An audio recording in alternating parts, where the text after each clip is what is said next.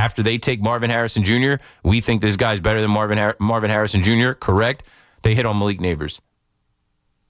Shedeur Sanders hasn't touched the field yet. Quinn Ewers has been on the field. Tyler Shuck got on the field. Dylan Gabriel got on the field. Obviously, Cam Ward is on the field and Jackson Dart. Brian Daboll wasn't interested in Shedeur Sanders. He wanted Jackson Dart pretty much the whole way. Got that guy. But you need so many other guys. You got to fill out a better roster. The team's got to be deeper. Now injuries have hit. You're depleted. You don't have what it takes to compete in the NFL the rest of the way to win the 6-7 games that you need to win to quiet all the people that have been watching you the last 4 years that think Shane and Daboll should go. Let's go to Leslie in North Haladon on the Fan. What's up, Leslie? Hi, Keith. How are you? Good. How are you? I'm okay. I'm just about Brian Daboll. I can't say hate. Okay, I loathe him because I feel like, first of all, he's not a good coach. I mean, think about the going for it for two when you don't need to. How long has he been doing that? Think about the games it cost us. I think it cost us, did it cost us 2 games this season? Yeah, and so. Last year. It's been a consistent theme with we don't trust our kicker. Stuff. Yeah. He does the same stuff, and I feel like, so that's the bad coach part. Then the part that he keeps doing it, I feel like he's just not like a good quality person. I feel like he's about himself. I feel like he's about himself with Dart, the way he went into the tent. I don't care about trying to save your job. I mean, come on, where's your integrity? This is a kid. Yeah, I just totally turns me off. And I feel like he totally started to really throw Daniel Jones under the bus at the end of, when things were going south. Yeah. I felt like in the beginning, he was all like buddy. And I just felt like, of course, everybody looks at Daboll because it's his choices. And when Jones was having problems, in the meantime, Jones would die for that team. Come on. And he had a lot of love and respect by his teammates. How much respect? How much? That's why I'm so happy right now. The team went into the tank. They went completely downhill after the whole fiasco going into the Tampa Bay Bucs game coming out of the bye week where they named Tommy DeVito the third-string quarterback, the starter, and they had Daniel Jones with a hand warmer on scout team, and then Daniel Jones eventually asked for his release, and you could tell nobody in there agreed with that because it was foul. It was based off of, we don't want you to get hurt and have to pay you more money. You are the best quarterback on the roster, but we're not going off of that. Exactly. They totally threw that kid under the bus. I'm so glad he's doing good. So I felt like him just doing that. Like, I remember just him yelling at him on camera more. And I just felt like he's going to use him as a scapegoat. And I feel like nobody sees this stuff. I don't know. And he's just not a good coach. Look at our record. What is it? 21, 39 and 1? 38 and 1. It's probably the worst record for a coach that's been in the NFL the last 4 years by far. I don't think there's any. You usually get fired. You don't get to stack up that many more losses than wins. Honestly, do you honestly think, do you think Dart needs Daboll? I don't. No, I don't. I think Daboll needs Dart. I've seen enough of Dart where I'm like, this kid is... He's probably trying to influence him and be so buddy with him. I'm just so... Well, I think Dart probably feels indebted to him somewhat because, exactly. You birthed me into the NFL. You put me in this situation. Exactly. There's other teams that passed on me. I don't think he made Josh Allen either. No, he definitely didn't. I don't ever subscribe to that. I'm so tired of the... Well, so why does everybody jump on those bandwagons? He's not a good coach. I'm sorry. And I admit, I loved him the first year. And also, think about it. First year, didn't he have a different personality? I feel like, too, how he acts all coy with the press. Come on. His post-game stuff is tired. You're not good. Yeah. So, I'm sorry. I know, it sounds terrible, but I do not like him at all. I do not like him. Thanks for the call, Leslie. You're not alone. I don't think I've really taken too many calls, maybe 2, that nobody's endorsing Daboll. They're not endorsing his style of coaching, his speech, the way he talks to the media, players. They're not even endorsing him as a offensive mastermind guru as I think he is, the only saving grace is he drafted Jackson Dart. Jackson Dart is saving his ass right now. But, like, when we were watching Jackson Dart, and there's a lot of people watching the film and using the word off structure, right? The plays that Jackson Dart is making, they aren't necessarily because players are being schemed open. You know what I'm saying? They're not necessarily because Kafka and Daboll are drawing up the play where, boom, it's there. A lot of the success you're seeing is because Jackson Dart is him. He's like that. And I think he was like that in the SEC at Ole Miss last year from what I saw. And I think now in the NFL, it might not be a case where you need Brian Daboll. He might be, like, no matter what system, no matter what offensive coordinator he gets, he's going to be able to make plays because he's already ahead of his time. Like, I've been blown away with his skill set, his poise, how he's not affected.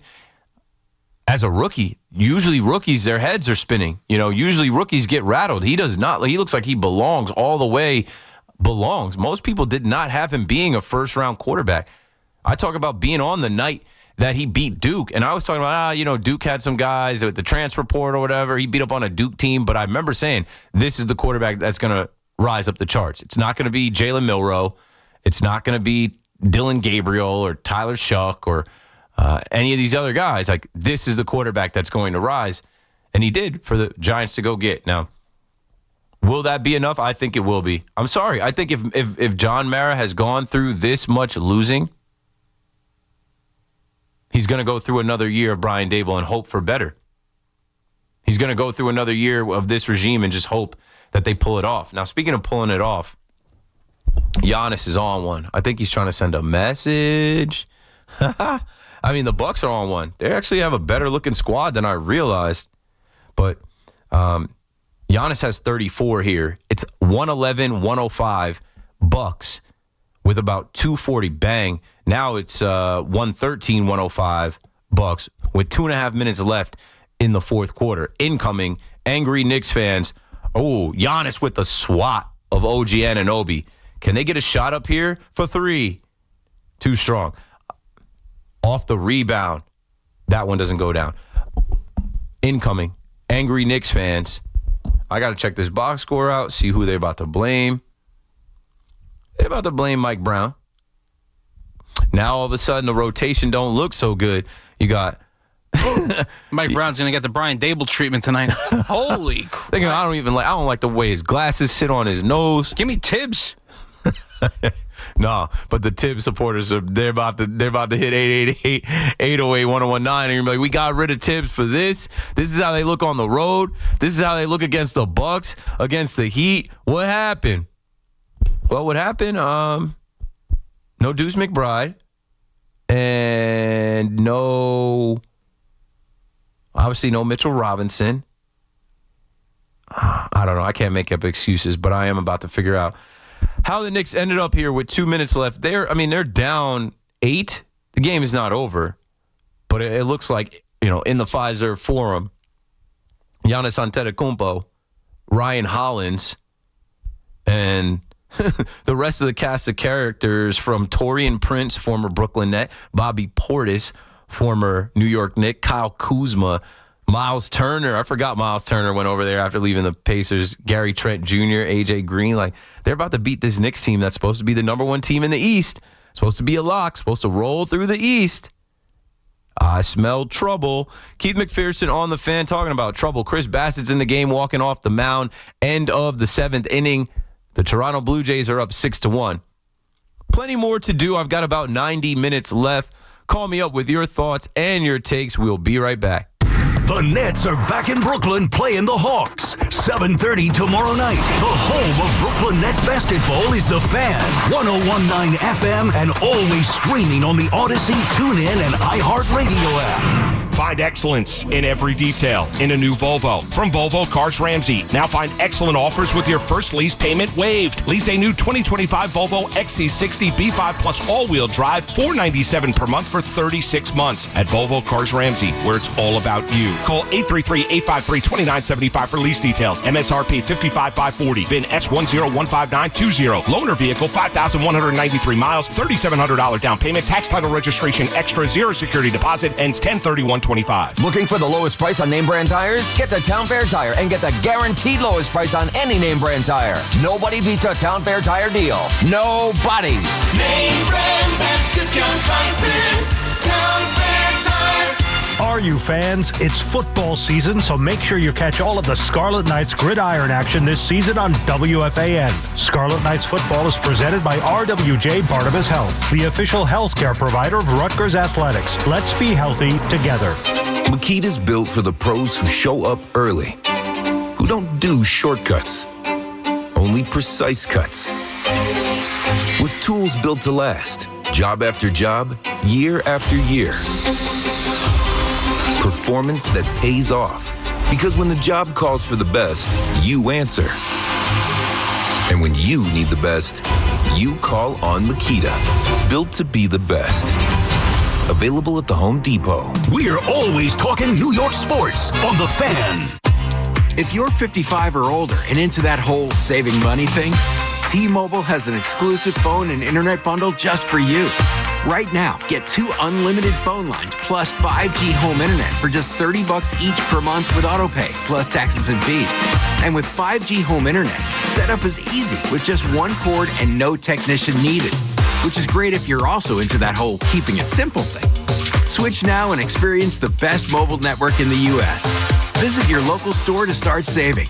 T-Mobile, it's better over here.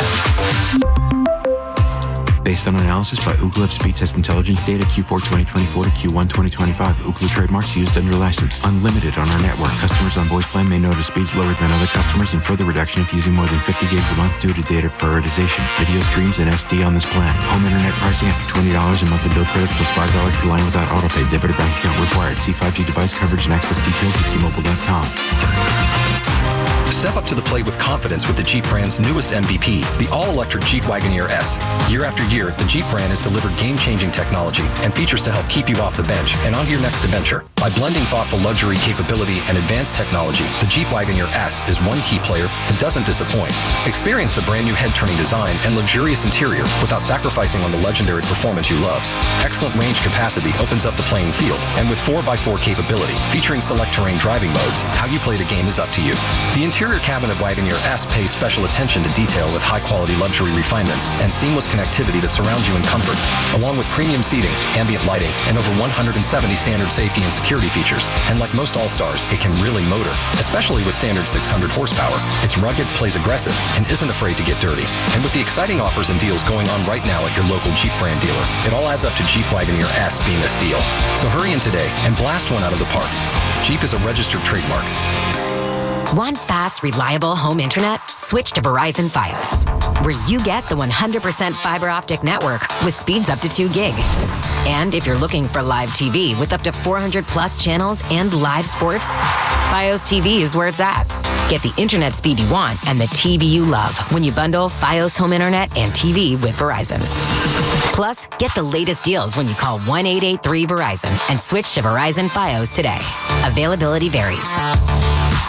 If you're drowning in IRS debt and can't afford to pay, then you need to take advantage of special IRS tax programs that are available and free yourself from IRS collection efforts once and for all. Due to the financial hardship consumers are facing throughout the country, the Internal Revenue Service has made it easier to settle delinquent tax problems. An open phone line has been established by Community Tax for consumers to call and see if they qualify. Take down this number or store it in your cell phone, but call the Community Tax Helpline at 800-536-9607. 9607. If you owe back taxes to the IRS and cannot afford to pay them back, or even if you have years of unfiled tax returns, there's no need to fear anymore. But you have to call the Community Tax Helpline today at 800-536-9607 for the help that you need. Don't take on the IRS alone. They can attack your wages, savings, pension, home, and even your Social Security check. Call 800-536-9607 for your free consultation and to see if you qualify. That's 800-536-9607.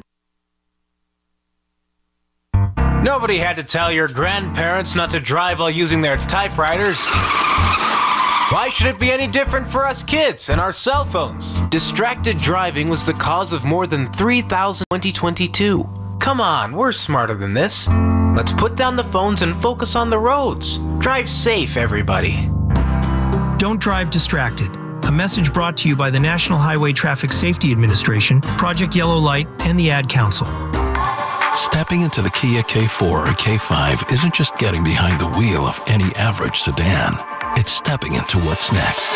With a K4, it's stepping into a world that's exciting. With a K5, it's one that's bold. The Kia K4 and K5, the next movement for sedans. See your local Kia dealer or visit kia.com to learn more. Kia, movement that inspires. Call 800-333-4KIA for details. Always drive safely. Get connected with WFAN to talk about your favorite teams. The Fan on the Odyssey, iHeart, and TuneIn apps.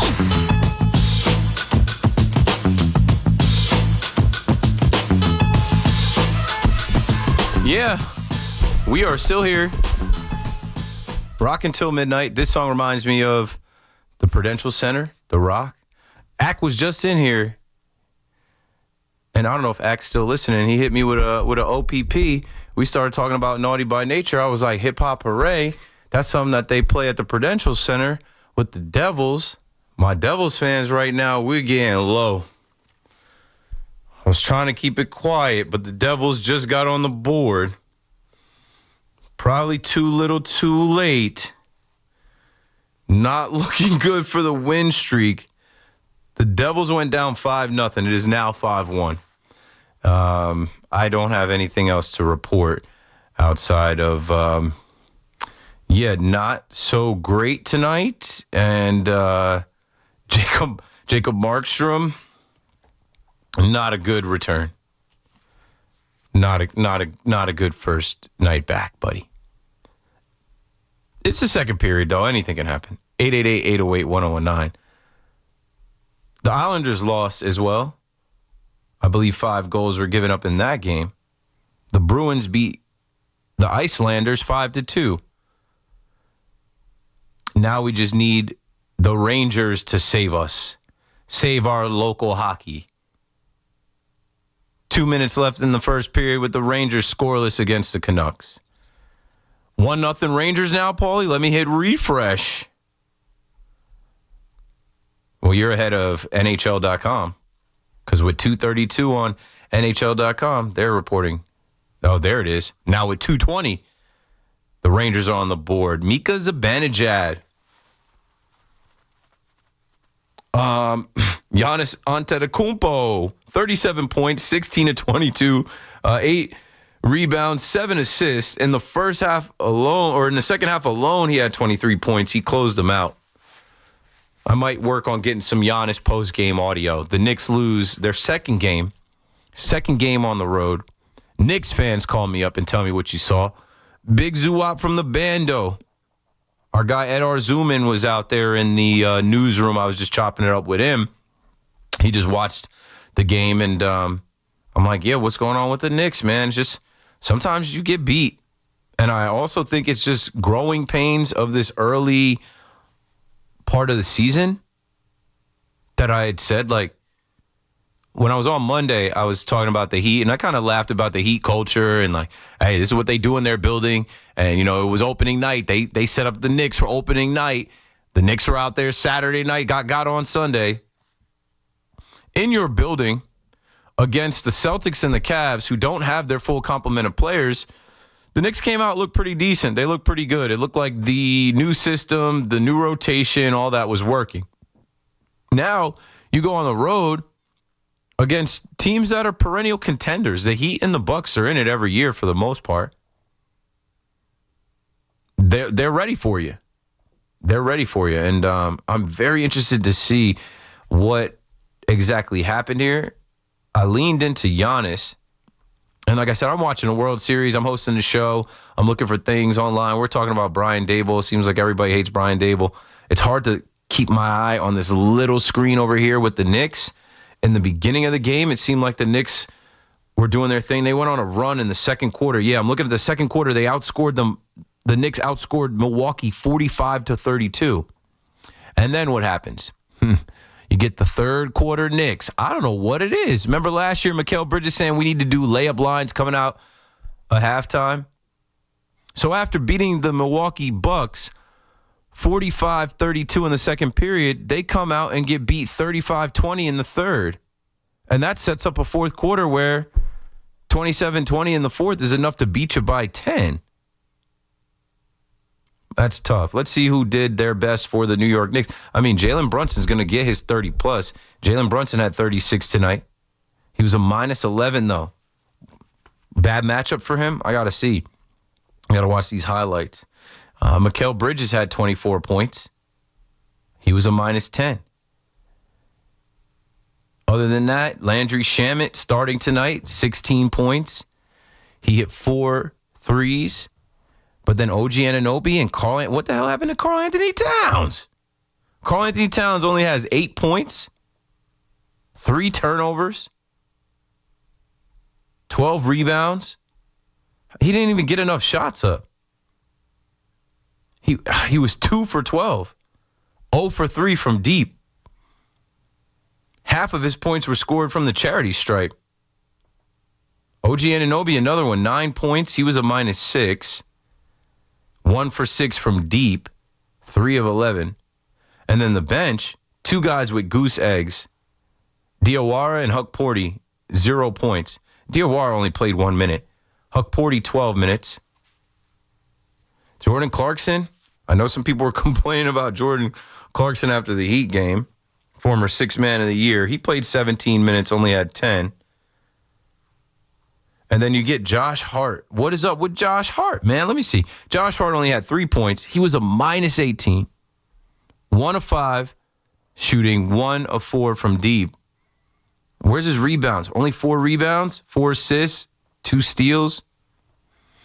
Maybe just not a good matchup because when you look at the starters for the Bucks, they're all in the positive. I mean, Giannis leading the way, which, the jokes about Giannis are, Giannis was seen walking around Midtown Manhattan. Giannis was supposedly looking for apartments. Giannis wants to be a Knick. The Knicks are the one destination Giannis is willing to be traded to. So he had a statement game tonight. 37 points. He was a +18. He had 2 blocks, 1 steal, 7 assists, 8 rebounds. 16 of 22. 5 out of 7 from the charity stripe. And, Ryan Rollins was his Batman tonight. I saw Ryan Rollins' lip was bloody. I guess he got into something. He had 25. Did they fire him up? He had all of his free throws. He had all of his 3-point shots. 5 for 5 from the free throw line. 4 for 4 shooting the deep ball. Other than that, Miles Turner didn't do anything. He had 5 points. Gary Trent Jr. had 11. AJ Green had 9. And then their bench all chipped in pretty solid. But this is a Giannis game and Ryan Rollins game. Ryan Rollins, who's Ryan Rollins he's 22. He'd been in the league, 3 years? Ryan Rollins, I didn't know Ryan Rollins was like that. Maybe I'm late to the party. It's just a good game for him.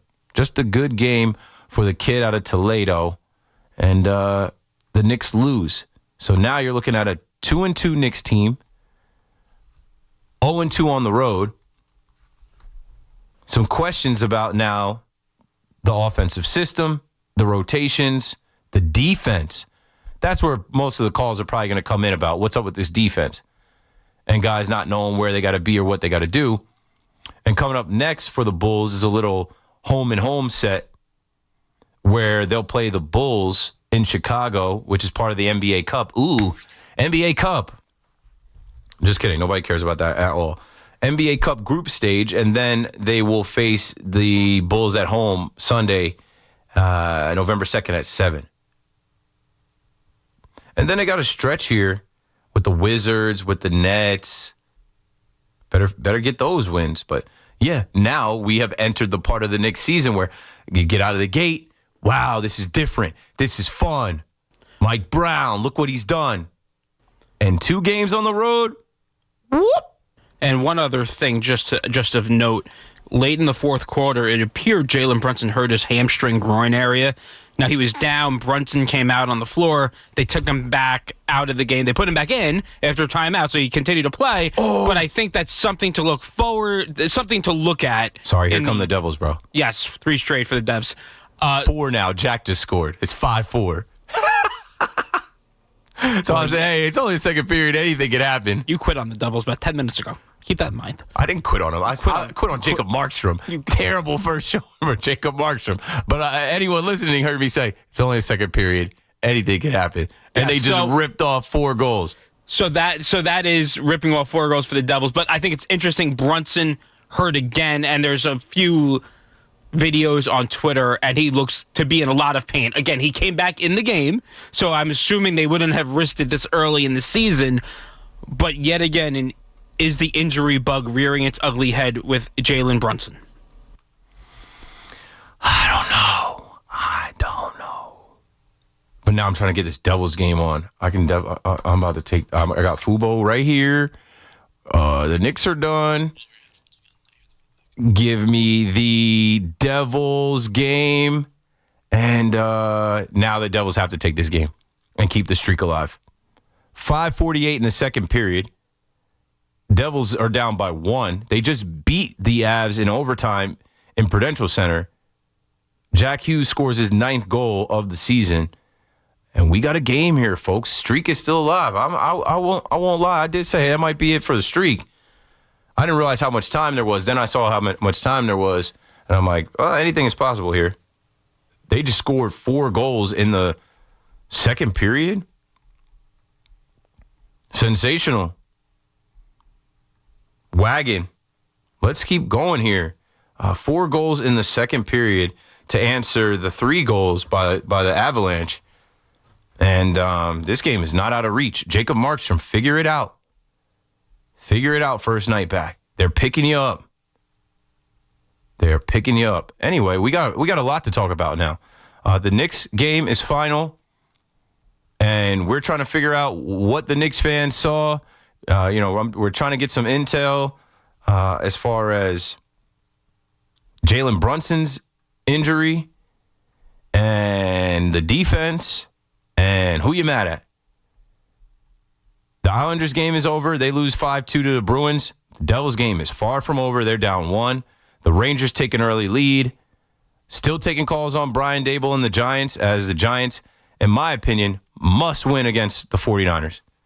They've won in their building. The 49ers are not what they used to be. Must win in your building Sunday against the Niners. Stop the bleeding. You can't go and shock the world, beat the Eagles on Thursday Night Football, then lose to the Broncos, lose to the Eagles, lose to the 49ers, on top of losing star players and not having any depth. The World Series continues, but I think it's pretty much over.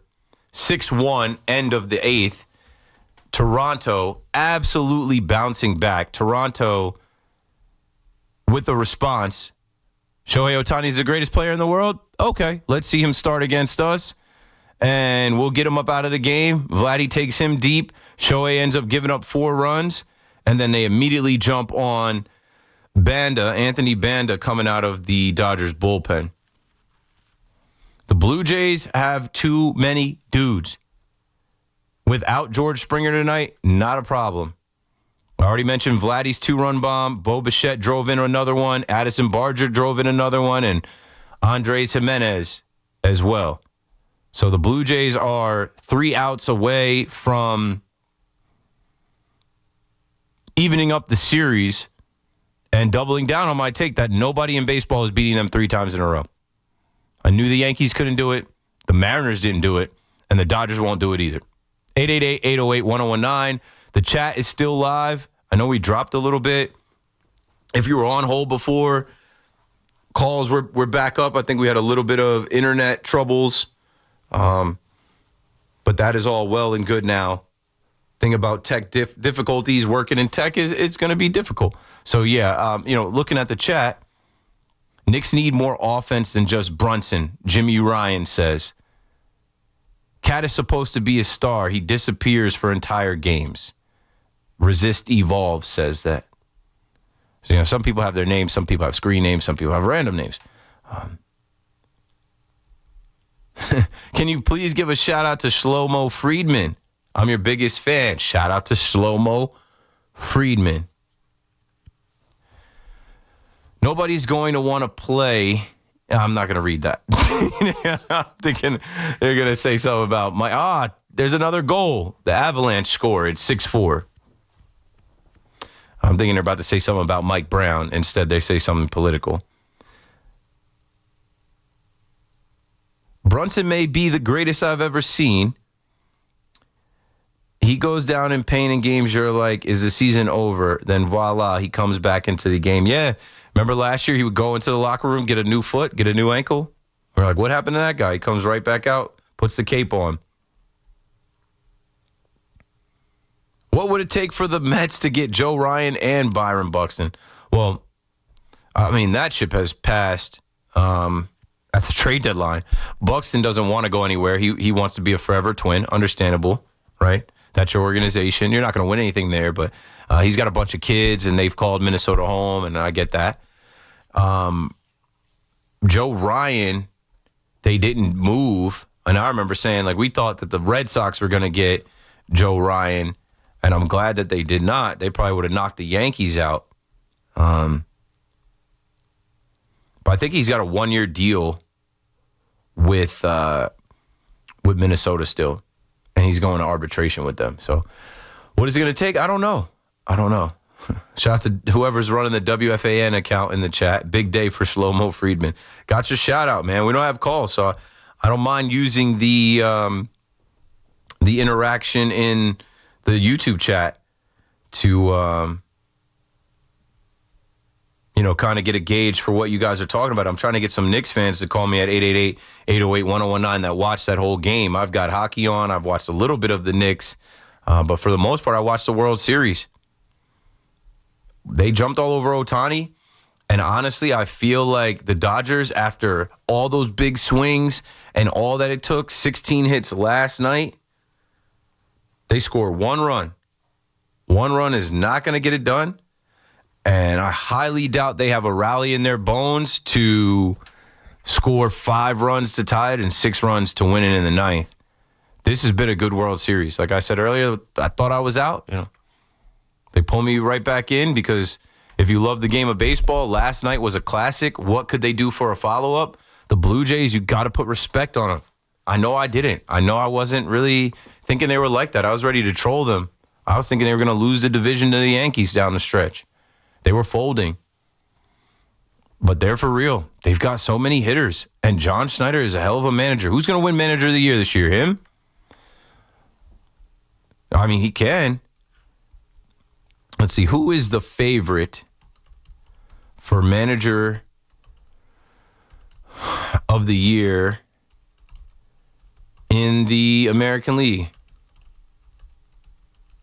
ChatGPT will tell me in any second now. Start searching the web and cooking up. I'm sure everybody uses it. Now, even if you use Google, it's got AI mode where it collects all these different things. And I'm on Twitter. You guys are killing it on Twitter as well. Sports and Music, Wrestling 1000 says, awesome show tonight. I'm going to say, depends on who you ask. That's always my response. People be like, yo, you're the best on the fan. I'm like, depends who you ask. Yo, you killed it last week. Depends who you ask. It's a good way to be level-headed as well. Some people will tell you you're the greatest. They like your show. Other people will be like, this guy stinks. You got to be in the middle. Can't get too high. Can't get too low. Let's see. Big Ramones fan. How about these Devils, bro? Hallelujah, Jack. Hughes will do ya. That's what he wrote. Yeah, need more. Yeah, need more. Now they're down 2 again. Oh, yeah, so Yankees 1996-2000, I was talking about Daboll putting his feet up. I remember that, too. It was not very becoming. But also, like, with Daboll, him yelling at the coaches, that's not very that doesn't make people like you either. There was a whole article written about him yelling at the coaches and like Joe Shane having to put the headset on. We just saw him yelling at Shane Bowen after that game. It's part of who he is and what he does. He fired that old line coach that's with the Commanders now. And all these things start to count against. They start to count against you as you try to build your case. Something else that I went and researched during the break, I was like, who was the player that Joe Shane told, like, don't pay your rent? So it was Nick McLeod. Remember that whole thing with Nick McLeod?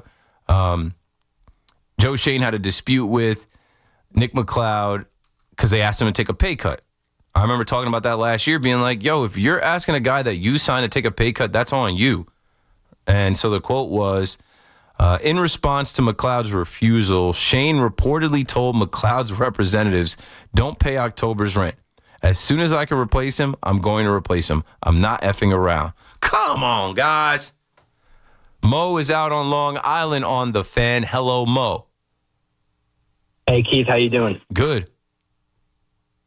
I'm a disgruntled Giants fan. I agree with you. The 49ers game is a must-win, but honestly, we are trash, man. It's hard to have hope, and honestly, I don't know. Like, I don't really have much to say other than that. I just kind of wanted to get your thoughts. Like, we had some life. We looked exciting, promising. I wasn't like the biggest fan of Scatterbo. Like, he was great, but it's not like I thought we were gonna go super far with him. But yeah, I just think that this team not so great.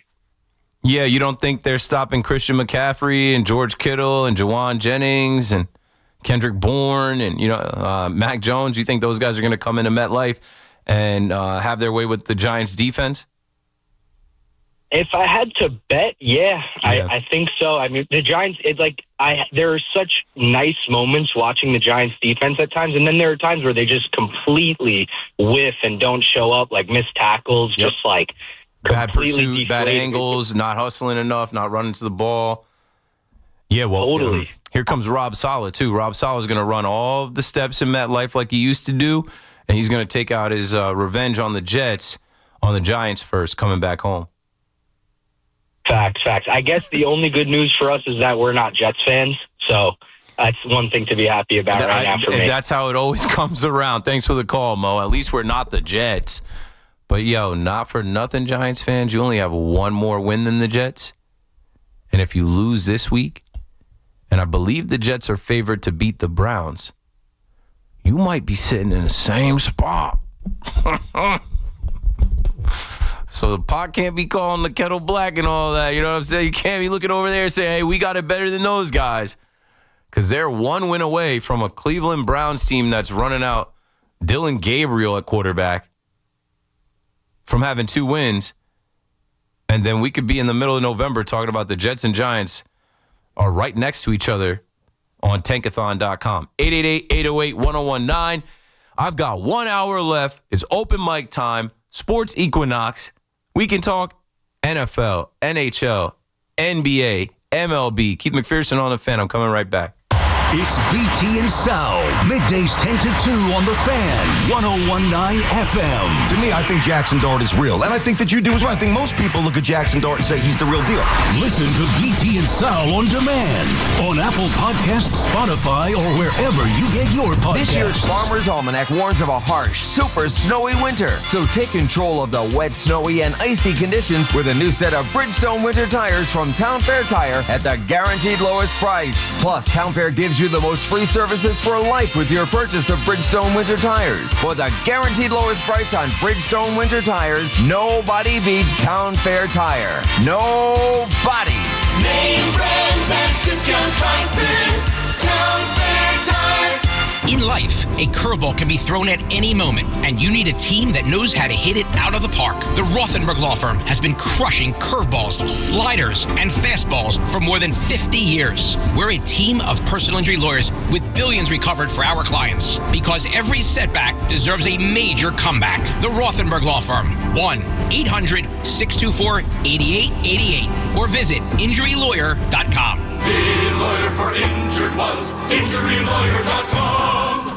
Morning, Zoe. Got donuts. Jeff Bridges, why are you still living above our garage? Well, I dig the mattress, and I want to be in a T-Mobile commercial like you. Teach me, Saldana. Oh, no, I'm not really prepared. I couldn't possibly. At T-Mobile, get the new iPhone 17 Pro on them. It's designed to be the most powerful iPhone yet and has the ultimate Pro camera system.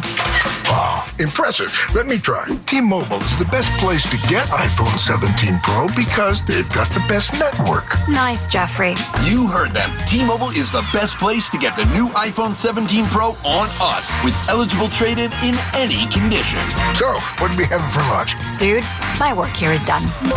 24 monthly bill credits on experience beyond for well-qualified customers plus tax and $35 device connection charge. Credits end and balance due if you pay off earlier. Cancel finance agreement iPhone 17 Pro 256 gigs, $1,099.99 and new line minimum $100 plus a month plan with auto pay plus taxes and fees required. Best mobile network in the U.S. based on analysis by Ookla Speed Test Intelligence data 1/8/2025. Visit T-Mobile.com. Tune in to the BT and Sal Show weekdays from 10 to 2 on The Fan, presented by your Tri-State Cadillac dealers. Cadillac is the official luxury vehicle of the New York Mets. Talk New York sports on The Fan.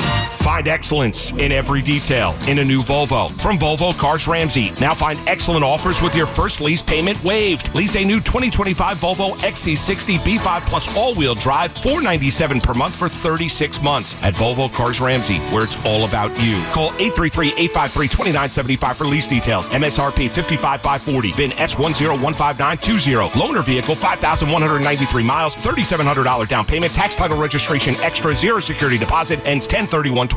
Looking for the lowest price on name brand tires? Get to Town Fair Tire and get the guaranteed lowest price on any name brand tire. Nobody beats a Town Fair Tire deal. Nobody. Name brands at discount prices. Town Fair Tire.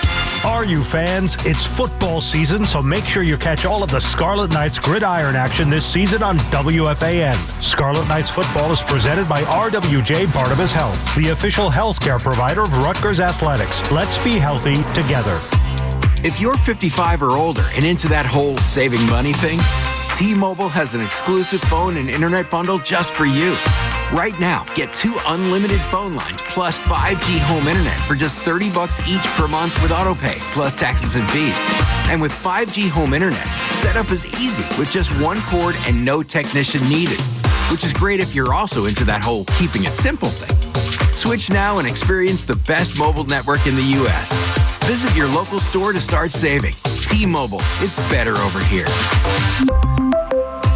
Based on analysis by Ookla Speed Test Intelligence data Q4 2024 to Q1 2025. Ookla trademarks used under license. Unlimited on our network. Customers on voice plan may notice speeds lower than other customers and further reduction if using more than 50 gigs a month due to data prioritization. Video streams and SD on this plan. Home internet pricing after $20 a monthly bill credit plus $5 per line without autopay. Debit or bank account required. See 5G device coverage and access details at T-Mobile.com.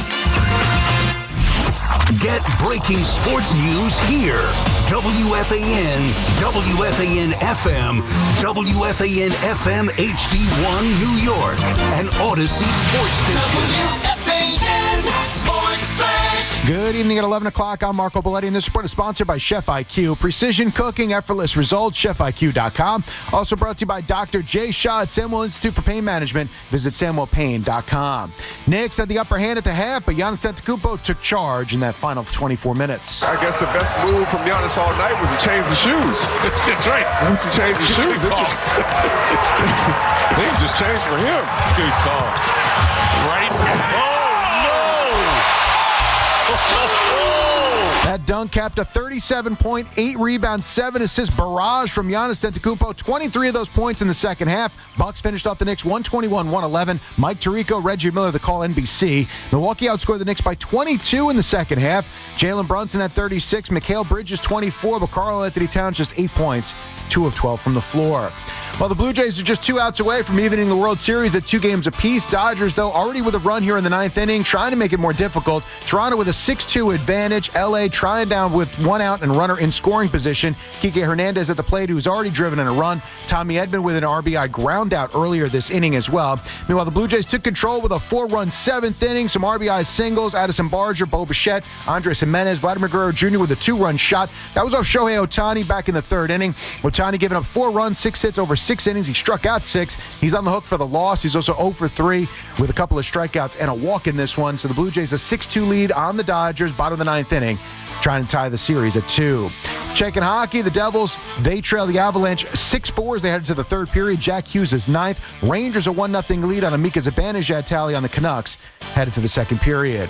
Then the Bruins, they roll the Islanders 5-2. 52 degrees, cloudy skies, Central Park. That's what's happening. I'm Marco Belletti. Get the scuttlebutt on your favorite team, the Fan, on the Odyssey, iHeart, and TuneIn apps.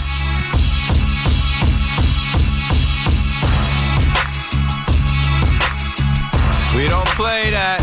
We don't play around. All right, let's do the last hour of my show. Let's have some fun. 888-808-1019. The Dodgers are down to their last out.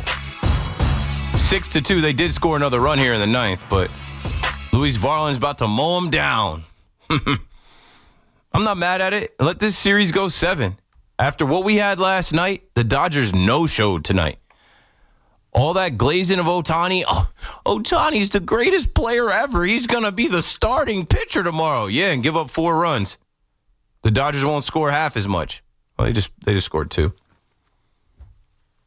So let's get into it, man. I need to talk to the Knicks fans. Tell me what the hell happened. Like, what are you seeing from watching the Miami Heat game to watching the Bucks game? What's up with the defense? Where was Karl Anthony Towns tonight? OG tonight? These rotations, it's already kind of worn off. Let's start there. Coop in Patterson, New Jersey on the Fan first. Tell me what you saw. Yeah, man. We ain't see too much. Honestly, I think we should have really kept Tibbs. I don't really like the Mike Brown acquisition because he's not a fiery coach like we need in New York. And also we got it's like all the other boats in the East. They lost their players. They lost you got Halliburton out, you got Tatum out, and then we get rid of our captain of the boat in Tibbs. I feel like we should have kept him, and then we got Clarkson and all of that, but I just don't think Mike Brown is right for the Knicks. So, and it's going to be hard to quiet that. Like, they're going to lose games, but you lose back-to-back games. Don't let it be 3 in a row, because the skeptics and the critics and the Tibbs supporters are going to say, see, y'all did too much. Yeah, for sure. So, that part. And I just think we need to get back to playing gritty basketball, like the Knicks are supposed to do. I don't think this is going to be. I don't think we're going to get further than what we did last year. And then, the furthest we've been since '99, I was 10 at that time. So we getting rid of the guy that brought us to the Eastern Conference Finals for the first time in 25 years. I'm damn near 40 now. So it's just like, what are we doing? Yeah. So it's just crazy. Thanks for the call, Coop. 888-808-1019. They shot a little better than last time, but still, they took 43s. They hit 13 of them. And like saying they shot a little bit better than last time in that Heat game, that was atrocious. 32% from 3. Like, not for nothing. Actually, I think the Heat game, they might have shot better. Let me go back to that box score because I remember looking at that right after the game. No, it was worse. 27.3 from deep. Their field goal percentage overall is slightly worse, too. A little better in this Bucks game, 42.4% versus 38.8%. So there's definitely going to be a narrative about the Knicks and these shots not falling. Chucking up threes and it not working. And as Coop talks about, getting back to being gritty, playing gritty basketball, shooting a 3 is more pretty basketball, hoping that the shot goes down. You saw that in the Celtics series, that strategy didn't work too well for them. Let's see where they're at with points in the paint. The Bucks had 50 points in the paint to the Knicks 42. The Bucks had 21 fast break points to the Knicks 9. Fouls were even at 21. Let's see the turnovers. Total turnovers were even at 13. Let's see the free throw percentage. The free throw percentage is even too. 87.5, 87.0. The shooting is where the different. So the Bucks shot 54.4% to the Knicks 42.4%, and from deep the Bucks shot 41.3% to the Knicks 32.5%. It's a make or miss league. 888-808-1019. Now the World Series goes to Game 5. Sam out on Long Island on the Fan. What's up, Sam? Hey, how are you today? Good. So I wanted to ask you, first of all, if the Dodgers win the World Series, are they the best MLB team in history? No, they were a wild card team. But I guess you could say back-to-back, like they're in a small dynasty, and that, like, yeah, if you're lumping in last year's team with this team, there's some different players, but still, Ohtani's, Freeman's, Betts, Kike Hernandez, Teoscar Hernandez, Max Muncy. Like, you could say that their franchise, their organization, being the first to do that since the Yankees, you could put them in the company of the three-peat Yankees, because they'll be going for a three-peat in 2026, assuming that they win this World Series. But we can't assume that now. It's even now. Does Shohei Ohtani potentially go on the Mount Rushmore of sports with Michael Jordan, Tiger Woods, Wayne Gretzky's? With another ring, and if he does something heroic the rest of this way, like he didn't do it tonight. He had his night last night, but if he does something heroic the rest of this way, yeah, because all I've heard all day was Ohtani's the greatest player we've ever seen. Are you guys witnessing this? This never happened. He was on base X amount of times. So they can't wait to crown him, and it is what it is. I've stopped my hatred for Ohtani because there's nothing you could say. The guy does something that nobody else has ever done. Babe Ruth, I guess, but thanks for the call, Sam. I don't entertain the Babe Ruth conversation with Ohtani. Shohei Ohtani. Yeah, that guy. 888-808-1019. I don't want, because the Dodgers struggled this year. Again, they entered as a wild card team. The Mets would have faced them if they were able to win one more game than the Reds. Like, I won't say that they're the greatest team, but like when we start talking about dynasties, when we start talking about what they've been able to do since signing Shohei Ohtani, bringing in Yamamoto, going to get they'll Yoshi Yamamoto. They'll be in the conversation with the Yankees. And I said I'd rather that conversation than the Blue Jays doing what the Yankees couldn't do last year. I'd much rather have the conversation about, they're the modern day evil empire than, what are the Blue Jays doing in your division that you could not do? 888-808-1019. Steve in Stamford, Connecticut on the Fan. What's up, Steve? Hey, how you doing? I just have to admit, this is probably the worst rut of New York City sports and that I can recall. There's no redeeming quality in baseball, basketball, football. It's just rather pathetic. So we have to find a feel-good story here. And I would like to point out that there's a kid from Westchester by the name of Dominic Fensor who was called up for the Carolina Hurricanes playing tonight. So just let everybody know that just because you come from the New York City area doesn't mean you can't make it to the bigs. But I don't know if I didn't hear anything about what happened to the officiating on the Giants game from Sunday. But somebody said they basically stole 21 points for in an 18-point win. But sure. I think actually they stole more than that. The kind of the calls they didn't make, like the hand checking that went the other way, that they didn't call offensive or defensive pass interference. They easily gave them 3 touchdowns and a field goal. Yeah, it depends who you ask. Thanks for the call, Steve. The point swing is where you can look at it because with the tush push fumble and the Giants should have recovered that fumble, the Eagles go on to score a touchdown after. That wouldn't have happened. That's a swing right there. Who knows if Jackson Dart puts a drive together there and, the Giants are able to take the lead.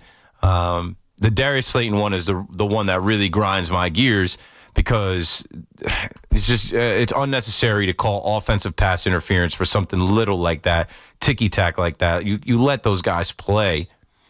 And Darius Slayton beat him, and Jackson Dart threw a great ball in there. That's a touchdown. But that touchdown gets taken off the board, and they kick the ball. There was a bunch of other little things in between in that game. It's almost Wednesday. We're about 40 minutes away from it being Wednesday. It's not worth rehashing. And, for everybody that was saying, oh, you can't blame the refs. It's not blaming the refs. It's pointing out the obvious. The refs help change the momentum in the game when calls are not made correctly. Did the Giants get their ass kicked up front? Certainly. Did Saquon Barkley go off for the first time all year? Yeah. Was the Giants secondary beat up to the point where they had nobody out there and Jalen Hurts was having his way? Yeah. The Giants offense loses Cam Scatterboo and they had some drops and they weren't able to. Yeah, all of that is true. But when you're talking about the momentum of a game, when you're talking about momentum swings and point swings, you can't leave out the fact that there were some calls that they missed, that they called wrong, and offsides that they should have called a false start, offensive pass interference that they should have let ride. Yeah, I'm not saying that the Giants beat them, but I'm saying that they could have been in the game if some of the officiating went that way. Now, back to what you were talking about with the kid from Westchester. For the Carolina Hurricanes, that's a good story. It just shouldn't be coupled with local athletes going to play in other, cities are great. But that doesn't do anything for us as a whole. You started the call off talking about how, these sports have been terrible. And I can't disagree with you. The Jets have one win, just got it. The Giants have 2 wins. Don't know when they're getting their next one. The Yankees got eliminated by this team that won tonight, as Vladimir Guerrero Jr. is right back on the screen with Big Sloppy on the Fox postgame show. And the Mets did not even qualify. The Mets spent all that money, got Juan Soto, had a whole parade for Juan Soto becoming a Met. They did not even get to see Juan Soto's postseason prowess. The last we saw from Juan Soto, he had sunglasses on. He was bopping with his family celebrating his birthday. Last year, he celebrated his birthday in the World Series. So, yeah, it's tough. The Rangers have gone from being a President's Cup team to what is this team? Let me check that score to see if they still have the lead. I think the Islanders will be all right. I think the Devils also have a chance to be all right. But hockey does not. It's 4th place when we come in with the NFL, Major League Baseball, and the NBA. And then to the NBA, the Knicks. This is a championship or bust year. The Knicks decided that it's going to be championship for us. We're kicking Tom Thibodeau to the curb. He's taken us as far as we can go. We're going to go after everybody else's coach. When that fails, we're going to bring Mike Brown in. And the first 2 games, yeah, here we go. Go New York, go New York, go. The New York Knicks, baby. And the last 2 games, wait a minute. Sonny is in Brooklyn on the Fan next. What's up, Sonny? Hey, Keith, you hear me? Yep, we got you. Hey, Keith, what's up, man? It's been a while since we talked, man, but like I told your producer, man, New York sports, what a tangled web we weave, right? Man, last time we spoke, we were talking about Volpe and him being injured and us finding out about his injury. And honestly, I think the last couple games of the Blue Jays-Yankees series, that was mismanaged. Unfortunately, it seems like it was like a horse and pony show. Man, Giants, Cam Scatterboo, it hurts me, but watching what the risks that they're taking with Jackson Dart in the last couple minutes, and even tonight, man, seeing Brunson grimacing and wincing in pain, but still playing in the last 5 minutes of the 4th quarter. I don't know, man. I get worried. We have a lot of stars and a lot of talent in New York, but it seems like the managers are dropping the ball. I don't know if you agree with me on that. I just feel like it's a lot of pain. It's a lot of suffering. It's a lot of days without a champion. It's a lot of days without feeling proud of, the sports as a whole. When is one team going to break through where we're like, that's it? They got it. They're the favorites to win. It's all riding on the Knicks now. And I know it's a long season. We're in October. We're expecting to see the Knicks play into June. But early returns, I've already taken a couple calls tonight where people are like, nope, this is not it. Mike Brown, they went with him. They should have kept Thibodeau. We were going good. Should have continued. I don't know. I'll say this, man. Like, I'm one of those guys that's still watching the World Series right now. I'm a Yankees fan, but I'm still watching it, man. There's been some memorable, some historic games. This game last night, first of all, I was one of those guys in the statistics that stayed up until 3 a.m. and watched that game. And I'm going to say this. I'm surprised that they even played them today because that was 2 games. That's 18 innings, 9 innings per game. That was 2 games out there. They played 2 games, and honestly, the second game was just a home run derby. Who can hit the first home run out of this park? Swinging for the the air is fences. cold out here. Swinging for the... Honestly, if the coaching... I don't know what was going on, the management, but if you guys just said, hey, guys, hit some ground balls, and get Shohei to force them to have to pitch to him, I think the last night's game would have been over by the 10th, 11th inning. But thanks for the call, Sonny. Yeah, but we got a classic, and then we were all waiting for this encore. What would the World Series give us tonight? A flat Dodgers team behind Shohei Ohtani on the mound who did not have it, and the Blue Jays still being as advertised. Vladdy hits a 2-run homer to take the lead, and they don't look back. They're able to tack on. They have enough hitters. They have enough pitchers to do the job. And we've seen them do this all year. We've seen this Blue Jays team all year. They have a deep lineup. It isn't just the top of the order. They did not even need George Springer tonight. Take the night off, George. We'll be all right. We'll get it done with Andres Jimenez. We'll get it done with Ty France. We'll get it done with Bo Bichette. We'll get it done with Addison Barger. And they'll just tack on singles. All those guys did was drive in runs with singles. After Vladdy homered, as we talk about, chicks dig the long ball and teams set up to win with the home run. They put the ball in play. Let me see. How many times did they strike out tonight? They struck out 9 times tonight, but it doesn't matter. They took advantage of opportunities. They got runners on, and they cashed in. They were 3-for-11 with runners in scoring position, 9 left on base. Let's see what the Dodgers were. Dodgers didn't really get it going. The Dodgers were 0-for-5 with runners in scoring position. So there's the game. Now you come back tomorrow, and the way that it's set up, right? The Dodgers have this last game in their building. They hope to take this one before going back to Toronto, and Toronto gets the last 2 games. Tomorrow, playing 3 games in a row here, the Dodgers better get out of there. They better beat that traffic. They better have some tunnels to go underground, get some sleep. It's Trey Yesavage versus Blake Snell. So we're back to the Game 1 matchup. Riveting. 888-808-1019. We're talking about all sports, New York sports primarily. We've had a ton of calls on the Giants tonight. I think most Giants fans have reached a point in the season where they've seen enough of Brian Daboll. The Jackson Dart mania has worn off, especially with the injury to Cam Scattaboo. It took the air out of that balloon. And another lost game, people are really going to get loud around Brian Daboll, this regime. They don't have enough talent. They can't win games. Brian Daboll must go, and we don't care who coaches Jackson Dart because Jackson Dart is a baller, and he's going to make plays when he's on the field no matter who the play caller is or who the head coach is. Let's see what you guys are thinking. Rich is down in Brick, New Jersey on the Fan. What's up, Rich? Keith, you just said a mouthful right there. You agree or disagree? Oh, I wholeheartedly agree, and you'll understand why once I'm done. The defense, ever since Martindale left, has been pitiful. Number one. Number two, Dave's as a quarterback whisperer. No, I'm sorry. He got lucky up in Buffalo as far as he's concerned.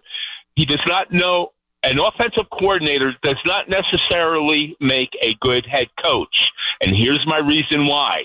I am a diehard Indianapolis Colts fan. Now, at first, I said, Danny Dimes is coming to our place? Oh, no. Because I live in New Jersey. Yep. Now, you're influenced by all you've heard for 4 years about how terrible Daniel Jones is. 7-1.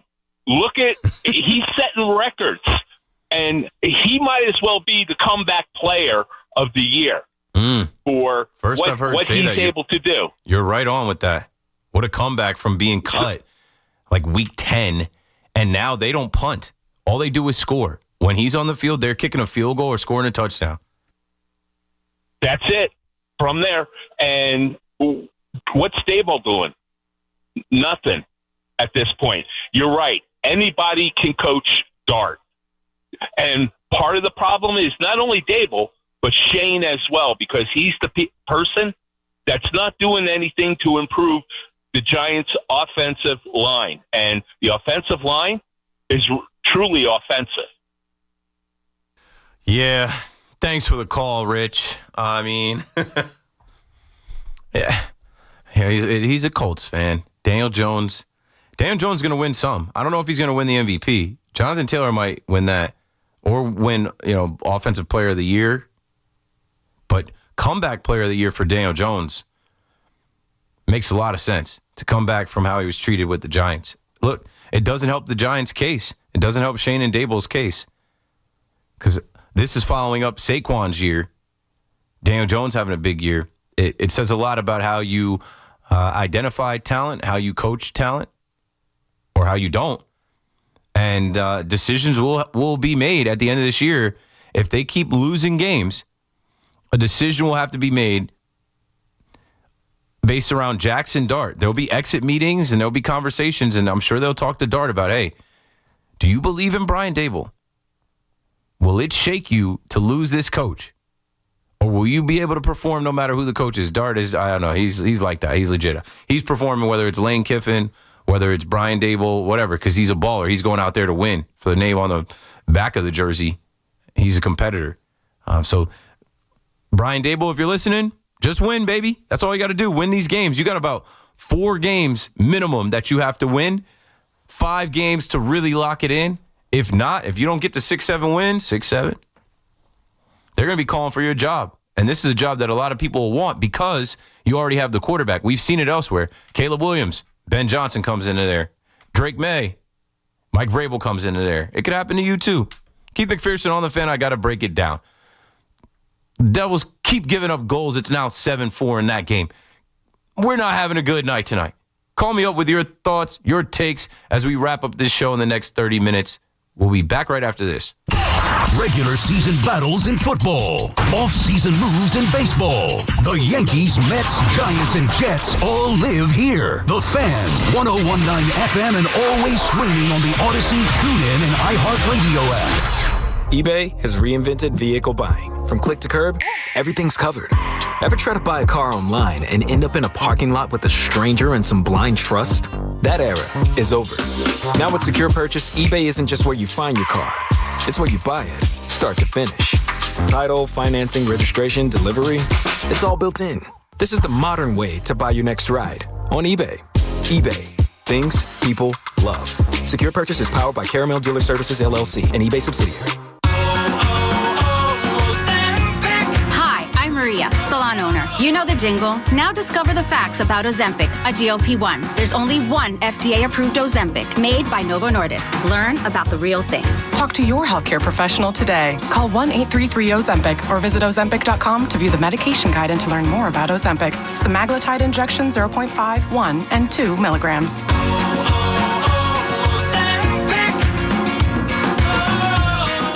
Sitting in the driver's seat of the Nissan Kicks is like the best seat in the house. You're in the action. And with the Nissan Kicks all-wheel drive, you can go find the best views. And with the 10-speaker Bose Personal Plus audio system, you can hear everything. Your new wheels await. Reimagine your ride with the reimagined Nissan Kicks. Now get the 2025 Nissan Kicks starting at just $21,830. Shop your local Nissan store or nissanusa.com. Starting MSRP at $21,830 for base model. All prices are manufacturer suggested retail price. MSRP. MSRP excludes up to $1,495 destination and handling charges, tax, title, and license. Dealer sets actual price.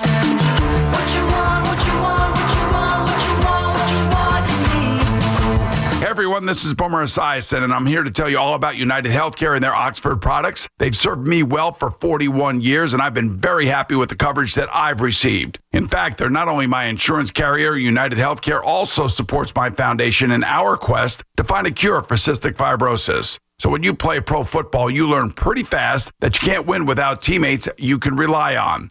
The same is true for your health plan. And that's why Oxford plans from United Healthcare include all kinds of benefits for your employees, like $0 deductible options, virtual care with $0 copays, and the ability to earn up to $700 a year just for taking healthy actions. Care for your employees and savings for you? You'll get that too. Check out Oxford now with more ways to help your employees and bottom line stay healthier. Contact your broker or visit uhc.com/Oxford to learn more. Oxford insurance products are underwritten by Oxford Health Insurance Incorporated. We've got more sports talk coming up on The Fan. Looking for the lowest price on name brand tires? Get to Town Fair Tire and get the guaranteed lowest price on any name brand tire. Nobody beats a Town Fair Tire deal. Nobody. Town Fair Tire. Go to WFAN.com/contest to enter for a chance to win tickets to see Iron Maiden at Sports Illustrated Stadium on September 5th from our friends at Live Nation. Tickets go on sale this Friday at 10 a.m. at livenation.com. Let's go. You're still glowing, flirting, grooving. You've still got it. But your immune system weakens as you age, making it harder to fight flu, pneumococcal pneumonia, RSV, and COVID-19. Vaccines are a key part of any health routine and help strengthen your immune response. Ask your doctor or pharmacist which vaccines you need. Schedule in minutes at vaxassist.com. Sponsored by Pfizer. Hey, I'm Mike Slater. My dad passed away at the age of 63. It's out of nowhere. Had a stroke. Super hard, obviously, for the whole family, but my dad had life insurance. This is why I have life insurance for my family, for my wife and 4 kids. And the best place to get life insurance is ethos.com because you can do it in 10 minutes. And there's no medical exam and no blood test, just a few health questions. Get life insurance in 10 minutes so your family is protected. Ethos, ETHOS, ethos.com/life. Talk New York sports here. The Fan.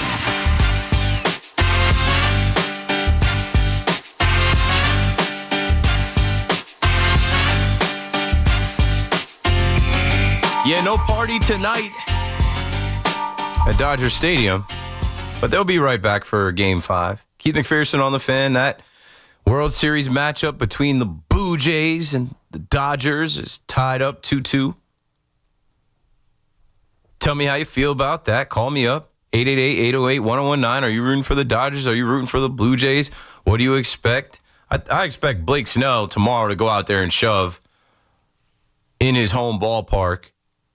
And then I obviously expect the Dodgers to score more than 1-2 runs with the last game that they'll get in this World Series in their place. You got to take 2 out of 3 in your place. No? Yes? Yeah?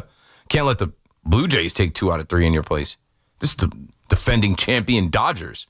This is the almighty deferrals. This is the loophole. This is the Guggenheim Partners. They got to get it done. Other than that, man, we've been talking about the Giants all night. The sentiment that I gather around the Giants and Giants fans is simple. The Jackson Dart hype has worn off. Jackson Dart comes out and beats the undefeated Chargers, and most fans are thinking, this is it. We're on the up and up. Then you lose to the Saints. Ew. But then on Thursday Night Football, nationally televised, you shocked the world. You beat the Eagles, Cam Scatterboo, and Jackson Dart. Here we go. Playoffs. Playoffs? There will be no playoffs. I don't know how many more wins there will be, but it seems like a lot of Giants fans have soured on this head coach. Yeah, the rookie quarterback you found is great. He's under contract. He's going to be here. You don't have to be here, Brian Daboll. Now, I believe, and I know the guy following me up, Chris Big Mac McMonigle, who is a Giants fan, believes this too. I don't think they're going to rock the boat. I don't think they're going to separate those two. They're not going to fire him during the season at all. And I also don't think they're going to fire him in the offseason. Who are they bringing in to replace Brian Daboll? Is there a proven commodity out there? Don't call me and say Lane Kiffin. He's staying where he is. Don't call me and say Bill Belichick. He's cooked. Don't call me and say John Gruden. He's with Barstool. Somebody said Mike McCarthy. Okay. Mike McCarthy's the definition of mid. That's like not really like you have some issues with him too. I think if Dart puts his neck out for Daboll and says, nah, this is my guy, we had injuries. And that's another thing, Giants fans. Their out is all of the injuries. We were decimated by injuries. What could we do? They'll get a chance to run it back. And I know some of you are like, no, I can't take it anymore. All we do is find ways to lose, and it's because of this losing head coach. So we'll see how long it lasts. I think that it's going to last this 5-year contract, and then there won't be a contract extension or another one unless they get to the playoffs next year. 888-808-1019. Not too much Jets talk because Jets fans are on the bye. And, the Jets get a win, and the Jets can't lose this week. So you're feeling good about going into the bye with a big win. Only note I had about the Jets is PFF said the Jets' young offensive tackle duo formed a brick wall in Week 8. Armand Membu had 37 pass blocking snaps, 0 pressures allowed. Olu Fashion, who had 37 pass blocking snaps, 0 pressures allowed. So that makes you feel good about your first-round draft picks the last 2 years. All the talk about the quarterback, all the talk about the lack of receivers, all the talk about trading Breece Hall at running back. You've got the bookends. You've got 2 good tackles that are only going to get better as they get more reps, experience in the NFL. What will Justin Fields do as an encore? What will they do as an encore? They got to go up against Myles Garrett. That's going to be the test. In here watching the Devils, they're down in the 8:08 in the third period. They're down 7-4. It's tough. You can't give up that many goals. The Rangers are holding on to a 1-0 lead with 2 minutes left here in the second period. Good. The Islanders already lost 5-2. The Knicks lost, and that's where we're going to go next on the phone. It's a make or miss league. The defense is not there. The shot making is not there. Jalen Brunson is still Jalen Brunson, but the supporting cast is not following up. You got 24 out of Mikal Bridges. That's good. Mikal Bridges has looked like a different player early on this season. 8 points for Karl Anthony Towns. It's not going to get it done. Less than 20 points from your bench. 10 from Clarkson. 3 from Josh Hart. What's going on? Tyler Kolek with 5. They come up a little short, man. Not going to get it done on the road against Giannis and the Bucks. Phil is in Sheepshead Bay on the Fan. Hey, Keith, listen, I'm fed up. I know it's early in the season. This guy, Mike Brown, I don't know. He looks like he's lost, sitting on the bench. There's no defense. They come through the paint. They all look like Tory doors. A bull goes right past them. Bingo. It's points in the... I think they scored 55 or 60 in the paint. Forget about shooting threes. 50, yeah. Because if the Knicks don't make threes, they're going to end up the short end of the stick at the end of the year.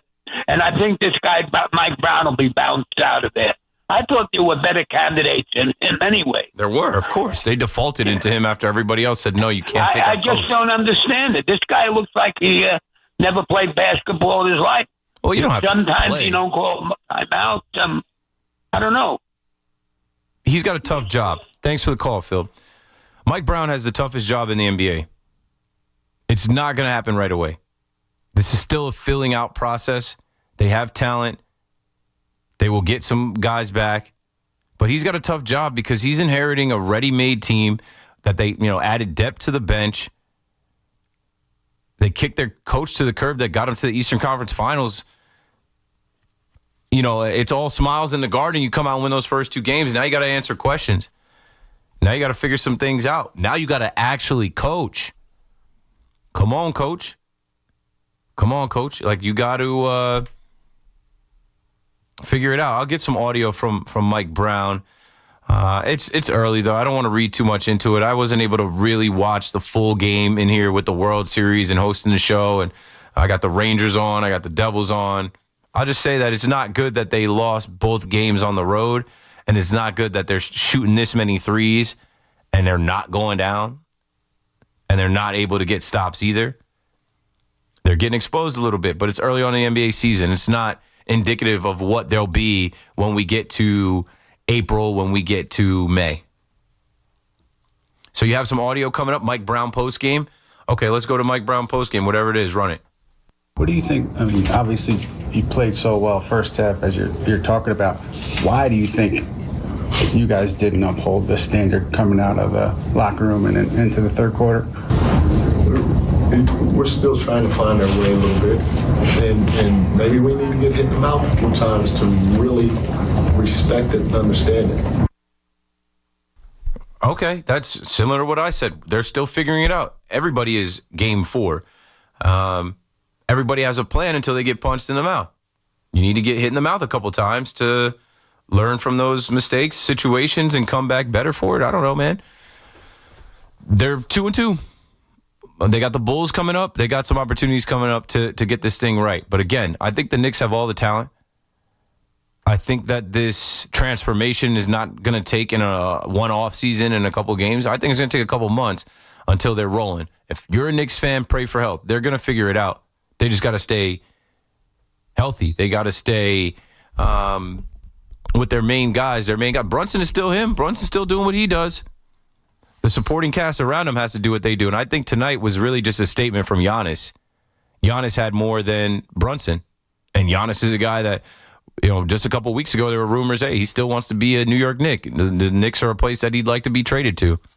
And one more thing just on the game. Karl Anthony Towns, who did not have a good game at all, 8 points, 2 for 12 from the field, 12 rebounds, said post-game that the Knicks lost because of him, said he tried to do too much in the third quarter, shot 1 of 9 from the field, and says he wants to take accountability for his play because accountability is big in the locker room.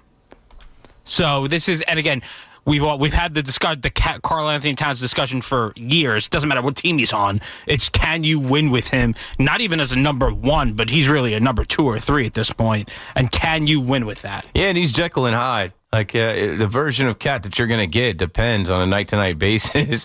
It can be frustrating for the Knicks fans, too, that are like, yo, we could get Giannis. We could have got Giannis, but we got Mikal Bridges and Karl Anthony Towns the year before. Now, look. I don't know, man. Moving along. World Series was really where we started the show tonight. And it's hard to just have the 18-inning classic that we had last night and then follow that up with, the Blue Jays followed it up. The Blue Jays did what they were supposed to do. Ed is out in Las Vegas on the Fan in New York. What's up, Ed? Hey, how you doing? Good evening from lucky Las Vegas. I got a question for you. Say the game last night was played in Toronto at an 8 p.m. Eastern time, and that game went, until 2:55 last night in the East Coast. Yeah, that would have been crazy. Would Major League Baseball have suspended that game at a certain time? Nah. Or they would have just kept playing. They got to play. They got to play until there's a lead and then the final outs. And, I mean, maybe they could adjust the start time of the game the next day, but they didn't do that for the game today. It's just there's no clock in baseball, and that's why people love it. And that's why I started the show tonight saying sports equinox. We got NFL on last night with Monday Night Football. We got these hockey games, NBA games. And when you wake up in the morning, everybody's talking about baseball in the World Series because it went 18 innings. Yeah, exactly. Because I was sitting here, because I'm from the East Coast, I'm from Long Island, and I'm sitting here on my couch and I'm saying, man, it's 11:55 Pacific time, and it's 2:55 in New York or Toronto, wherever they're where the home team's watching the game, and I'm like, I wonder if baseball would actually suspend this after because remember back in the old days, it was a 1 o'clock curfew or a 12:30 curfew. And I was just curious if you think that they would have stopped it. So thanks for your opinion. Yeah, thanks for the call, Ed. There ain't no stopping it. They were going to go position players, and that would have stopped it if a position player started pitching. That was one for the ages. Literally, it was almost 3 o'clock, I believe, when I stopped watching the game, waiting for the train. And yeah, it's hard for the team that wins, that gets that elation of, yes, we pulled it off, we won. They scored 6 runs. I tip my cap to the Blue Jays, man. They scored 5 runs and barely lost that game yesterday. They come out and score 6 runs and dominate them today. They're looking like the better team, being able to overcome that. Big game tomorrow for this rookie, Trey Savage. And even bigger for, big money Blake Snell, who's been there, done that, to try and get a win for the Dodgers, right? Because the Dodgers don't win that game, and they go to Toronto, where Toronto only needs 1 game to win in their building. We're going to live in a world where Toronto, the Blue Jays, are champs. That's tough. 888-808-1019. I'm running out of time. Call me up. I'll be right back. It's Evan and Kiki. Afternoons on the Fan 101.9 FM. It's a good thing to go into a bye week with a win because you actually now feel like the other 7 losses don't matter. Well, I mean, they obviously do, but you feel like, hey, man, we're good. Listen to Evan and Kiki on demand on Apple Podcasts, Spotify, or wherever you get your podcasts. During the Jeep Drive Into Fall event, well-qualified current FCA lessees get an ultra-low mileage lease on the 2025 Grand Cherokee Laredo X4x4 for $389 a month for 24 months with $2,249 due at signing. Tax, title, license extra. No security deposit required. Call 1-888-8925-Jeep for details. Requires dealer contribution and lease through Stellantis Financial. Current vehicle must be registered to consumer at least 30 days prior to lease to qualify. Extra charge for miles over 15,000. Not all customers will qualify. Residency restrictions apply. Take delivery from dealer stock by 11/3. Jeep is a registered trademark. Calling all Hoops fans, get off the bench and onto the court for another exciting basketball season with BetMGM, an authorized gaming partner of the NBA. From same-game parlays to live bets, you can call your shot during any play. Rooting for your favorite players? You'll find all sorts of markets for betting on any star's performance on any given night. Don't miss a single highlight or buzzer-beating shot by getting all your picks in with BetMGM. Ready to shoot your shot? Download the app today and make your bets. BetMGM, make it legendary. BetMGM and GameSense remind you to play responsibly. See BetMGM.com for terms. 21 years of age or older to wager and physically present in New York only. Subject to eligibility requirements. Rewards vary and expire in 7 days. Gambling problem? Call 877-8-HOPE-NY or text HOPE-NY 467-369. Lunch was great. Greenwich Village is a fun spot. Can we stop at a bathroom? Are you all right? I keep having stomach issues after eating, like diarrhea, gas and bloating, abdominal pain, and sometimes oily stools. Sound familiar? Those stomach issues may actually be a pancreas issue called exocrine pancreatic insufficiency, or EPI. Creon pancrelipase may help manage EPI. Creon is a prescription medicine used to treat people who can't digest food normally because their pancreas doesn't make enough enzymes. Creon may increase your chance of fibrosing colonopathy, a rare bowel disorder. Tell your doctor if you have a history of intestinal blockage or scarring or thickening of your bowel wall. If you are allergic to pork, or if you have gout, kidney problems, or worsening of painful swollen joints. Call your doctor if you have any unusual or severe gastrointestinal symptoms or allergic reactions. Take Creon as directed by your doctor and always with food. Do not chew capsules as this may cause mouth irritation. Other side effects may include blood sugar changes, gas, dizziness, sore throat, and cough. These are not all the side effects of Creon. Call 800-633-9110 or visit creoninfo.com to learn more. That's creoninfo.com. I'm asking my doctor about EPI and if Creon could help. We're always talking New York sports on The Fan. Nobody had to tell your grandparents not to drive while using their typewriters. Why should it be any different for us kids and our cell phones? Distracted driving was the cause of more than 3,000 deaths in 2022. Come on, we're smarter than this. Let's put down the phones and focus on the roads. Drive safe, everybody. Don't drive distracted. A message brought to you by the National Highway Traffic Safety Administration, Project Yellow Light, and the Ad Council. My ride smells just right, just right, just right, just right. I gotta try that Febreze car.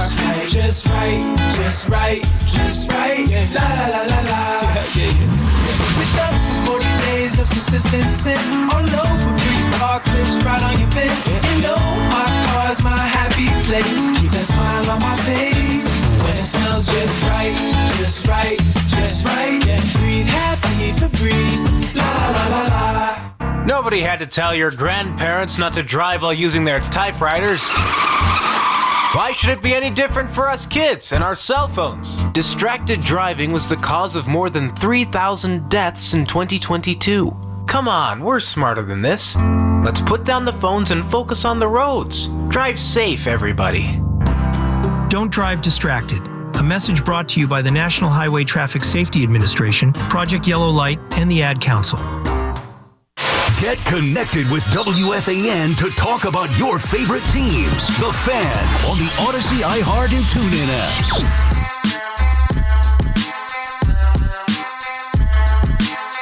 Something new. All right.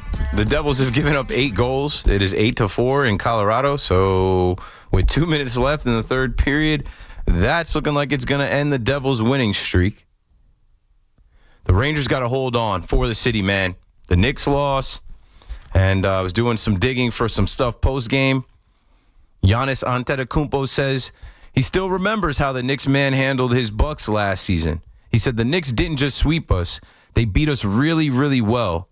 This year is different. Ooh, Giannis doesn't want to be a Knick, wants to beat the Knicks. See, that's what happens when you're the favorites. That's what happens when you get a new coach. That's what happens when you trade for Mikal Bridges and Karl Anthony Towns and not Giannis. Giannis sets his sights on you. Yeah, it's just tough, you know. Back-to-back losses on the road, mojo wearing off a little bit. Here comes the first sign of adversity. Got to coach them up. Got to get them prepared. Got to get them ready to go.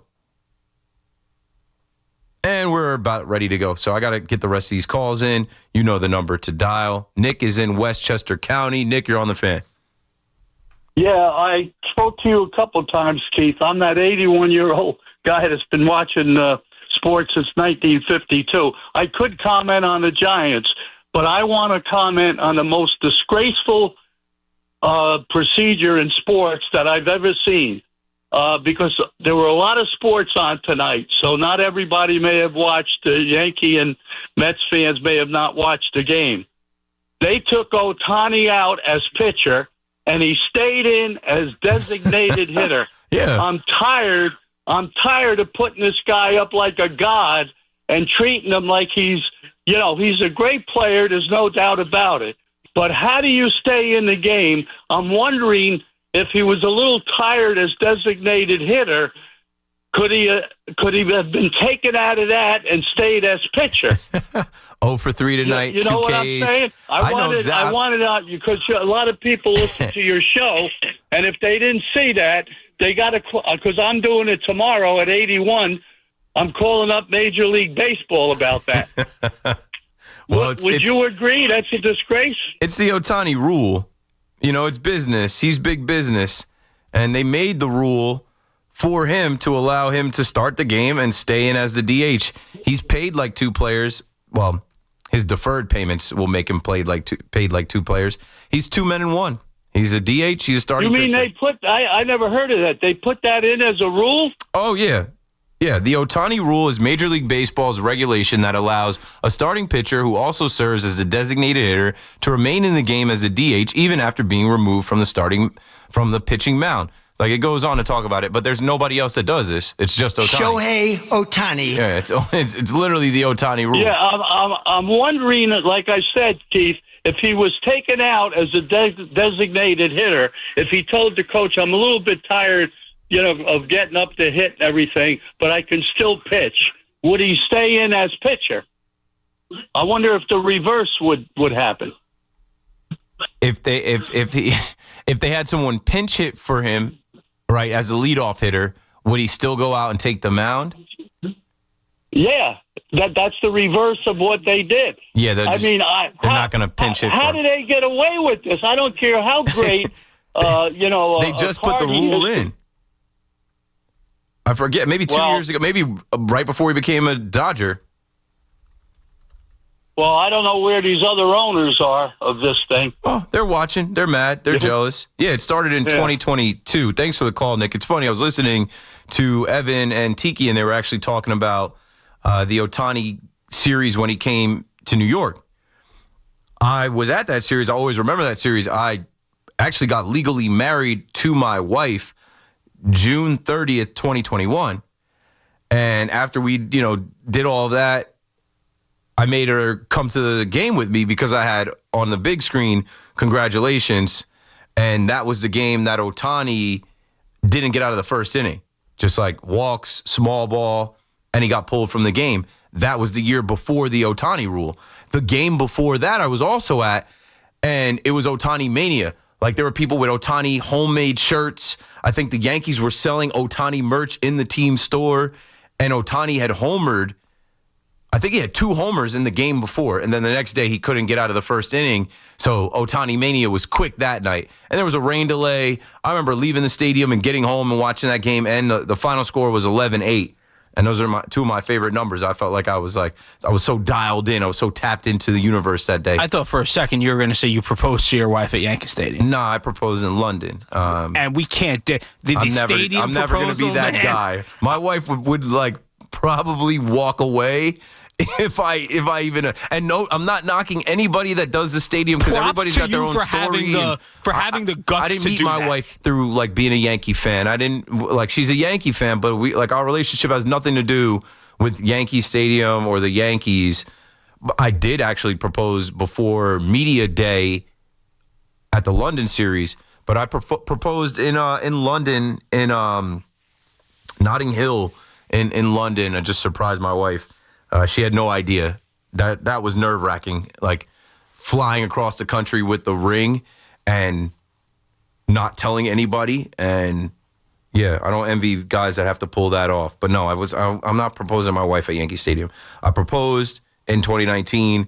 We got officially married June 30th, 2021. And then that night, I'm like, all right, let's go to the stadium. I got another surprise. After the 4th inning, look up in the 4th inning. Congratulations, Mr. and Mrs. McPherson. I mean, I got away. I know how to get it done. Dave is in Brooklyn. Dave, you're on the fan.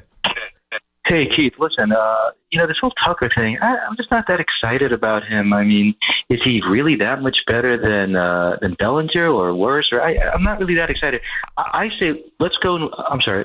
Go ahead. I don't. He's better than Bellinger. He's younger than Bellinger. Okay. But for what he's going to cost, I don't think that they're going to go after him. I think they're going to try and bring Belly back. You've already seen him in pinstripes. Right. And one more thing. I say let's give the Tigers whatever they want, basically, more or less. I mean, anything to get that guy over here. What do you think? Nah, because it's going to be a rental type of thing. And, Yankee fans are scarred now because we did the rental thing with Soto, and then he just took Steve Cohen's money. So I don't think the Yankees are going to give up Spencer Jones and Ben Rice and Cam Schlittler for Tarek Skubal for 1 year. But Steve Cohen and David Stern should give up whatever they want for that and then pay him. All right, that's all I've got for tonight. Thanks for rocking with me for 5 hours or 5 minutes. And shout out to everybody in the chat. Keep it locked right here. Stay tuned for Big Mac's show, as I'm sure he'll have some thoughts on tonight's World Series game. Definitely listen for his takes on Brian Daboll and Jackson Dart and the Giants, and whatever else Big Mac's got in store. I'll probably listen for the first hour until I can pass out and go to sleep. I will see you later tomorrow night. Keith McPherson out of here. Bye-bye. Sports Radio 101.9 FM.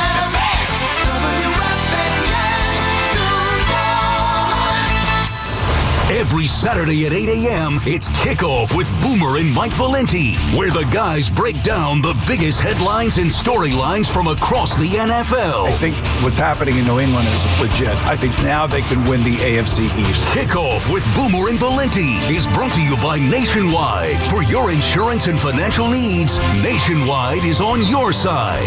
The Fan, 101.9 FM, and always streaming on Odyssey, TuneIn, and the iHeartRadio app. Hear that? That's the beginning of a journey powered by the confidence that comes from driving a vehicle so reliable, it's backed by a 10-year, 100,000-mile limited powertrain warranty. Where your journey ends, Well, that's up to you. Visit your local Kia dealer today.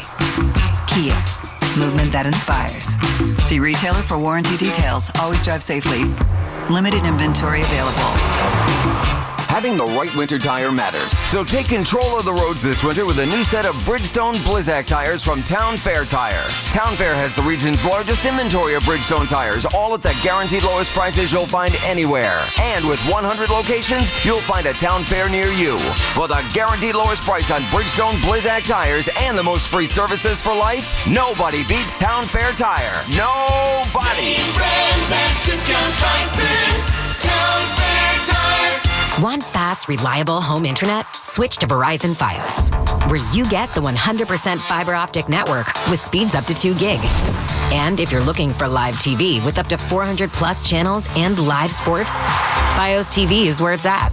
Get the internet speed you want and the TV you love when you bundle Fios home internet and TV with Verizon. Plus, get the latest deals when you call 1-883-VERIZON and switch to Verizon Fios today. Availability varies.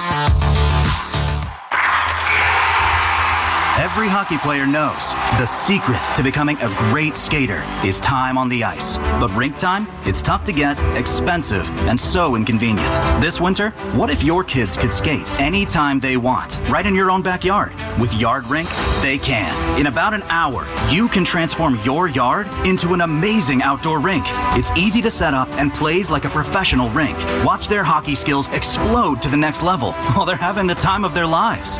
Even Yard Rink ambassador Wayne Gretzky says he wishes he had a yard rink when he was a kid. Order today at yardrink.com and save hundreds by using code RADIO21. Nearly 300 sizes are available, starting at just $9.99. Plus, get 2 puck retention nets and your favorite NHL team logos free. That's YARDRINK.com. And save 21% by using code RADIO21. Give your kids more fun-filled ice time and help their hockey dreams come true. Tune in to the BT and Sal Show weekdays from 10 to 2 on The Fan. Presented by your Tri-State Cadillac dealers. Cadillac is the official luxury vehicle of the New York Mets. Calling all Hoops fans, get off the bench and onto the court for another exciting basketball season with BetMGM, an authorized gaming partner of the NBA. From same-game parlays to live bets, you can call your shot during any play. Rooting for your favorite players? You'll find all sorts of markets for betting on any star's performance on any given night. Don't miss a single highlight or buzzer-beating shot by getting all your picks in with BetMGM. Ready to shoot your shot? Download the app today and make your bets. BetMGM, make it legendary. BetMGM and GameSense remind you to play responsibly. See BetMGM.com for terms. 21 years of age or older to wager and physically present in New York only. Subject to eligibility requirements. Rewards vary and expire in 7 days. Gambling problem? Call 877-8-HOPE-NY or text HOPE-NY 467-369. Get the latest on the Giants and Jets on WFAN, WFAN FM, WFAN FM HD1, New York, and Odyssey Sports Station. WFAN Sports Flash. Good morning at 12 o'clock. I'm Marco Belletti, and this report is sponsored by Chef IQ. Precision cooking, effortless results, chefiq.com. Bucks outscored the Knicks by 22 in the second half. Giannis Antetokounmpo, 23 of his 37 coming in those final 2 quarters to go along with his 8 rebounds and 7 assists as the Bucks outscored the Knicks 121-111. Ryan Hollins, a career high 25 from Milwaukee. Well, the Knicks got 36 from Jalen Brunson. Mikal Bridges, 24, but Karl Anthony Towns just 8 points, 12 rebounds, 2 of 12 from the floor. But Mike Brown, not concerned in the least. We want the ball to move. We want the floor space the right way. And I promise you, if we do the things that we're talking about offensively in terms of our statements, Towns can reward it fine. World Series, Vladimir Guerrero Jr. went deep. Blue Jays 4 runs in the 7th, 3 on RBI singles. The other a pinch hit, run-scoring ground out by Ty France. It bounced the Dodgers 6-2. Shohei Ohtani took the loss, 4 runs over 6. He was also 0 for 3, a walk, couple of Ks at the plate. Series is now tied at 2 games apiece. Rangers continue to lead the Canucks 1-0. They're about 4 minutes gone by in the third period. Mika Zibanejad with the goal in the first, his 4th of the season. Avalanche punished the Devils 8-4, and the Bruins roll the Islanders 5-2. 52 degrees, cloudy skies, Central Park. That's what's happening. I'm Marco Belletti. Get the scuttlebutt on your favorite team, the Fan, on the Odyssey, iHeart, and TuneIn apps. I've got to run to keep growing, and I'm bound to keep on riding. I got one more silver dollar, but I'm not gonna let them catch me, no. Not gonna let them catch the midnight rider. Christmas. Yeah! Come on, Paulie. 101.9 FM, the Fan, WFAN. Yes, sir! Yes, sir! I finally timed it right. I put the volume down just as he boosted it. Woo! It's going to be a good morning. How's everybody doing? I know you don't know what I'm talking about, but that's all right. Paul Rosenberg on the other side as we say goodnight to him. And we got you for 5 hours on a 5-hour midnight ride. You know what the Midnight Rider song means. 5 hours. 888-808-1019. Fleegs is coming in as well. We got Marco on the updates. We'll get to the Blue Jays bouncing back. Scoring 4 runs off Shohei Ohtani. Surely this means Shohei is not as good as we all think he is. He gave up 4 runs last night. What a bum. Right now, we're watching the Rangers. They currently lead Vancouver 1-0. Look at this. Thank you, Paul. We'll see you. Look at this. Back-to-back nights. I'm watching games while we're talking. But we got to talk about the game that just finished not too long ago. As the New York Knicks fell to Milwaukee 121-111. They are now 2-2 on the season. 2 promising home victories against teams they couldn't beat last year. And now they've lost 2 games on the road, and last night to a Milwaukee team that they handled last year and were completely annihilated in the second half by Giannis. And I want to talk specifically because, look, it's 2-2, Knicks fans, right? It's 2-2. The season is long. They're just getting underway. There is a new coach here in Mike Brown. And whether you thought, and this is not the time, all right, 2 games in wasn't the time to talk about how great a hire Mike Brown was and how different the team looks and how they're going to go on this run and they're unbeatable and he's exactly what they needed. And look, they rolled out 11 guys. This is exactly what should have been going on the whole time. Tyler Kolik's playing. That could have been a championship if they played him last year. And now is not the time, 2 games losing in a row, to suddenly say, well, I heard a caller as I'm listening to Keith driving in. They should have never fired Tibbs. I was that guy all offseason. From the minute Tibbs got fired, I was that guy. But it's 2 games in. You're seeing some normal things that you would see from a new offense. But I do have a couple of issues, and namely, Karl Anthony Towns. And the Karl Anthony Towns discussion is kind of wide-ranging. But for me, one, we know he's dealing with some kind of injury. And I don't want to downplay that with a second-grade hamstring, quad. I don't want to downplay what that injury could be. And I appreciate him playing out there. And maybe this is all rolled in to Mitchell Robinson not being able to go. Then we got to get into the Mitch Robinson. Still has not played. Played in the preseason. Still not playing now. And as much as we love him, and as great as he was in the postseason, this is typical Mitch Robinson. He's never on the court. So I don't know if it's because, he wanted to not let the fans down in game number 1, or what's going on with him, or how badly this quad strain is bothering him. But I don't care. Right? Like, let me just say that. And this is typical with any player. If you're out there, then you're healthy enough to be graded by your play. That's how I feel.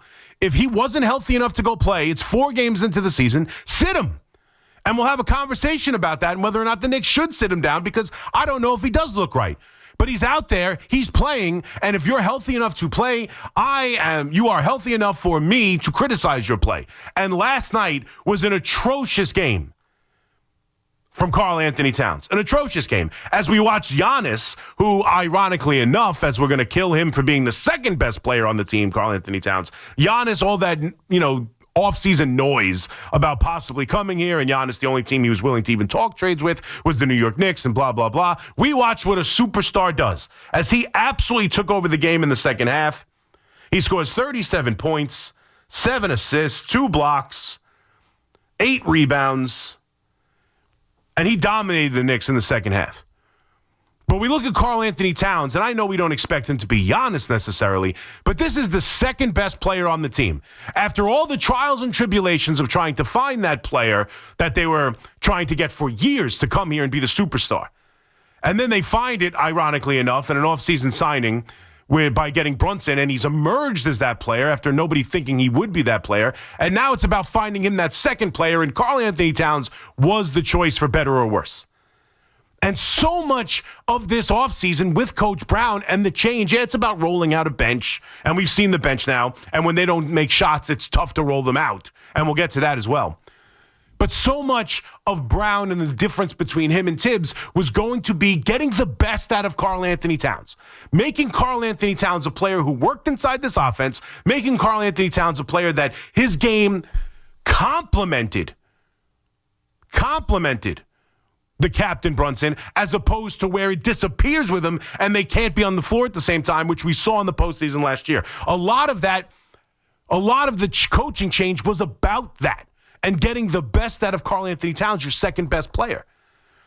And from the beginning, and again, I'm not here to criticize Brown already 4 games in or say he's doing a terrible job or, get frustrated and give you the whole they should have never fired Tibbs bit. But let's be honest, from the beginning, from the preseason, Karl Anthony Towns has looked confused by his role in this offense. Confused by it.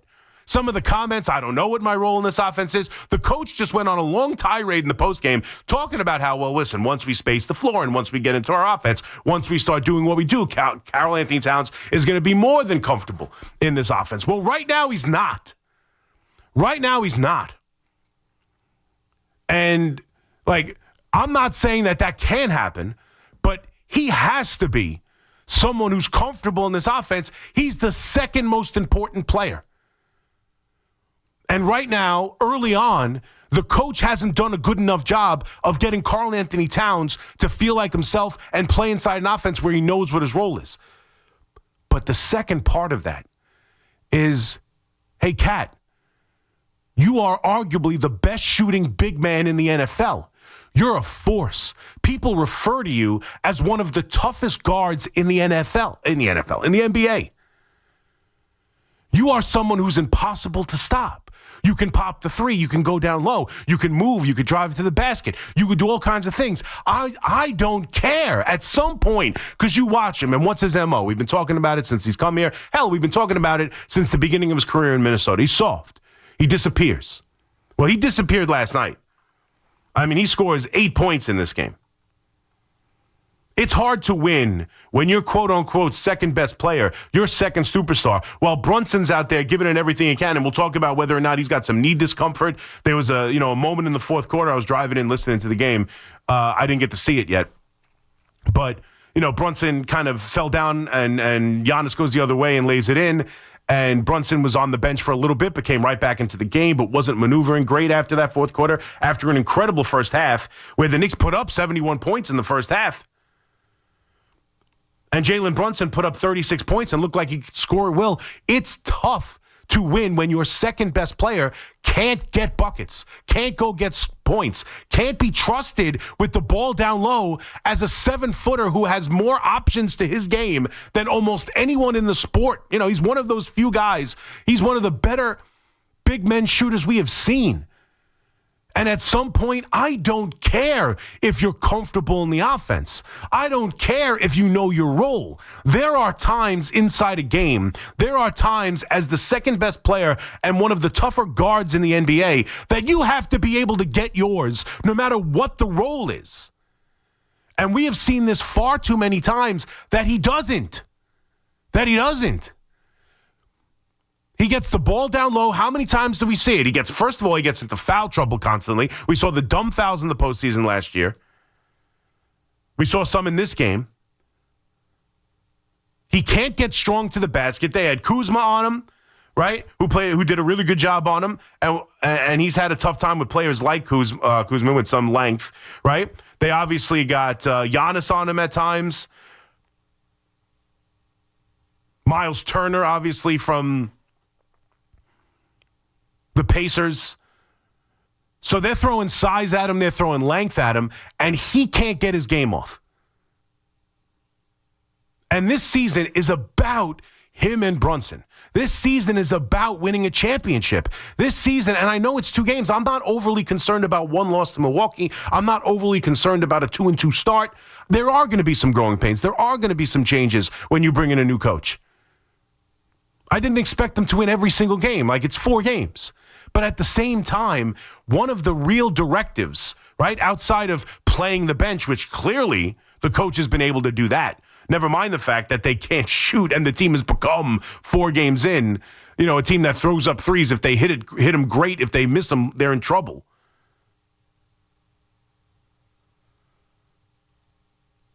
As they gave up 41 from the behind the arc to Milwaukee and shot 32 from behind the arc last night.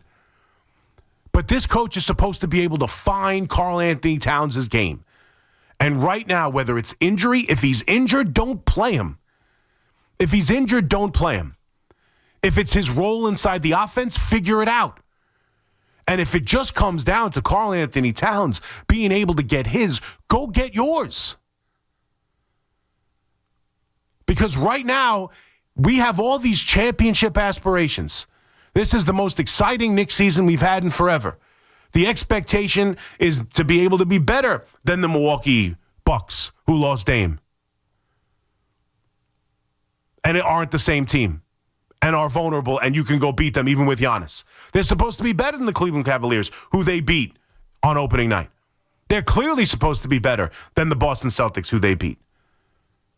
This is supposed to be a team that dominates the East and a team that gets to the NBA Finals and has a legitimate chance to win the NBA championship. And that depends on Karl Anthony Towns being a legitimate number 2. At the bare minimum, and being a guy who could take over games, and being a guy who never has a game like last night, where he's 2 of 12 from the field, 0 of 3 from behind the arc, and scores 8 points. That's not good enough. That's not good enough. So the coach needs to figure it out.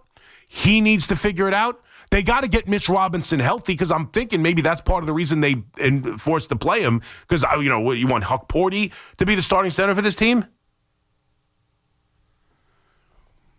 We're already seeing the beginnings of a team that last year, to start the year, was pretty healthy. They had the injuries late a little bit, but for the most part was a healthy team outside of Mitch Robinson. But you've got Mitch Robinson, again, who hasn't played. You've got Karl Anthony Towns dealing with a quad strain that it better be affecting him, and it looks like to me it is. You've got now Brunson, who's dealing with something where he was taken off the floor for a little bit and looked awkward in the last few minutes of the game.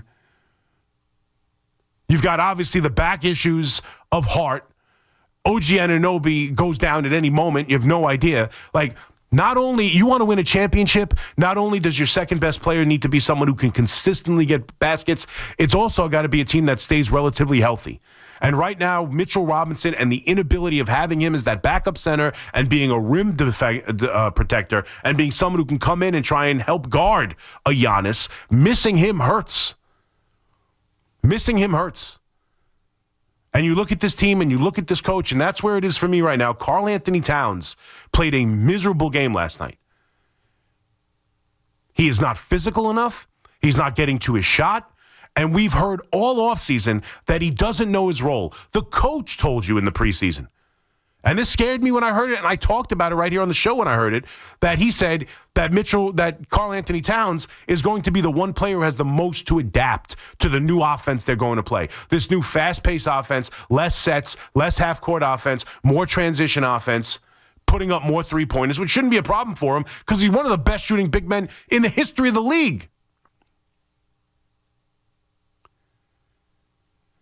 And yet, he's talked about it. The coach has talked about it. He's looked uncomfortable. This was supposed to be one of the reasons they made the switch. Yeah, some of the players, namely, Mikal Bridges, but some of the players clearly felt it was time to move on.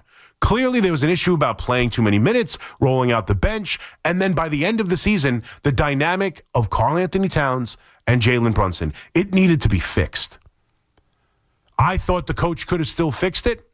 I thought he deserved an opportunity after beating the Boston Celtics to be the guy given the chance to fix it, but it needed to be fixed. And he wasn't given that opportunity, and Mike Brown has come in, and that's a huge part of why he's the coach of this Knicks team. Yes, roll out the bench. Yes, play the game a little bit differently. Yes, hone the skills and get this team ready to make a playoff run where we think Tibbs has set a limit for his coaching style and what's gone on here. But also the dynamic of Brunson and Cat and getting the most out of Cat. And I know he's dealing with a quad. I know he's dealing with a quad. I think I've called it every injury under the sun. I know he's dealing with a quad. And I know it's 4 games in. And I know it's a new offense. But that's the same lousy Karl Anthony Towns we have seen time and time again. That's a guy who just disappears. There are games where he's excellent and games where he disappears. And right now, it just feels like, I know there's an injury, I know it's early, but he's got to find himself inside this offense. And there's got to be nights and just that inner thing where he's not finding that game inside his offense, where he just takes it and says, screw the offense. I'm Karl Anthony Towns. I'm going to go get baskets. And right now, you see him settling for lousy shots. He's lousy around the rim on certain nights with no touch. He gets into foul trouble, stupid foul trouble, offensive fouls, over-the-back fouls. He's off the court half the time because he's in foul trouble early. He hasn't really got his three-point shot game involved in the season yet, and he's soft around the rim. And this is a guy that you are relying on if the expectations are going to be even close to being matched. So it's 4 games in. It's 2-2. It's not the end of the world. It was a lousy second-half performance after dominating in the first half. They came out and got outscored by 15 points in the third quarter. They tied the game in the fourth, and then they got beat with their best. They got beat with the 5. They got beat with the typical 5 we've been used to for the last year. They got beat at the end of the game. And they're dealing with the Karl Anthony Towns injury. Now they might be dealing with a Brunson injury. They still, have a back issue with Hart. And Mitch Robinson has yet to see the floor 4 games into a season where he was playing in the preseason. Deuce McBride is a huge part of this team too, and he's obviously not around for personal reasons. So all of those rolled into one. It's not a devastating loss. It's not one of those losses that you're going to not be able to sleep tonight over. But there are signs of this team that were supposed to be and designed to be the things specifically targeted to get better and to be fixed. And through 4 games, the Karl Anthony Towns thing and Jalen Brunson thing is not fixed. Yeah, he's rolling out the bench, but particularly against Miami, they were atrocious from the field. The bench. And I know they're supposed to play better than they are on the road, but the bench hasn't really done all that much here outside of Deuce. Clarkson had 10 points in this game. That's it. You got, 11 minutes from Tyler Kolek. He's played okay. So, yeah, it looks a little different. Yep, we've noticed what Brown has changed already, but there are some things that haven't been changed yet that need to if this Knicks team is going to go win an NBA championship. 888-808-1019. And Karl Anthony Towns needs to take it upon himself to find comfortability inside this offense, no matter what's going on, because he's got to be a stud. He's got to be a player that can get his when he wants it, and it's not like that right now. It's just not. 888-808-1019, so we'll get to that. We'll take your calls on your New York Knicks. We're riding along with the Rangers right now. 4 minutes left in the third period. They're up 1-0 in Vancouver. We'll get to the World Series. The Jays bounce back and take care of the Dodgers and even the series at 2. Got to give them credit. That was a good win for the Blue Jays coming off of that historic 18-inning loss last night. And then we'll get to something that, again, I've been talking about it all week. I don't understand it. I'm listening to the calls with Keith. I'm seeing my reactions on Twitter to my comments and my opinion on Brian Daboll. I cannot believe the amount of vitriol for this coach. I really can't believe it. I am stunned. Like, you could disagree that he should be fired or that you can't give him the year or that he's got to win a bunch of games to keep his job or whatever you think, and that might contrast my opinion. That's fine. We don't have to agree. But the level of disdain and hatred for this coach shocks me. It's almost like you guys want Joe Judge back. It is shocking. 888-808-1019, so we'll get to that as well. We'll come back, take your calls, and take you for the next 4.5 hours or so as we get you all the way to 5 o'clock in the warm-up show. McMonigle here with you in the overnights on our 5-hour midnight ride. We'll come back with some calls right after this on The Fan. The Nets are back in Brooklyn playing the Hawks. 7:30 tonight. The home of Brooklyn Nets basketball is The Fan. 101.9 FM and always streaming on the Odyssey, TuneIn, and iHeartRadio app. Town Fair Tire honors any valid rebates, manufacturers or competitors' rebates. Yes, even any competitors' rebates. And we give you the guaranteed lowest price. Nobody beats Town Fair Tire. Nobody. Town Fair Tire. Everyone knows when Sunday comes around for kickoff and tailgates, you got to come ready. And who's the MVP of my game day spread? Mike's Amazing Mustard. This stuff just isn't a condiment, it's the first-round pick. Put it on your hot dog, your sausage, or your favorite hero, and it's an instant touchdown. It's bold, it's got that perfect bit of spice, and it always delivers in the clutch. So this season, when it's 4th and goal at the grill, don't pass the ketchup, pass the mustard. Mike's Amazing Mustard.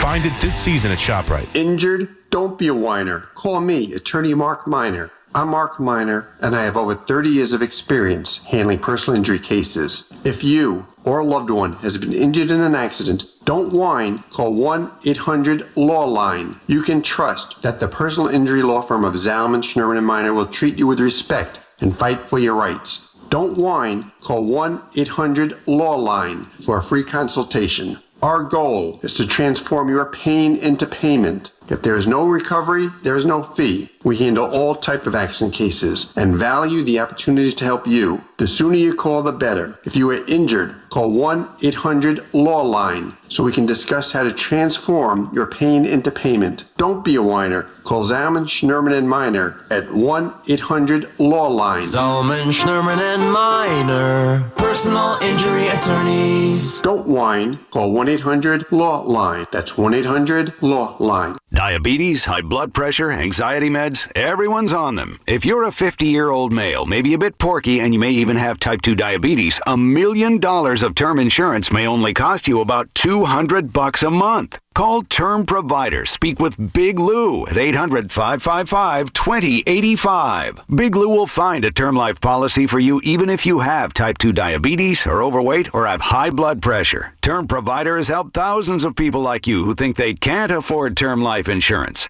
To buy $1 million of affordable term life for you, all you need to do is call Big Lou at 800-555-2085. Lou will make sure the scales are tipped in your favor. Call 800-555-2085. Big Lou will answer your call and work to fit you into a term life policy that you can afford. Remember, Big Lou's like you. He's on meds too. Call 800-555-2085 or biglou.com. If you're tired of dealing with neck pain, backaches, even sciatica, stop messing around and go see my guys at Samwell Institute for Pain Management. That's Dr. Shah, Dr. Koh, and Dr. Siddhapara. They've got offices in Colonia, Inglewood, and Livingston, and here's the best part. They focus on non-opioid, minimally invasive, non-surgical treatments. Real solutions that can actually get you back to feeling like yourself again. Don't take my word for it. Thousands of 5-star reviews trust Samwell. So turn to Samwell Pain for relief. Go to SamwellPain.com. That's SamwellPain.com. We are moving now. Electric bikes are everywhere. They are quiet and very fast. Teens ride them on the roads, in bike lanes, but also in places they should not be, like sidewalks and parks. Look out! When you ride, wear a helmet. Don't speed. Watch out for pedestrians and cars. New York State and your community have specific rules for electric bikes. Follow them. Go to trafficsafety.ny.gov for more info. A message brought to you by the Governor's Traffic Safety Committee. At Town Fair Tire, New England's largest name brand discount tire dealer, you get it all. The guaranteed lowest price, the most free services, and we accept all valid rebates from any manufacturer and from our competition. Yes, we accept them all, even competitor rebates. Town Fair Tire, New England's largest discount tire dealer, now with over 120 stores from Connecticut to Maine. Nobody beats Town Fair Tire. Nobody. Name brands at discount prices. Town Fair Tire. This city lives and breathes sports. WFAN is where Yankees fans argue with Mets fans and Giants fans debate Jets fans. Live, loud, and daily. The Fan, 101.9 FM and always streaming on the Odyssey, iHeartRadio, and TuneIn apps.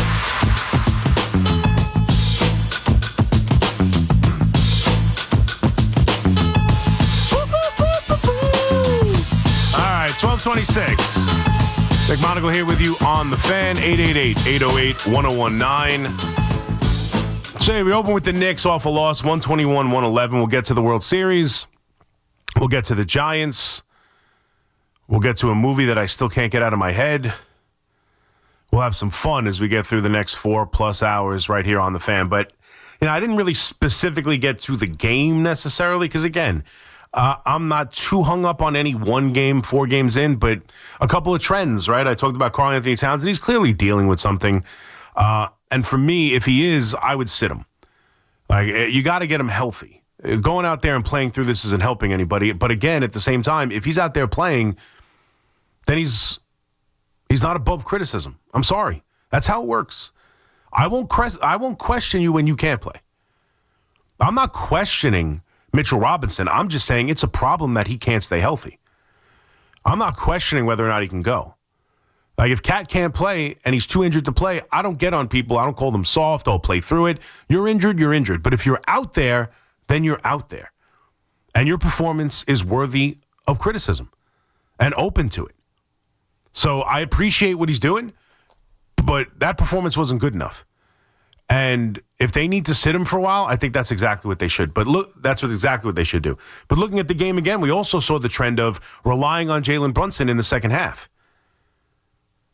Like, with Karl Anthony Towns doing nothing and unable to get his game going, there really wasn't anything in the second quarter of this game, right? And I don't know if I want to say I'm afraid of the Knicks becoming this type of team necessarily, but when you have a mandate to put up 43 pointers, and that's kind of what Brown has talked about. Now, a mandate might be too strong of a word, but that's what they want to do. And to be fair, that's the NBA these days. The Knicks were at the bottom of the league last year, or towards the bottom of the league in three-pointers taken. You want to take more threes, that's fine. You got to hit them. And you look at that second quarter where they're able to score 45 points. They scored 5 more points in the second quarter than they did in the second half. 5 more points in the second quarter than they did in the second half.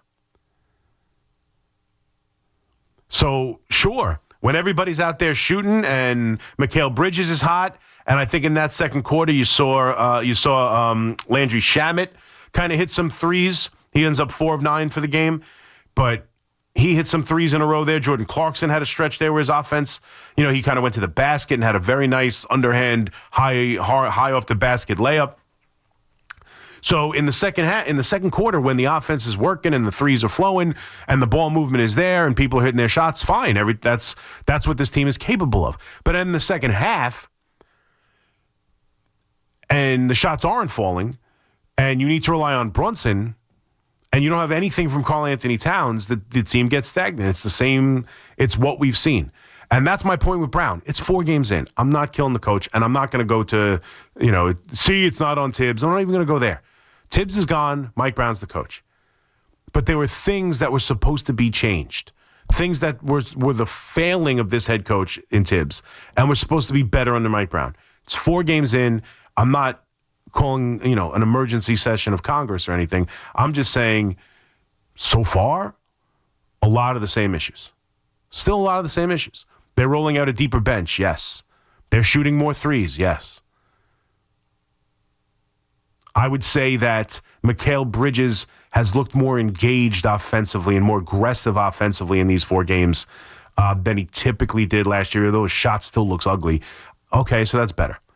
But Karl Anthony Towns, injury or not, has not found himself yet in this new offense, and they've been talking about this all preseason, about him not understanding his role inside the offense, not feeling comfortable inside the offense, and Mike Brown himself saying that he's the one who has to adapt more than any other player to the new style of basketball they're going to play. So they're injured. They're relying very heavily on the three-point shot. Their second-best player right now is unable or incapable of playing his best game. when things are down, they still just rely on Jalen Brunson to be Superman, and the ball movement stops and everything stops, and they run the game through through Brunson. I mean, a lot of the same things. And after the first couple games where rebounds were a huge advantage for them, they were again last night. They out-rebounded the Bucks, but it didn't seem to make a difference. That was like the key to the first couple wins. I'm glad to see that trend's continued, but it didn't impact the game nearly as much. And they gave up too many good looks from three, 41% from Milwaukee from downtown. But I'm just saying right now, we're still seeing a lot of the same issues we saw from last year. 4 games in does not make a season. 2 good wins to start, 2 lousy road wins over the last 2 games. But Karl Anthony Towns needs to be better. And if he can't be better, then he shouldn't be playing. And where's Mitch? Like, what's up with Mitch? Why is he still not playing 4 games in? He was playing in the preseason. They say there's no real new injury. I guess he tweaked something, but and this is, we love him, and he's a great player, and in the postseason, he was great for them. He's a real impact player, no doubt, but you got to be able to play more than he plays. You got to. And right now, part of me thinks the reason that they haven't sat Karl Anthony Towns is because they don't have Mitch. But that's not doing anybody favors, because if you watch Karl Anthony Towns last night, he looked awful. 888-808-1019.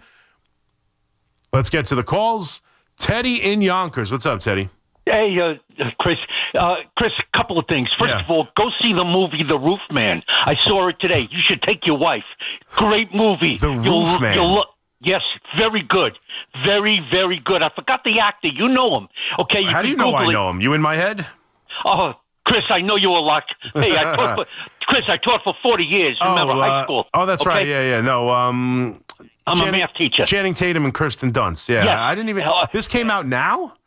It's been out a couple of weeks. This is. Oh, he gets like he's on the run and he hides in a supermarket or something. Yeah. But Chris, great movie. Yeah. Great movie. Go see it with your wife. Okay. She'll love it. Okay. Thank you. Next we just watched the movie. I'll get into it later. We watched the movie the other night that I still like. I don't even want to talk to her about it because I don't want the movie. It messed me up, man. I'm messed up from this movie. We'll get to it later. All right. But I love movie recommendations. Thank you. Okay. 2 things dealing with the baseball and the Knicks. Mm-hmm. Chris, you got to do a mea culpa. They are not a fraud. Toronto is better than my Yankees. I have to, when I look in the mirror, hey, I'm honest with myself. Yeah. I can't BS myself, okay? Toronto is better than the Yankees. Yeah. Look how they have good pitching. Look what happened with Fried in the playoffs. Yeah, but that's okay. So do you think? All right, but that's what like. Do you think that Bieber is better than Max Fried because he pitched well last night? No, all around, no. But the proof in the pudding is in the eating. I understand that, but that's what I'm saying. Like Jimenez got a big hit last night. Should the Yankees trade Jazz for Jimenez? Jimenez took a fastball the other way, lined it nicely over the shortstop, got an RBI base hit. Right? I got a bunch of tweets immediately. This is what the Yankees can't do. This is what the Yankees can't do. Okay, do you want to trade Jimenez for Jazz? Do you want to make that trade? Let's make it. Let's bring Jimenez in here to play second base. Let's trade Bieber for Max Fried. I hear what you're saying, and I already did the mea culpa on the fraud thing. And I'm just going to tell you. I was saying it since 2001. I was right until I was wrong. This wasn't a particular this year's Blue Jays team was a fraud. I'm not backing away that I continued that. I didn't stop because this team showed me enough over the course of the regular season. I still needed to see it, but I didn't wake up one morning and say the 2025 Blue Jays are frauds. I've been calling the Blue Jays organization frauds for 4 years, and I was right up until I was wrong, and I was wrong. This team, the way they bounced back last night, not frauds. Tough sons of guns. I'm totally with you. They put up good at bats. They battled back. They bounced back. That was a big performance from Bieber, who the Yankees own and crushed, and I'm surprised he pitched well. I thought he was going to get lit up yesterday. I thought he was going to get absolutely pounded last night. That's a good performance from Bieber. And, yeah, they're tough, man. They are a tough bunch, and this team is better than the Yankees. How could you argue? They're going toe-to-toe with the Dodgers. They're a very good team. This team is clearly not a fraud. I've already done my mea culpa on that. But I'm just saying, like, when we say they're clearly better and they do things the Yankees don't do and this and that, okay, I get it. But again, you want Ernie Clement as the two-hitter? Because he's having a great postseason, but do you think building a team in that manner is what gets you to the World Series? Because Clement it did this year for the Blue Jays, but Clement was there last year when they finished in last place. Jimenez was a role player in ways for a Cleveland Guardians team that the Yankees don't even get credit for beating. Nobody even gives them credit for winning that series. Oh, it was the Cleveland Guardians. I mean, they play the game almost the same way as the Blue Jays do.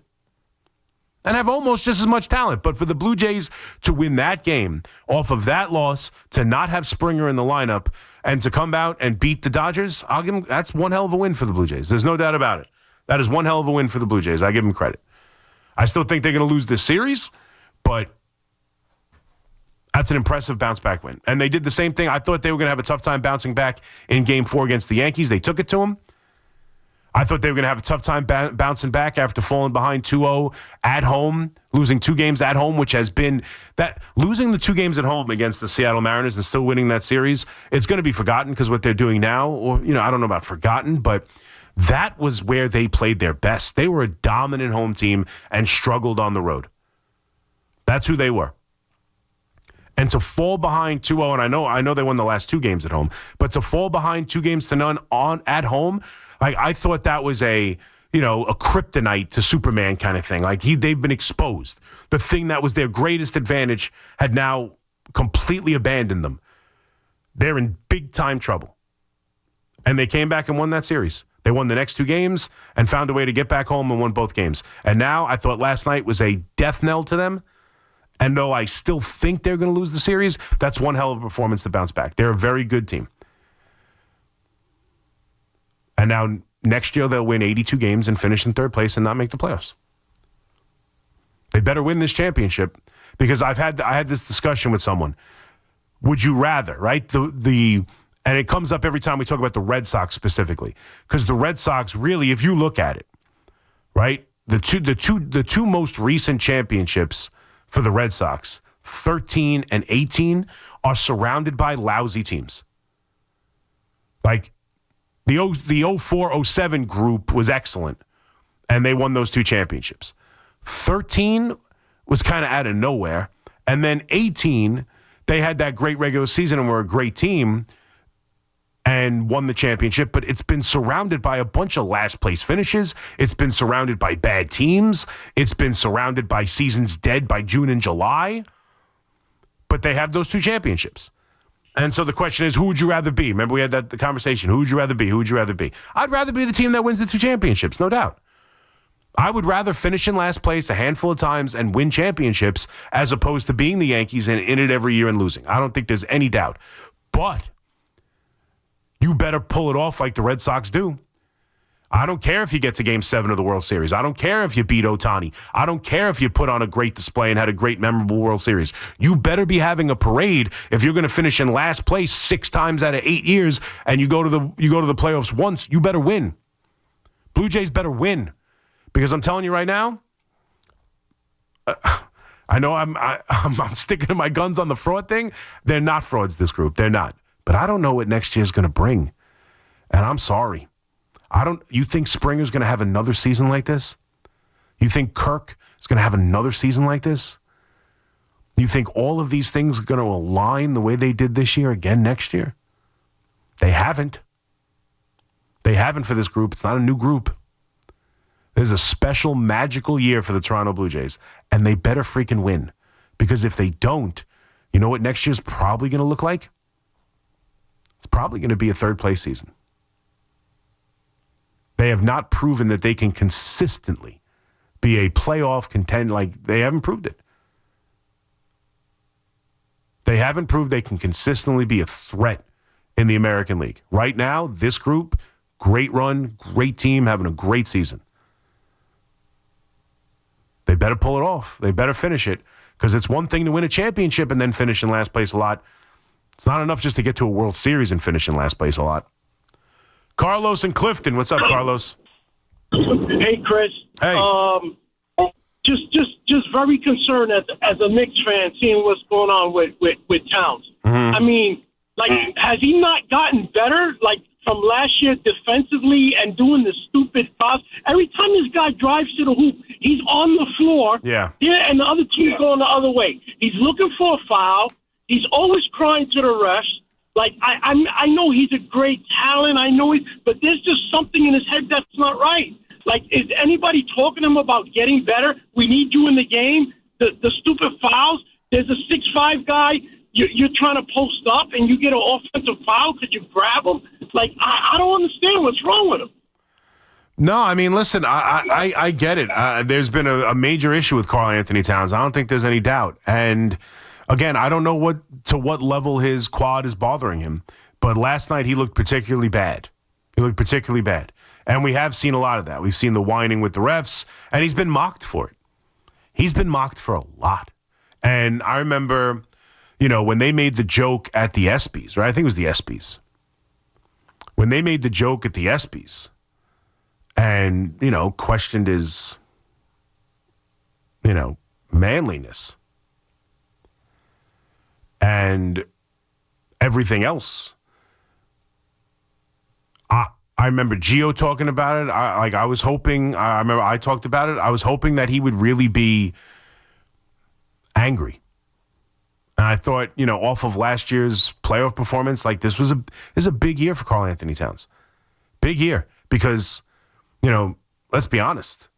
I don't know what they can do, but I don't know if he's always going to make the right move. Rose has been like the best executive in this town over the last handful of years to do what he's done. No one has been able to do what he's done. The great Phil Jackson failed spectacularly trying to do what he's done. So to turn around the Knicks franchise almost felt impossible. Like we joke about the Jets, and I know the Jets haven't had a playoff appearance in forever and everything. The Jets had some winning seasons. Like even Robert Saleh won some games. Like I know they were bad and everything, but I mean the Knicks were really so bad we stopped caring.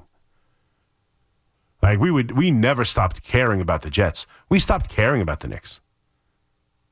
And he's done a great job. And there have been some failings, no doubt, and they haven't gotten over the hump. And they've lost to the same team twice now in the postseason with the Pacers. But I know, I feel pretty strongly that Rose is determined to win a championship. And I don't know what they can do or how they can change things. I know, Giannis was kind of a discussion. Giannis kind of shut it down today in the press conference and said, don't believe all the rumors and who said that I was, willing to move to the Knicks and blah, blah, blah. So I don't know what's true, what we hear, what's speculation. But I can tell you this, if Karl Anthony Towns is flat out not working this year, I would not be surprised if there are dynamic changes from Rose because this guy is desperate to win. This is a big year for Karl Anthony Towns. It's a huge year for the Knicks. And so far through 4 games, and again, I know he's got the quad injury. So it's hard to judge. But if he's going to be out there, we have to judge him on what he does. Like, there's nothing else for us to do. If he's not out there, he's injured. If he's out there, he's playing. And the way he's playing right now isn't good enough. It's 4 games in. But not only is it not good enough, but there's a lot of talk about him not, him and the coach not being on the same page. And we've heard that already. Like, that's, with him and Tibbs' time in Minnesota and then last year. Like, this is part of the reason Tibbs had to go. And again, I'm not going to make this about Tibbs shouldn't have been fired, but I am going to point out the things for the firing. Like this is getting the best out of Karl Anthony Towns is one of the major reasons that he was not brought back. I mean, I think the major reason is a lot of the team didn't want him to play anymore, didn't want to play for him anymore, or just felt it was time to move on, some of the players. And Tibbs is pissed about that apparently and feels betrayed and everything. But another big piece of this is Karl Anthony Towns needs to get better. He's their second superstar. He needs to find his way. And him and Jalen Brunson have to play better together. That was another big talking point on why it was time to move on. No offensive adjustments, didn't get the best out of Karl Anthony Towns. The two of them were only better on the floor at different times. Like, that was a lot of the talking point around Tibbs being fired. And so I'm not saying that can't change or can improve. I'm saying 4 games in, it hasn't. It hasn't. The only thing that's changed is they're throwing up more threes and they're playing more guys. That's it. That's the only difference. I don't think the offense looks any better necessarily. They look more up-tempo.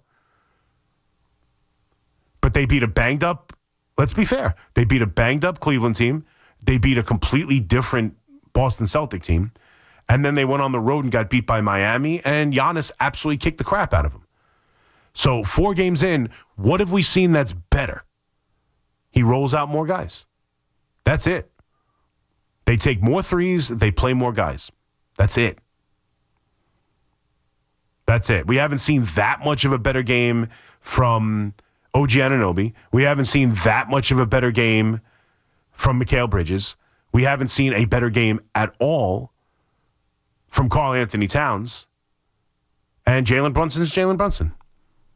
We still haven't seen Mitch Robinson. Deuce McBride's missed the last 2 games. So there are extenuating circumstances and only 4 games in. But things got to get better. Things need to improve. The things that we expected to improve still need to do so. And 4 games in, we haven't seen it. But that's only 4 games in. But the talking point coming out of this game, that's why I haven't harped on the actual game and why they lost this game and what happened in the second half. Because it's 1 game. But Karl Anthony Towns is supposed to be their secondary guy. When they need a basket and they can't just rely on Brunson every play of every game, he's supposed to be someone who can get it, someone who can get to the rim, get to the foul line, hit 3-point shots. Like, we just haven't seen that. We haven't seen that. We know he's limited defensively, and they don't have Mitchell Robinson as the backup center right now.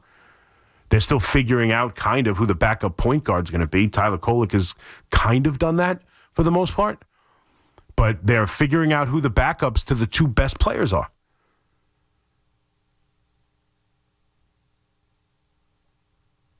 And right now, that second best player looks awful. And looked awful last night. And an offense that was explosive at times, scoring 45 points in the second quarter, scored 40 points in the second half. I mean, that's some statistic. They scored 5 more points in the second quarter than they did in the second half. When the offense stalls, so do the Knicks. 888-808-1019. McMonigle here with you on the Fan. I'm watching now. The Rangers get a much-needed victory to calm the angry fans and just get a little stability underneath them as they win a game 2-0. Quick was in net for the shutout last night. A good road win out in Western Canada against the Canucks.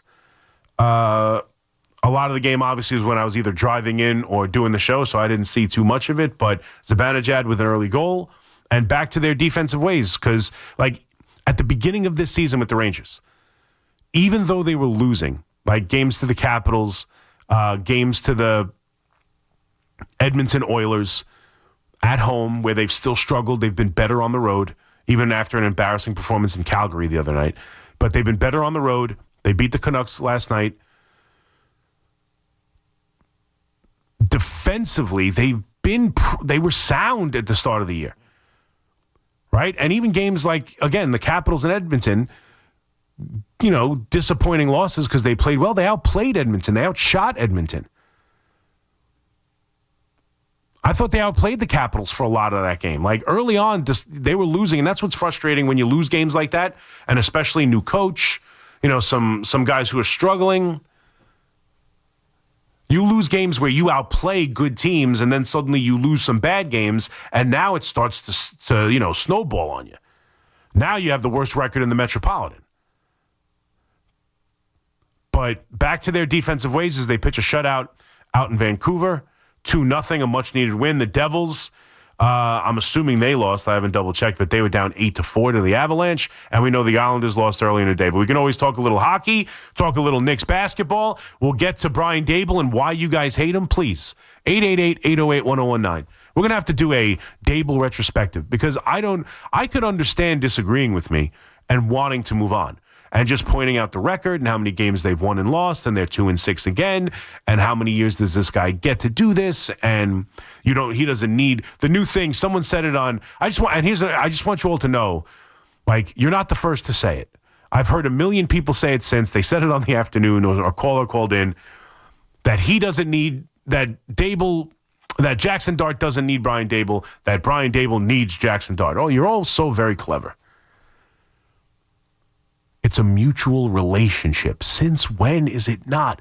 I don't understand this. Like, I really don't understand this. Phil Jackson needed Michael Jordan. He needed Kobe Bryant. He needed Shaquille O'Neal. Does that mean he wasn't a great coach? Like, I don't understand it. Or that we saw the Lakers not win before he got there. We saw Michael Jordan lose and lose and lose until he got there. And we've seen, like, the idea that he's not helping Jackson Dart because he makes plays off script sometimes is absurd. It's absurd. And let's be honest, this coach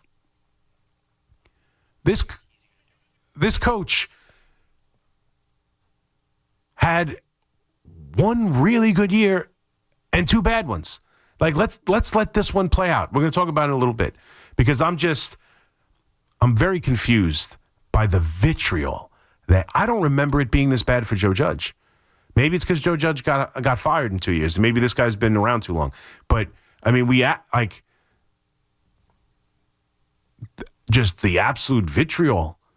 You would think I said, like, you would have thought, like, all I said was let's keep the coach and quarterback relationships, together because it looks like it's working. I think I insulted people's family. 888-808-1019. McMonigle here with you on the Fan, so we got to get to that. We'll get back to the World Series. We could always talk Mets and Yankees as coaches are jettisoning the Mets and going to the Yankees. They lose their first base coach, the Mets, as well. People seem to be hung up on that. And now that the season is almost over, it is time to kind of talk about what we see these two teams doing in the offseason. And we'll have some fun. We'll get to the hockey as well. McMonigle here with you on the Fan. We can go around the league. Jets on the bye. The Giants take on the 49ers. We'll start to turn our attention as we get through the week to that game because it obviously is a big one. Coach needs a win, apparently. Coach needs a win against a team that can run the ball with Christian McCaffrey. So it should be an interesting one with this defense. We got to get more to Dexter Lawrence, more to this defense. A lot more to do with the New York Giants, more to do with the New York Knicks, New York Rangers. We'll talk a little movies as well. 888-808-1019. McMonigle here with you on the Fan. We'll come right back after the update. It's Boomer and Gio, mornings on the Fan, 101.9 FM. As far as the defensive side of the ball goes, unfortunately, if I had to look into my crystal ball and say what's going to happen, they're going to be the fall guys if they decide to keep the head coach. Listen to Boomer and Gio on demand on Apple Podcasts, Spotify, or wherever you get your podcasts. Hey guys, if you're ready to pop the big question, discover why 5 generations have purchased their diamonds from H.L. Gross Jewelers of Garden City. Since 1910, the Gross family has been the place Long Island gets engaged, and where you'll find all the latest styles and rings and a huge selection of GIA-certified diamonds. Save yourself all the hassle and come to H.L. Gross, where you'll get the guaranteed best price, as well as the best education and guidance in picking out the perfect ring. H.L. Gross Jewelers, Long Island's premier bridal ring store at 840 Franklin Avenue in Garden City, or at hlgross.com. This is Alex Shulman. And this is J.J. Hill of Shulman & Hill, New York's premier injury law firm. We'll always fight for you when you're injured at work. If you've ever wished you had a lawyer in the family, now you will. At Shulman & Hill, it's never one and done. Once you're a client, you're always part of our family. We'll always go the extra mile for you. New Yorkers in every borough and on every block know us by name. Shulman & Hill. Get your free consultation at hurtny.com. That's hurtny.com. Imagine a gentleman's club with over 200 gorgeous exotic dancers every week. Hey, big boy. From the people who make fantasies come true, Gallagher's 2000 in Long Island City is the place to be. Gallagher's 2000, a gentleman's club for today, gentlemen. Gallagher's 2000 features 2 floors, 3 stages, discounted drinks, VIP, champagne rooms, and dinner specials every night. Gallagher's 2000 offers complimentary lunch Thursdays and Fridays with any drink purchase. Come on down, big boy. Gallagher's 2000 is New York's largest upscale gentleman's club, and Gallagher's 2000's bachelor parties will blow you away. For their bachelor party specials, call 718-361-1348. Gallagher's 2000 is located at 4319 37th Street in Long Island City, Queens, just a half a block north of Queens Boulevard. Call 718-361-1348. Gallagher's 2000 is unlike any club in New York. Come tonight for the time of your life. Gallagher's 2000. Let your imagination run wild. At Town Fair Tire, New England's largest name brand discount tire dealer, you get it all. The guaranteed lowest price, the most free services, and we accept all valid rebates from any manufacturer and from our competition. Yes, we accept them all, even competitor rebates. Town Fair Tire, New England's largest discount tire dealer, now with over 120 stores from Connecticut to Maine. Nobody beats Town Fair Tire. Nobody. Name brands at discount prices. Town Fair Tire. We all hear the radio ads about the IRS. They tell you to be afraid, to be scared, and they try to frighten you into calling. I'm not here to do that. Tax Relief Advocates is different. TRA is here to tell you that if you owe money to the IRS, whether it's $5,000, $50,000, or $500,000, we have a solution. It doesn't matter if you're sitting in your car, at work, or with your kids. No matter where you are, call now. 800-575-9834. Don't lose hope. TRA can eliminate or reduce what you owe to the IRS. Generous programs are now available that can give you a fresh start. Our passion is taxes and helping individuals fix their IRS problems. We have over 1,000 5-star reviews on Google and an A+ with the Better Business Bureau. You don't need to be afraid of the IRS any longer. End your tax nightmare today by visiting us online at TRA.com or call 800-575-9834. That's 800-575-9834. Tax Relief Advocates. Real solutions for real people. Everyone knows when Sunday comes around for kickoff and tailgates, you gotta come ready. And who's the MVP of my game day spread? Mike's Amazing Mustard. This stuff just isn't a condiment, it's the first round pick. Put it on your hot dog, your sausage, or your favorite hero, and it's an instant touchdown. It's bold, it's got that perfect bit of spice, and it always delivers in the clutch. So this season, when it's 4th and goal at the grill, don't pass the ketchup, pass the mustard. Mike's Amazing Mustard.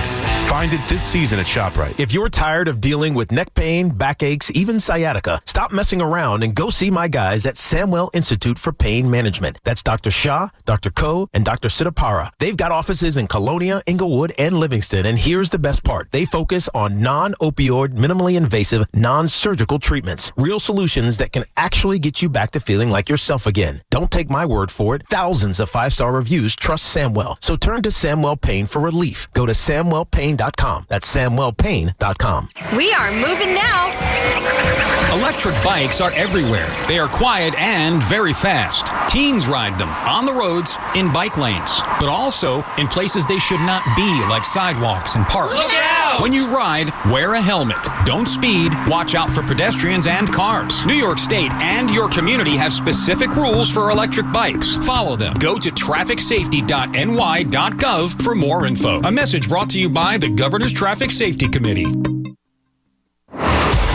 love talking about the Knicks and Nets on WFAN, WFAN FM, WFAN FM HD1 New York, and Odyssey Sports Station. WFAN Sports Flash. Good morning at 1 o'clock. I'm Marco Belletti, and this report is sponsored by Chef IQ. Precision cooking, effortless results. ChefIQ.com. Also brought to you by Elevate Hydrogen-Infused Water. Available at Walgreens and Duane Reade.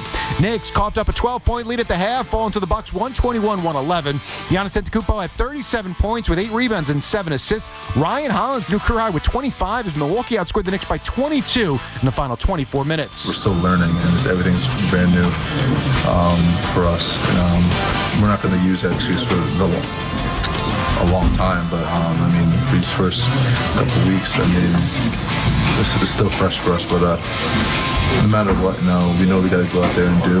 Jalen Brunson had 36, Mikal Bridges 24, Landry Shamet was in the starting lineup. He had 16, but just 8 points on 2 of 12 shooting from Karl Anthony Towns. Knicks were 13 of 40 from downtown. Blue Jays erased the Dodgers 6-2, courtesy of a 4-run seventh. Shohei Ohtani took the loss, gave up 4 runs over 6. Vladimir Guerrero Jr. a 2-run shot as the World Series is all even at 2 games apiece. Rangers sounds the Canucks 2-0, snap a 3-game skid. Mika Zibanejad, Sam Carrick with the goals. Jonathan Quick stopped 23 shots. Avalanche punished the Devils 8-4. The Bruins rolled the Islanders 5-2. 54 degrees, cloudy skies, Central Park. That's what's happening. I'm Marco Belletti. Tell Siri to dial the fan. 888-808-1019. Powered by Paramount Plus. Count on Sundays all season long with the NFL on CBS and Paramount Plus.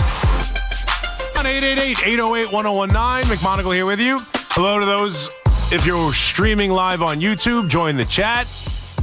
Come hang out, ride with us. The ride along won't be as excited as last night as we were along for a 18-inning World Series historic game to watch Freddie Freeman walk it off last night. But the series is now tied at 2. The Blue Jays come back and take that game. Talking a lot about the Knicks to start the show, and I want to just bring up another aspect of the Knicks before we get back to the calls. Rich, hang in there. Again, if you look at it, like when it comes to the bench, and I do understand the idea, and because Fleegs reminded me, and we were talking about it a little bit, because there's this idea of like a sense of urgency, right? You want to have a sense of urgency, right? I know as a Yankee fan and as the Yankee shill, I get a lot of, the Yankees don't care about the 162. The Yankees are always playing for tomorrow. The Yankees don't show urgency. Well, in the third quarter, as they're getting their brains beaten in this game, Jalen Brunson was on the bench for some of it, for a good chunk of it. And yeah, it's nice to roll out the bench. Don't get me wrong, right? It's rolling out the bench is the long game. Rolling out the bench is to keep guys fresh. Rolling out the bench is to find out about guys. Rolling out the bench is in case you ever need to go to it, you have experience doing it. Like rolling out the bench is the long game. I just wonder if this season continues and the Knicks aren't this dominant regular season team and get out to a slow start with a new coach and different things. I wonder how long the Knicks fan is going to be happy rolling out the bench to the, level of, 6-7 guys and watching, Tyler Kolek really struggle. Or watching Huck Porty out there struggle. I'm just curious. I know they're going to roll out Clarkson, but if they give big minutes to these guys and the Knicks struggle, I wonder how quick we start to have this debate of sense of urgency, need to win these games, because then you could look back on it when the Knicks were playing on the road in the Eastern Conference Finals instead of at home and go, man, Brunson has proven he can play. Brunson can play a lot of minutes, played minutes under Tibbs, but no, we had to roll the bench out. It's all about winning. Go win the whole damn thing. Let's see if rolling out the bench helps. But there are going to be games where rolling out the bench could cost them. Giving major minutes could cost them. Sure, it's nice. Sounds nice. Certainly after, it's one of those things where, it's direct, directly different than some of the failings of the previous head coach, right? So many times we hear it. You got the players coach failed, you want to hire the taskmaster as your next head coach, vice versa, right? The crazy, over-the-top coach, let's go get a softer, gentler players guy. You want to have a major contrast between coaches. And the way they roll out the bench, there is a major contrast between these two coaches. And I'm just curious. First 2 games, we loved it. Loved it. Last 2, especially in Miami where they were awful. You want to look at let me just give you the bench against Miami as they lost to Miami 115-107. The bench in that game. Now, why can't I get the box score here? There we go. Ready? The bench for the Knicks in that game. Yabusele played 16. Clarkson played 15. Josh Hart, technically a bench player in that game, played 29. Huck Porty is really the bench player, even though he got in the start. He played 10. Landry Shamet, 16. Tyler Kolek, 10. They shot one of 6 from Yabusele. Clark, 2 of 11. Landry Shamet, 0 for 4. Tyler Kolek, 2 of 6 from three-point land. Yabusele, 0 for 4. Clarkson, 0 for 4. Josh Hart, 0 for 2. Landry Shamet, 0 for 4. Tyler Kolek, 1 of 4. That's 4, 8, 10, 14, 18. 1 for 18. Putting up shots, putting up threes. 1 for 18 the bench was against Miami. Yabusele was a minus 15. Jordan Clarkson was a minus 12. Landry Shamet, minus 9. Tyler Kolek, minus 12.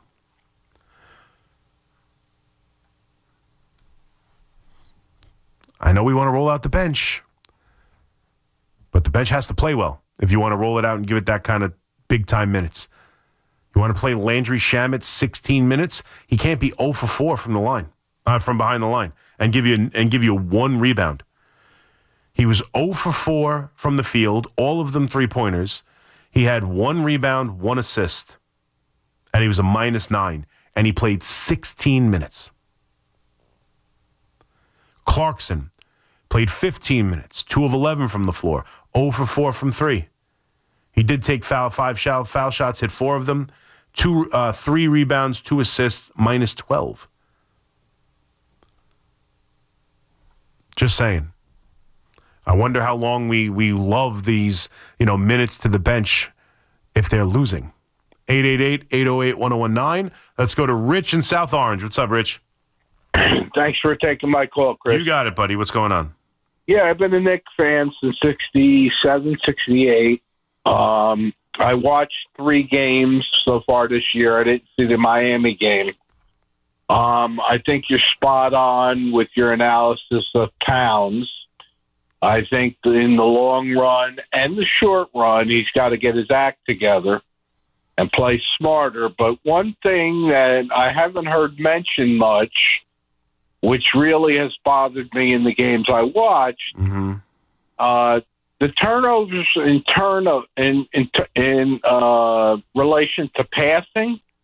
I mean, how many times do we see Brunson come out to the top of the key, and the pick guy is there, and he's handing the ball off, and the ball is stolen or disrupted?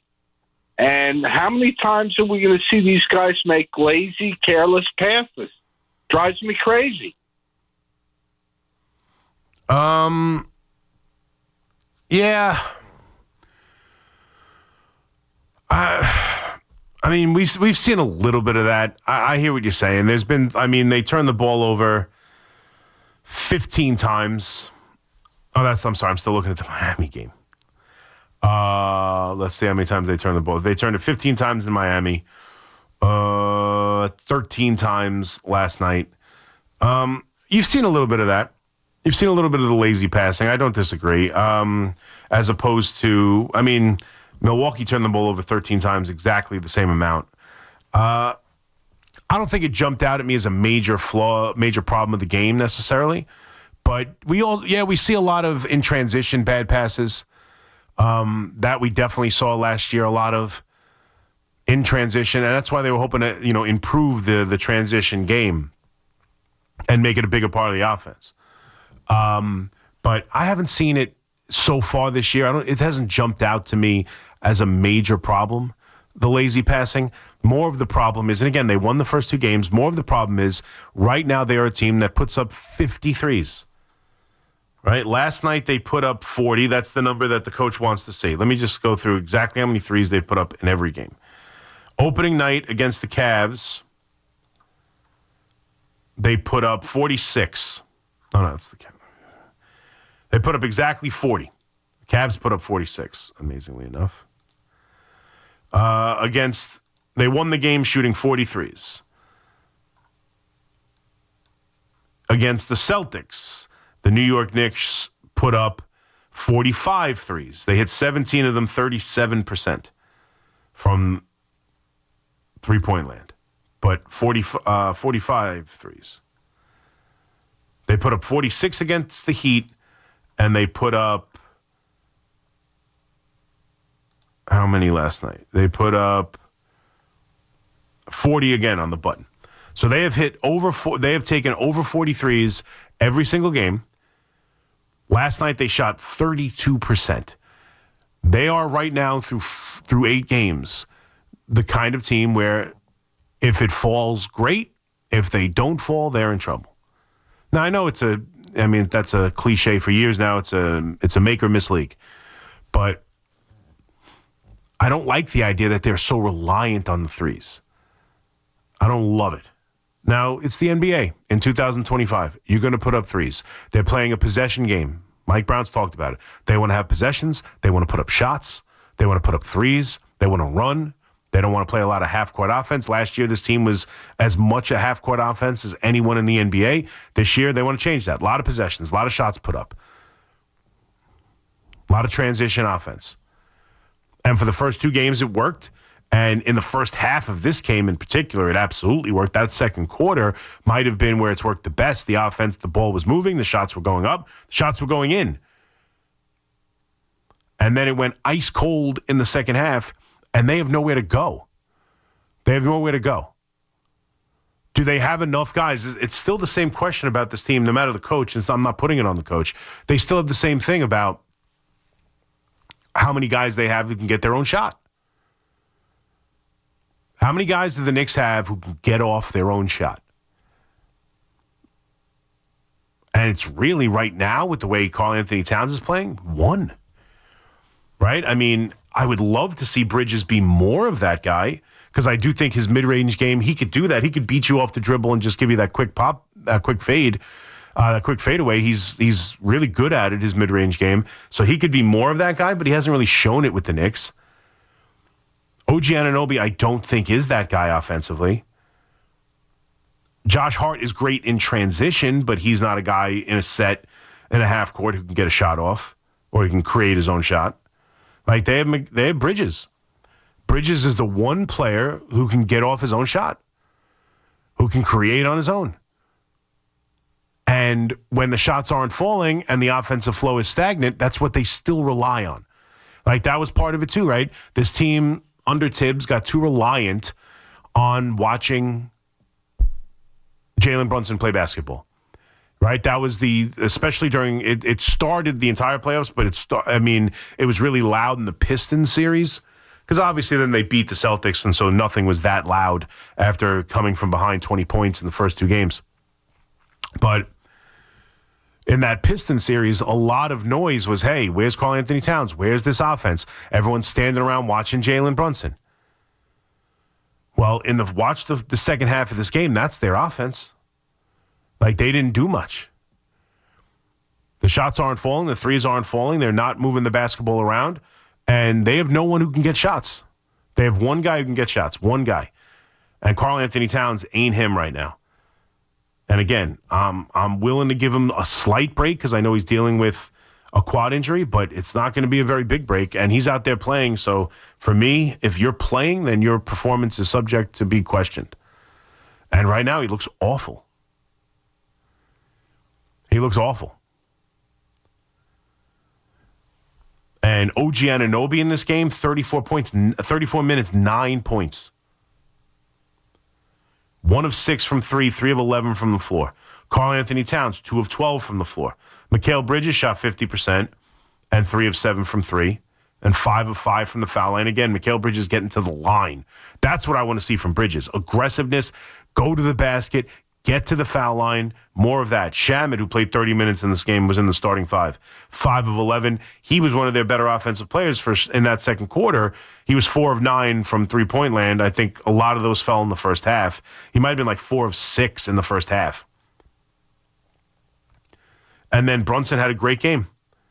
Even though he didn't shoot well from behind the arc, 1 of 5. He got 7 of 9 from the foul line, 14 of 25 from the floor. Felt like he could kind of score at will at times. But in the second half, he got some sort of knee injury. We'll see how bad that is. And the Knicks are being tested right now. There's, a little bit of this early season adversity. You got Mitchell Robinson, who still hasn't played. You got Karl Anthony Towns, who looks like a shell of himself and is dealing with a quad injury. Now you just got Brunson banged up. You've got Josh Hart's back. And you got Deuce McBride, who's missed the last 2 games for personal reasons. So, like, they're in it a little bit. They are in it a little bit. And they've started the season at home, and they won those first 2 games. And they have struggled on the road, and they take on the Bulls Friday night in a game you're looking to go take care of the Chicago Bulls and home and home Friday and Sunday with Chicago. Then you got Washington, Minnesota, Brooklyn, Memphis, Orlando, home and home with Miami, Dallas, Orlando, Brooklyn. Like, outside of Washington, Brooklyn, got some tough games. And they've got to find a way to start to fix a lot of their issues. 888-808-1019. McMonigle here with you on The Fan. We'll come back. We'll do a little bit of Brian Daboll again because I just don't get why you all hate him. We'll get to it.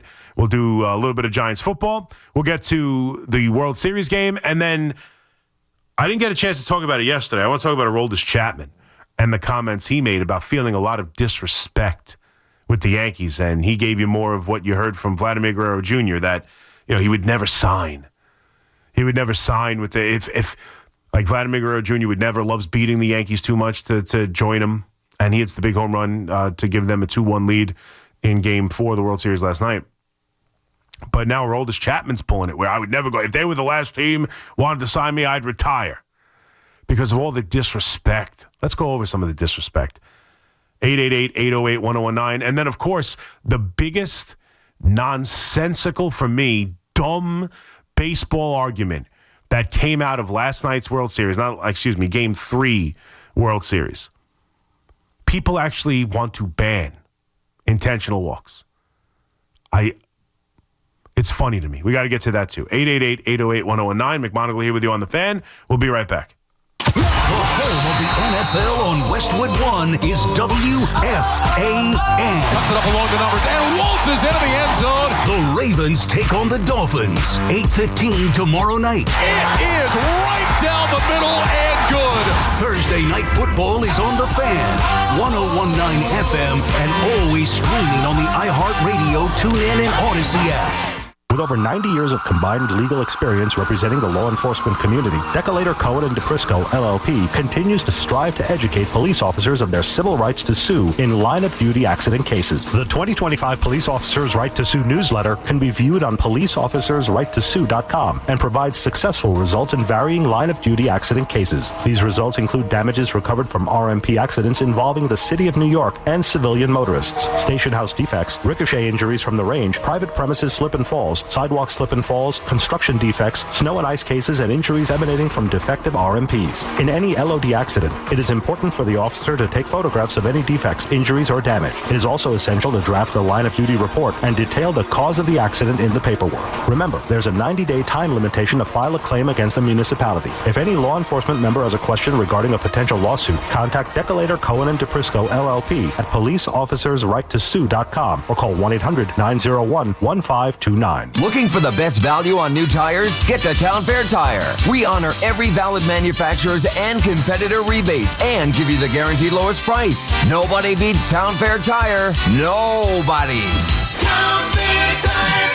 Are you searching for a warm and welcoming community for mom or dad? River Spring Living just may be the right option. Set on a 32-acre campus right there along the beautiful Hudson River, there are plenty of chances to engage in activities, wellness programs, and so much more. From independent living to assisted living and memory care, specialized teams are dedicated to making everyone feel right at home. I've seen firsthand what makes life at River Spring Living so special. Visit riverspringliving.org today. We all hear the radio ads about the IRS. They tell you to be afraid, to be scared, and they try to frighten you into calling. I'm not here to do that. Tax Relief Advocates is different. TRA is here to tell you that if you owe money to the IRS, whether it's $5,000, $50,000, or $500,000, we have a solution. It doesn't matter if you're sitting in your car, at work, or with your kids. No matter where you are, call now. 800-575-9834. Don't lose hope. TRA can eliminate or reduce what you owe to the IRS. Generous programs are now available that can give you a fresh start. Our passion is taxes and helping individuals fix their IRS problems. We have over 1,000 5-star reviews on Google and an A+ with the Better Business Bureau. You don't need to be afraid of the IRS any longer. End your tax nightmare today by visiting us online at TRA.com or call 800-575-9834. That's 800-575-9834. Tax Relief Advocates. Real solutions for real people. Kick off the new season in a Mercedes-Benz from Mercedes-Benz of Edison. Looking for an SUV with extra space and style? You'll find an impressive lineup of GLC, GLE, and GLS models in stock and ready for immediate delivery. Or take advantage of their exclusive loaner-to-owner program. Buy or lease a 2025 X-Loaner and enjoy the experience of a like-new Mercedes-Benz. Don't wait. Upgrade your drive this fall at Mercedes-Benz of Edison, the Tri-State's premier destination for luxury driving. This is Alex Shulman of Shulman & Hill, New York's premier injury law firm. We'll always fight for you if you're injured at a construction site. If you've ever wished you've had a lawyer in the family, now you will. At Shulman & Hill, it's never one and done. Once you're a client, you're always part of our family. New Yorkers in every borough and on every block know us by name. Shulman & Hill. Get your free consultation at hurtny.com. That's hurtny.com. At City Harvest, we're on the road every day rescuing millions of pounds of nutritious food for New Yorkers in need, transforming surplus food into sustenance, sustainability, and smiles. That's how we feed good. Donate at cityharvest.org. Get the scuttlebutt on your favorite team, the Fan, on the Odyssey, iHeart, and TuneIn apps.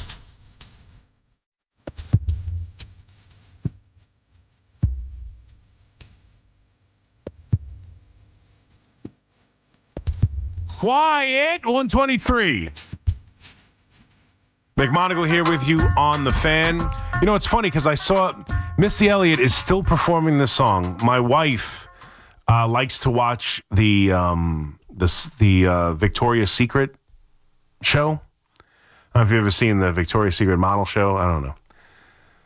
They come out and wear clothes that you can't buy anyway. I'll never understand that. I don't understand. You watch Victoria's Secret models like walk out in clothes that, like, is it really fashion if no one's going to be wearing it? Like, there are actual fashion things. Isn't that like any fashion show, like Fashion Week? I guess, yeah, I know. But it's just so weird to me. Like, oh, wow, yeah, they're wearing big wings that you wouldn't wear anywhere. They look incredible. But, like, anyway, she performed there. They have musical acts. It was on Netflix this year. But... you know, in the 3 TVs I had, we got the Wi-Fi fixed, by the way, if you're curious. Got the Wi-Fi fixed, had to go handle that. When? Right in prime sleep hours, that's when. But got that taken care of. But yeah, no, this was like 2 weeks ago. I don't know, whenever it was. She was watching it on one of the TVs, and I saw Missy Elliott perform this song again. I don't know what the hell's wrong with me. Missy Elliott performed this song again. And I'm just like, man, how long can you live off of one song? It's amazing. It is amazing to me. And what was funny, too, I don't know if you'd care to Google it or see if you could YouTube when you're not watching me on YouTube, of course. And, like, she opens the show with, and she just kept repeating, something new. Like, she kept on saying new, new, new. And I'm like, new? New. This song is like, you know, Derek Jeter was a rookie when this song came out. I mean, that song's got to be the late 90s, right? Missy Elliott, that's not even a 2000s. Maybe it's early 2000s. 2001. I mean, come on. And I'm not trying to disrespect Missy Elliott. It's a great song, but like, I know who we'll get this year. Missy Elliott. Oh, she do anything new? No. But who cares? Everybody loves that song. It's true. That's true. That was always my knock on Billy Joel, too. I don't know why. I was watching the documentary, too. Like, people, because I have a couple friends who prefer Billy Joel to the Beatles or Billy Joel to Paul McCartney. And I'm always just like, all right, I guess you could have that opinion for a while, but like, and they're like, yeah, but have you heard Paul's songs suck lately? I'm like, yeah, at least he's making them. Billy Joel just did River of Dreams and said, I'm done. Paul never stops. Always something new. You go see Paul McCartney. He's got 6 or 7 new songs. Are they good? Hit or miss. But the man's still making and creating new stuff every day. Love me some Paul. So to go back, because I had to look it up to confirm what I thought I saw a couple weeks ago. Yeah. Did you see Rolling Stone put out their top 250 songs of the 21st century so far? Of the 21st century so far? No. Yeah, so 2000 through now. Yeah. The list ended on October 8th, and as you were talking about the song, I'm like, I'm pretty sure I remember what was number one. Number one song, according to Rolling Stone, Get Your Freak On. No way. Get the hell out of here. I gotta see that list for myself. Rolling Stone's top songs of top 250 songs of the 21st century. Yeah. I don't care about 200. Where do I get to just 10 through 1? If you're on their website at the top, there's a link to each of the 50. Yeah, that's what I thought. Oh, I see it. Yeah, okay, now I see it. It's all the way at the top. And then when you click 25 to 1, you'll start out at 25, which is Jay-Z 99 Problems, and you can scroll all the way down to 1. Now I have a big commercial ad, obviously. Okay. But that's number 1? Okay, there we go. 50 to 1.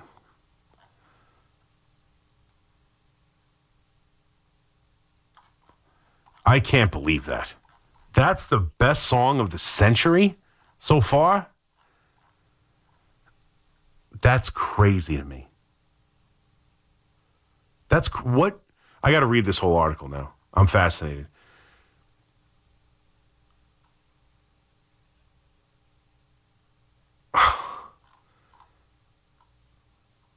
Number 2, the Maps by the Yeah Yeah Yeahs. Okay, classic. I was going to say, maybe it's about like success. I don't know, success. Crazy in Love, I get being in the top 10. 7 Nation Army, White Stripes, I agree with. Your girl Taylor Swift, All Too Well. I can't even tell you I know that song. Robin, Dancing on My Own. Oh, my God. Kendrick Lamar, All Right. Radiohead. Britney Spears, Toxic. Franco, it's a ridiculous list. It's an absolutely ridiculous list. I grew up. I was around for every one of these years. That's a ridiculous list. I like that song, Get Your Freak On by Missy Elliott. I like it. That is not the best song of the century. Get the hell out of here. Get the hell out of here. What are you, crazy? Man, Rolling Stone really knows how. This is all just to create a discussion. There's no way about it. There's no to it. In what world is that the best song of the century? It's crazy. I wouldn't have even guessed it would be in the top 100. Yeah, you would. Yeah? Top 100. Yeah, think about how hugely successful that's. Like, that's still played on the radio. Like, people know that song. No, I know. They're still performing it. They're still performing it at the events. I still don't know if that's the number 1. Crazy. But yeah, no, they were still they were doing it at the Victoria's Secret show. So there's a 23-minute podcast about it being number 1, so you can listen to that. Yeah, that's what I'm going to listen to on my way home. That's crazy. I'm sorry. I disagree with that one. 888-808-1019. I don't know what I would think of as the number 1 song of the 20. Like, I definitely think Usher's Yeah would be ahead of that. Absolutely. Like, if you're going to go on successful, like, that song never stopped.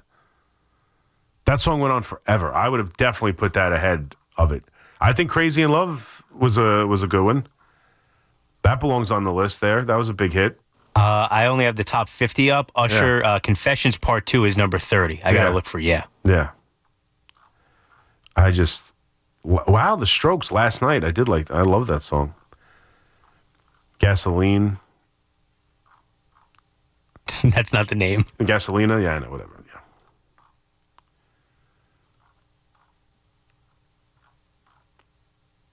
Adele, Someone Like You in 19. I'll have to look over that list. That's a crazy list to me. 888-808-1019. McMonigle here with you on The Fan. A lot of Knicks to start the show. I want to do, and someone on the chat, on the YouTube chat, if you guys ask me questions, there's a lot of complaining about me not being involved enough in the YouTube chat. Ask me questions. I'll try and answer them on air. Other than what's my favorite donut? I have a question. You want to Yes. go into the break on a bad mood? Yeah. Usher, yeah, Lil Jon, Ludacris, yeah, is on this list. 400? Between 1 and 250. Want to guess the number? 250. 210. 210. That's the 210th best song, but Missy Elliott's the best? I'm sorry. What kind of list is this? Who's making this list? I know people love lists, but that's crazy. That's just that. I mean, and they had the best singers. Like, I remember Rolling Stone put out the greatest vocalist or the greatest singers of all time, and two things that really bothered me.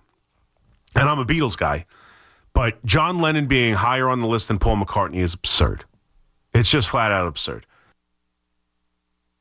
Paul McCartney is so much and so far and away a better singer than John Lennon. It's not worth discussing.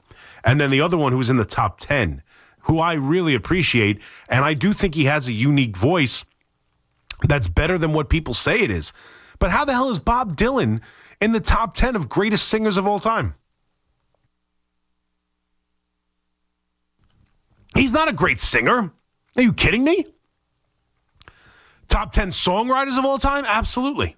Absolutely. Right there, top 5, without question. Singers? He's an acquired taste as a vocalist.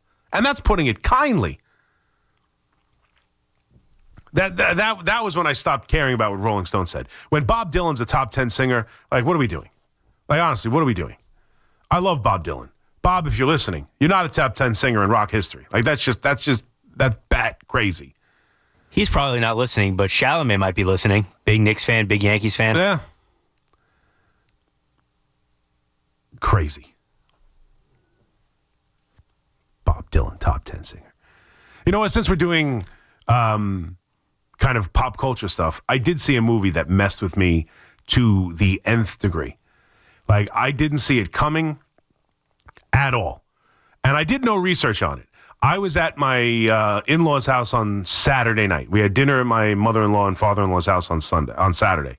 It's usually Sunday. This week, we were over there on Saturday. And my sister-in-law and brother-in-law just casually said to us, have you guys watched any good movies lately? We're like, yeah, this, that, and the other. I don't know. We finished The Task on HBO, which I thought was an excellent TV show. And they were like, have you seen The Substance with Demi Moore? And I said, no, we haven't seen it. They're like, you have to watch it. I was like, why? Was it good? They're like, I don't want to say anything. You have to watch The Substance with Demi Moore. I'm like, okay. Now, I knew what the premise was. I knew the premise was she's an aging actress. She wants to, become something. She wants to get younger and better. She takes something weird or, she takes a magic potion or however she gets it. But she takes some sort of magic potion and becomes this younger, better version of herself. So I knew that the premise. I also saw her accept an award for it. She won the Golden Globe. I believe it was for Best Actress or maybe Best Supporting Actress. I don't know. But Demi Moore won the award. She was up there. She had a really great speech, and I felt good for Demi Moore, who I don't know if she's ever gotten that kind of critical success, despite making a lot of good movies. She's in A Few Good Men. She's made a lot of Disclosure with Michael Douglas was really good. She was great in it. Like, Indecent Proposal. We've been talking a lot about Robert Redford since his passing. Like, I liked Demi Moore a lot, and I never felt like she got critical success. She had, financial success and commercial success, but not a lot of critical. So I remember watching her accept the award at the Golden Globes, thinking, good for her. So that's what I knew of the movie. That Demi Moore won a Golden Globe for it. That she won a Golden Globe for it, and I knew the premise a little bit. I'm going to take a call because I'm told I have to take it before I get into the rest of the movie. But when I tell you the movie completely took a right turn at the end, and I still don't know, like, how the hell to digest it. I'm not kidding. Let's go to Lorraine in Queens. What's up, Lorraine? How are you? Chris, Yes. When you mentioned that you were going to talk about a crazy movie that stayed with you, Yeah. I bet he's talking about The Substance. Yeah. Because that movie is so whack, okay? It is crazy as F. Yes. And I'm telling you, I was hysterical laughing, screaming. I recommended it to 5 people. Nobody called me back, okay? I think that they just will never listen to me again, okay? Except for my sister. We talked about it for days. I can't stop thinking about it because of what you're saying. Like, I don't know if at the end I was laughing. I thought it was like it was ridiculous. It went from like the mind of the person that put that together has to be one stick F, okay? Because that was bizarre. Yeah, no, that I was. loved it. I loved it, though. I don't know. I did, and thank you for the call, Lorraine, because you're 100% right. Like, I liked the movie throughout the movie. Like, as I'm watching the movie, it was a little bit different than what I thought, I guess. I thought that she literally, I don't want to give too much away because it's a relatively recent movie. It's out on HBO Max for free if you have HBO Max. I shouldn't say for free. You got to pay for HBO Max, but it's streaming on HBO Max.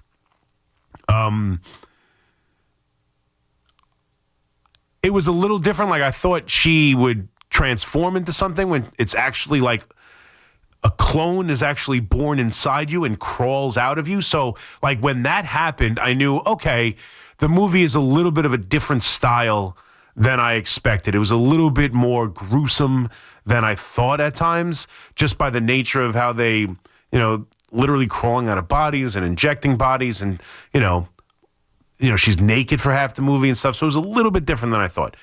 But then at the end of the movie, it takes such a dramatic turn in that direction. I was hysterical laughing at how bad it was. And I don't know if that was their intent necessarily, but it went over the top, gory, weird. I did not see it coming at all. At all. I don't think I've ever misjudged a movie more in my life. I don't think I've ever started a movie having no idea what it was about, watched an hour and 40 minutes of it, and then was so wrong about how it would end or the direction it would go. Never in my, and I'm usually good at it. I don't want to brag about it or, brag about it. I don't want to make it seem like I'm really great. But even my wife, she gets frustrated when we watch things together because I'm fairly good. Even if I'm not 100% right, I'm in the ballpark. Like I'm good at kind of guessing along or having an idea where it's going to end. I think if you even ask Marash, when in the brief time we worked together for CMB, there was a couple of TV shows that I guessed things right. And he was like, wow, you're good at this. I just happen to be good at it. I have never not seen something coming like that in my life. It completely went sideways on me.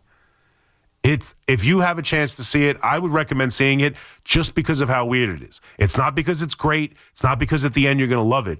It's because it takes such a freaking turn that it was, it's still me and my wife just tonight at dinner, just briefly made eye contact during dinner. And we both knew yep, I'm still messed up because of this movie.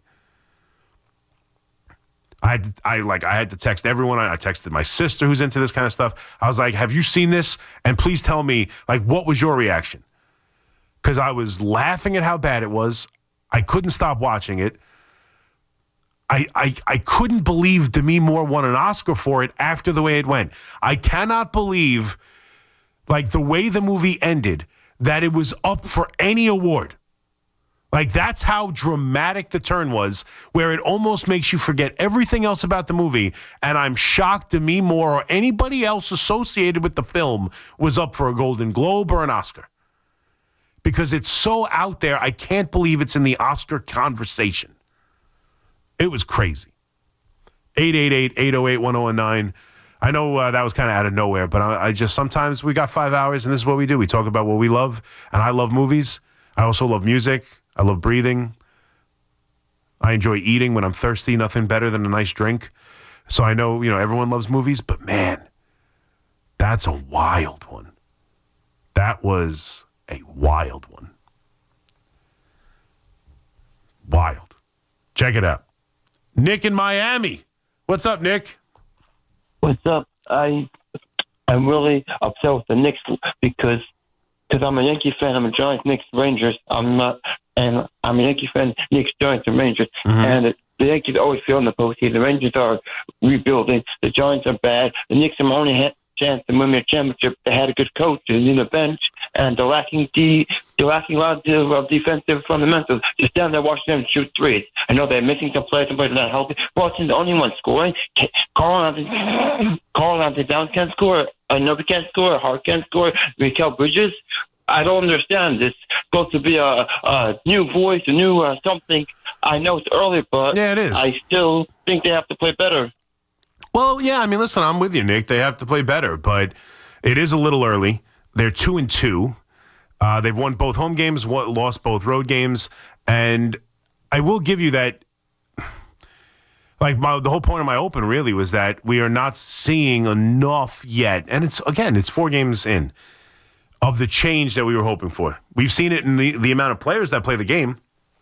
We see it in how many minutes Tyler Kolek gets. We see it in an 11-man rotation. But outside of that, we're not seeing Karl Anthony Towns get any better. In fact, that's about as bad a game he's played all year as a Knick, and I know he's dealing with a quad, but that's as bad a game as he's played in a Knick uniform. And he's openly talked about all preseason long about not knowing his role inside the offense. That's a problem. Whether that's on him or the coach, and I haven't decided yet. But whether it's him or the coach, like, he's got to be on board with the offense. Things need to be better than what they were and what they are. And right now they're putting up a ton of threes. If they don't hit it, they're not winning. And do they have enough shooters to play that kind of game? It's one thing when the Golden State Warriors want to change what the NBA is and run up and down the court and have 1 million possessions and put up 1 million threes. When you have Steph Curry, it works. When you have 2 of the better three-point shooters in the history of the game, it works. When you're relying on OG Anunoby to knock down a ton of threes, I don't know. So early on, it does need to change a little bit. I don't disagree. 888-808-1019. All right, off the movies, off the ending of the Knicks. Let's take a quick break. We'll come back. We'll do a little football. I'll get to the Yankee stuff. We'll get to the World Series matchup for tonight's game. That is, it feels like the swing game, right? The winner of tonight most likely wins this series. I can't imagine. Even the Dodgers, they play so well in that building, even without Springer. Can the Dodgers go into Toronto and take both? Could be tough. 888-808-1019. McMonigle here with you on The Fan. Quick break. Back after this. It's BT and Sal. Middays 10 to 2 on The Fan. 101.9 FM. Every year for the last 9 seasons, outside of the one where they went to the postseason, the Giants have had fewer than 2 or fewer wins through the first 8 games. And it's just unacceptable. Now, you can go over the reasons why that may be the case, but this was not supposed to be this case this year. Listen to BT and Sal on demand on Apple Podcasts, Spotify, or wherever you get your podcasts. Hey, let me ask you something. Would you seat your 3-year-old child on a windowsill? Would you seat them beside a lit fireplace or by the deep end of a pool? One last question. Would you seat your child in a car seat that's not correct for them? Car crashes are a leading killer of children ages 1 to 13. Secure their future. Seat them in the correct car seat. For more information, visit safercar.gov/the-right-seat. Sponsored by the New York State Governor's Traffic Safety Committee. We all hear the radio ads about the IRS. They tell you to be afraid, to be scared, and they try to frighten you into calling. I'm not here to do that. Tax Relief Advocates is different. TRA is here to tell you that if you owe money to the IRS, whether it's $5,000, $50,000, or $500,000, we have a solution. It doesn't matter if you're sitting in your car, at work, or with your kids. No matter where you are, call now. 800-575-6986. Don't lose hope. TRA can eliminate or reduce what you owe to the IRS. Generous programs are now available that can give you a fresh start. Our passion is taxes and helping individuals fix their IRS problems. We have over 1,000 5-star reviews on Google and an A+ with the Better Business Bureau. You don't need to be afraid of the IRS any longer. End your tax nightmare today by visiting us online at TRA.com or call 800-575-6986. That's 800-575-6986. Tax Relief Advocates. Real solutions for real people. Imagine a gentleman's club with over 200 gorgeous exotic dancers every week. Hey, big boy. From the people who make fantasies come true, Gallagher's 2000 in Long Island City is the place to be. Gallagher's 2000, a gentleman's club for today, gentlemen. Gallagher's 2000 features 2 floors, 3 stages, discounted drinks, VIP, champagne rooms, and dinner specials every night. Gallagher's 2000 offers complimentary lunch Thursdays and Fridays with any drink purchase. Come on down, big boy. Gallagher's 2000 is New York's largest upscale gentleman's club, and Gallagher's 2000's bachelor parties will blow you away. For their bachelor party specials, call 718-361-1348. Gallagher's 2000 is located at 4319 37th Street in Long Island City, Queens, just a half a block north of Queens Boulevard. Call 718-361-1348. Gallagher's 2000 is unlike any club in New York. Come tonight for the time of your life. Gallagher's 2000. Let your imagination run wild. Everybody knows Town Fair Tire is New England's largest name brand discount tire dealer, beating all the local competitors with our guaranteed lowest prices. And now, with over 120 stores throughout New England, we beat all the competition, including the warehouse clubs, the online sites, and the local dealers. Yes, we beat them all with the absolute guaranteed lowest price on name brand tires. Nobody beats Town Fair Tire. Nobody. Name brands at discount prices. Town Fair Tire. Wesley Financial Group is not a law firm, and Chuck McDowell, definitely not an attorney. This is Chuck. Do you feel stupid for buying a timeshare? Don't. It's not your fault. You were most likely told you could rent it, and it was a great financial investment. And the deal was available today only. If this happened to you, contact your resort or Wesley Financial Group for help today. Call Wesley now for your free exit information kit. 800-242-3131. 800-242-3131. Nobody had to tell your grandparents not to drive while using their typewriters. Why should it be any different for us kids and our cell phones? Distracted driving was the cause of more than 3,000 deaths in 2022. Come on, we're smarter than this. Let's put down the phones and focus on the roads. Drive safe, everybody. Don't drive distracted. A message brought to you by the National Highway Traffic Safety Administration, Project Yellow Light, and the Ad Council. New York sports is more than a game. It's a lifestyle. WFAN is the only place where Yankees, Mets, Giants, and Jets fans come together and sound off. The Fan, 101.9 FM, and always streaming on the Odyssey, iHeartRadio, and TuneIn apps.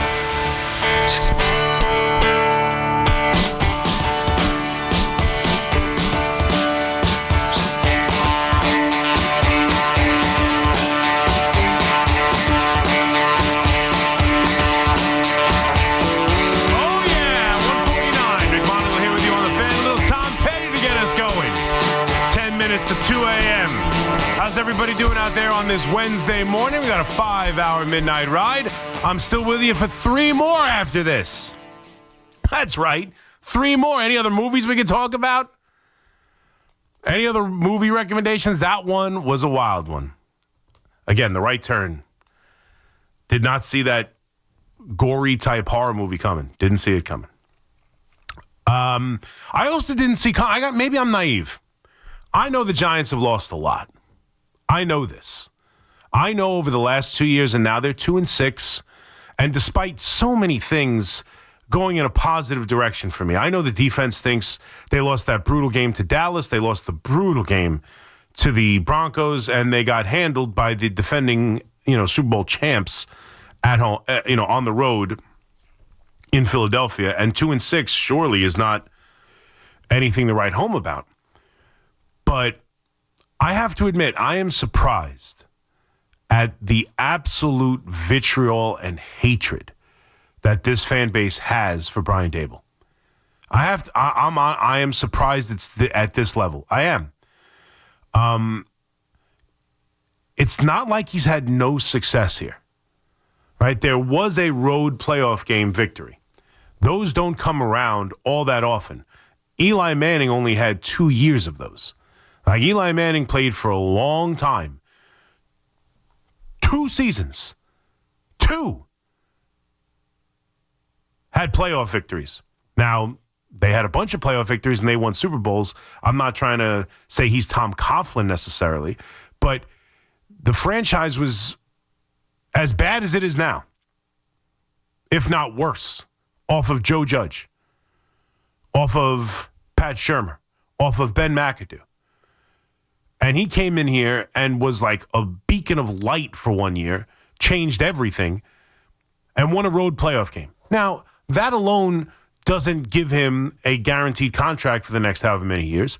And I thought it was absolutely reasonable and a fair take to want him fired off of last season.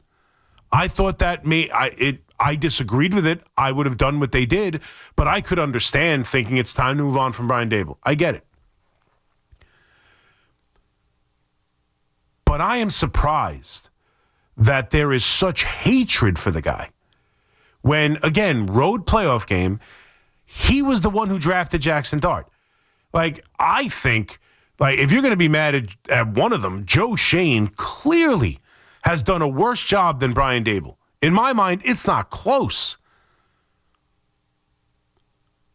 And he drafted and picked this quarterback. If it were up to him, we'd still be watching Russell Wilson right now. If it were up to somebody else besides this coach, we'd be watching Russell Wilson play. He drafted this kid. He went to him in week 4, and he's gone 2-3 with him in 5 games. 2-3 in 5 games, and they absolutely had won. And yeah, they blew it. And then, yes, they got beat up by a better team in the Philadelphia Eagles. And I've given you all the reasons why I would stick with them. And now the rest of the season's important. They got a big game against the 49ers. I think they can win this game. I don't think the 49ers are that good. We'll see who the quarterback is this week, but I don't think they're that good. They just got beat up by the Texans. Beat up. I don't think the Texans are that good. And the bloom is off the rose with that quarterback and that head coach. Like, this is a winnable game. So let's see what happens. I'm not saying, like, he can't go 2-15. I get that. And I think if he keeps the quarterback playing like this, they're going to win some games. And I think it's important to go out there and get him another weapon in the passing game. Because it's important to win some games. It's important for him to continue to grow. It's important for him to continue to play well. And they got to go help him. But when you roll it all, like, once they decided to keep him, and they let him make the draft pick, which clearly he did. When they keep him and they let him make the draft pick, and he's this right on it, and it's working with this kid, and he's playing great and is one of the talking points of the NFL right now, I am surprised that even at 2-6, because it's the same fans who are calling me at 888-808-1019, the same fans who are calling me screaming that Daboll has to go, Daboll sucks, Daboll needs to be fired, they're 2-6 again, they can't win a game, are probably the same fans who called me at the beginning of the year and told me there's no chance they're going to win any games. Look at this schedule. This team is not good. Russell Wilson sucks. Who knows if they drafted the right quarterback? They're not a very good roster, and they're playing the most difficult schedule in the NFL. Where are the wins coming from, Chris? I heard it over and over again. Where are the wins coming from? Where are the wins coming from? Nobody expected this team to do anything. So he's out there doing exactly what you expected. I don't think it's because you thought the coach was so terrible. You thought the team was terrible, and you thought the schedule was brutal. And that's why you expected hardly any wins. And with Russell Wilson, it was awful.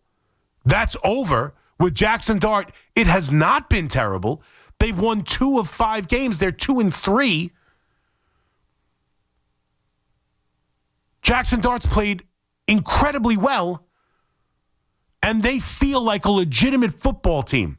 Like, I had a caller the other day say, oh, it feels exactly the same. I turn on TV, it feels exactly the same. I disagree. Week 1 against Washington felt exactly the same. Week 3 against Kansas City with Russell Wilson in there felt exactly the same. In fact, that was my open after the Washington game. After week 1, my main point was, this is disgusting because it feels exactly the same. I'm sorry. When I turned on the game against the Denver Broncos, yeah, that ugly loss was bad. And yeah, giving up 33 points in the fourth quarter and coming away feeling that same pit in the bottom of your stomach that they lost felt the same. Watching the game felt nothing like the same. Nothing. Even watching this Eagles game. You know, the Jackson, a couple of really bad calls go against them. The fumble absolutely should have been, the non-fumble on the tush push should have been a fumble. That changes the game. I still don't think they win it because Philadelphia's the better team at home, pissed off. You think you're going to beat Philly twice? You think you're going to beat Philly twice? Cam Scatterboo, who we love, the quarterback who we love, turned the ball over 5 times. Otherwise, they beat the Saints. Like Cam Scatterboo, we love him, right? He's turned the whole franchise around. He fumbled going in. Jackson Dart, who we love, who's doing things you can't coach. Well, I hope Daboll coaches him how to hold on to the ball a little better because without any contact, he just dropped the ball against New Orleans. Like, they win that game. They're beating the Saints. They're better than the Saints. They beat Philadelphia. They beat the Chargers. The team is playing much better. They're moving in the right direction. The offense looks completely different. They're scoring touchdowns in the red zone consistently. Consistently. I am surprised that the takeaway is still such hatred for this coach. I'm surprised there is still such a feeling of just absolute hatred for the man. When he had, out of all the coaches since Tom Coughlin, he gave us the one road playoff win. And he was the main reason for all. We felt like he was unbelievable that year. He changed everything about this team. He's coached 3 years. This is the 4th year. 1 great year, 2 miserable years. And now he has given the fan base and the franchise a feeling of hope we haven't had in forever. He's directly responsible for bringing hope here. I'm not saying it's enough to lose every game out. I'm not saying it's enough to be the coach forever. I'm not saying it's enough to not have real serious questions about him as a head coach. Those still are there, of course. But to despise him this way, for me to put out, I think they should keep him, and to have just comment after comment about how ridiculous that is and how awful the guy is, and to hear callers to my show, to Keith's show, to the Afternoon Drive show, just despise this man. I don't understand it at all. I really don't. I think you're just, right, and it's fair, it's wins and losses, I get it, but like you're not seeing what's like the building process that's happening here with this quarterback and this offense. Yeah, the defense needs a hell of a lot of work. And they should be better, and Bowen stinks, and that defensive front should be better. Again, like, this offense is much better. They lost Neighbors, now they've lost Scatterboo. Dexter Lawrence, their best player, is playing miserable football. They're down their 2 best defensive backs. And still, they're kicking the crap out of the Denver Broncos, and they're in it against the Eagles. Again, moral victory, sure. I'm not saying let's throw them a parade or give them a contract extension. I'm just surprised that you despise them. I don't understand the absolute vitriol and hate for a coach who, in 3 years, it gave the Giants a road playoff win, which now seems like hard to fathom that ever happened, and bang the table to draft this player, this quarterback, Jackson Dart, bang the table to play him week 4, won a game against Jim Harbaugh and the probable playoff, now Los Angeles Chargers, and beat a Philadelphia Eagles team that the Giants haven't beat in forever, 34-17. And we're saying, it's exactly the same as it's always been. Beating the Eagles 34-17 is exactly what it's always been. Going into Denver against a team that is now 6-2, beat the Eagles, beat the Cowboys 6-2. Going in there and and I know they blow it in the fourth quarter, and that's absolutely the main, takeaway from that game. But how often do you see the Giants go in anywhere and take it to anyone for any extended period of time? I'm not saying you got to love him. I'm not saying it's got to be a contract extension. I'm not saying he's coach of the year. I'm just saying, aren't things going in somewhat of a way, certainly offensively with this quarterback, that we should at least give him a break over the next 10 weeks and see what he can do, as opposed to just despising him and saying he's got to go and there's nothing he can do because they're 2-6? I just have a different feeling about this coach than you guys do. To me, develop the quarterback this year, fix the offense. Next year, it's about winning, and he's got to win next year. Again, to me, this isn't year 4, it's year 1. And I know many people can't look at it that way, and I get it. But to me, when he's brought back, when they're drafting a quarterback at the top of the draft, when they're coming off those 2 miserable seasons where the roster is where it is, it's not about, hey, give me another winning season or else. It's, hey, we bungled the first go-run at building this team up from nowhere. I'm going to give you another opportunity. You draft a quarterback and he plays week 4? That's what the season's about, man. That's what the season becomes about. And I don't know how you can argue that aspect of it hasn't been a rousing success. So, for me, I'm riding it through. If it blows up by the end of the season, if he loses every game the rest of the way and Jackson Dart regresses, see ya. But if the offense continues to get better, if Jackson Dart continues to play, and by the way, they will win games if that happens. They will win games. I'm not taking a chance on, Jackson Dart doesn't need him. He needs Jackson Dart. You sure? You want to take that chance? You want to mess with it? Because the kid's good off broken plays, and so he doesn't need a head coach? Okay.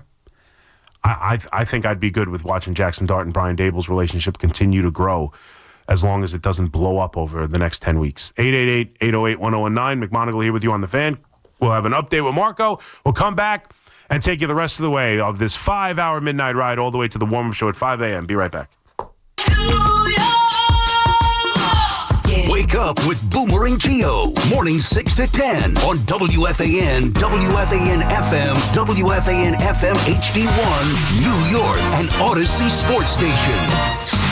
WFAN Sports Flash. And Mac was sponsored by Chef IQ, precision cooking, effortless results, chefiq.com. Giannis Antetokounmpo took complete control, 23 of his 37 coming in the second half, helped Milwaukee erase a 14-point deficit, bounced the Knicks 121-111. Bucks outscored the Knicks by 22 in the second half. Jalen Brunson 36, Mikal Bridges 24, but just 8 points, 2 of 12 shooting. Karl Anthony Towns. I didn't do what we needed to do to win tonight, and that's on me.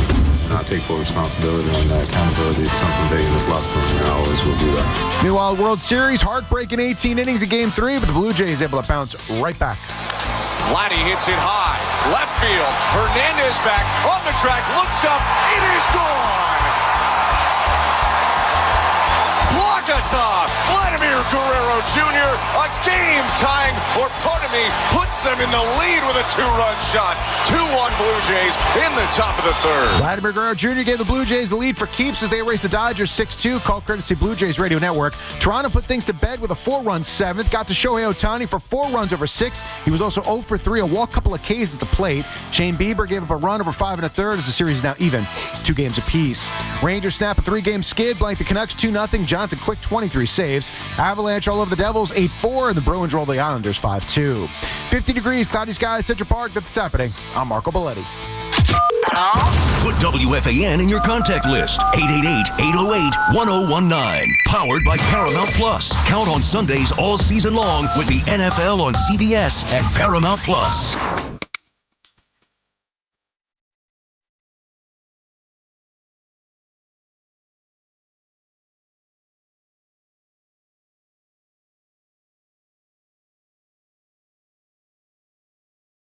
I would put this song higher on the list of songs this century.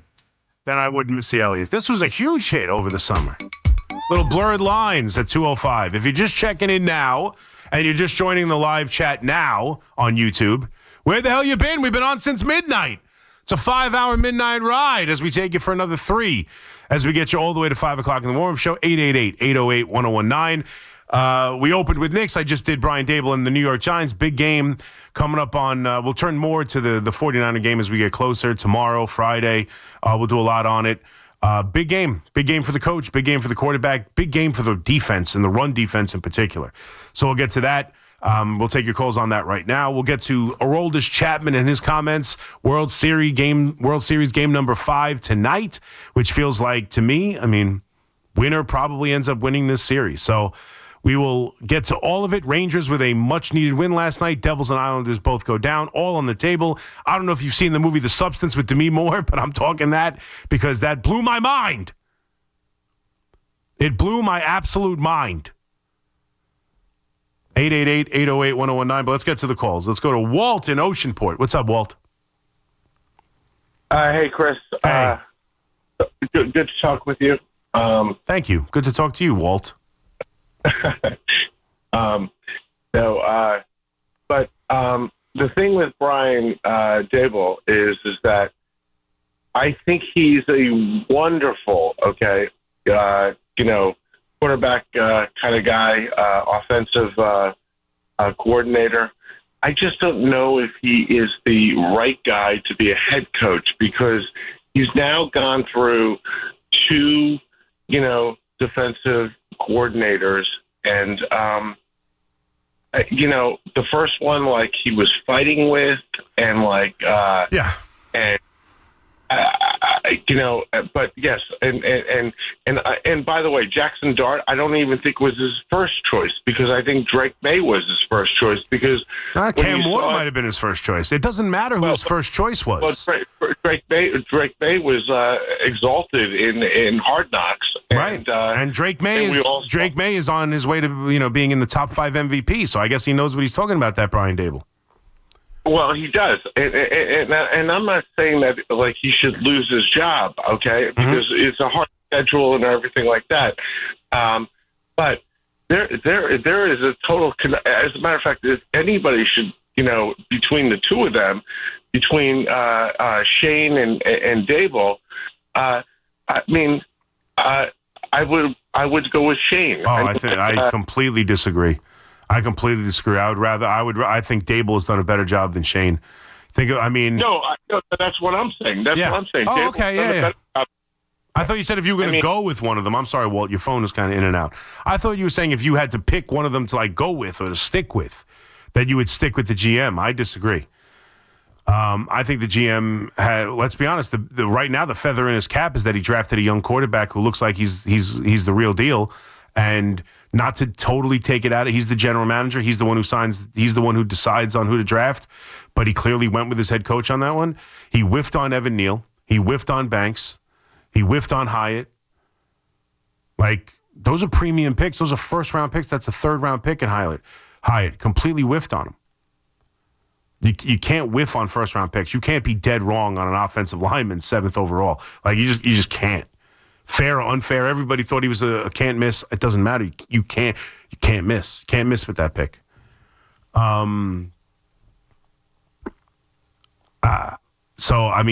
I think, and right now, I put the kicking situation much more on him than I do the coach.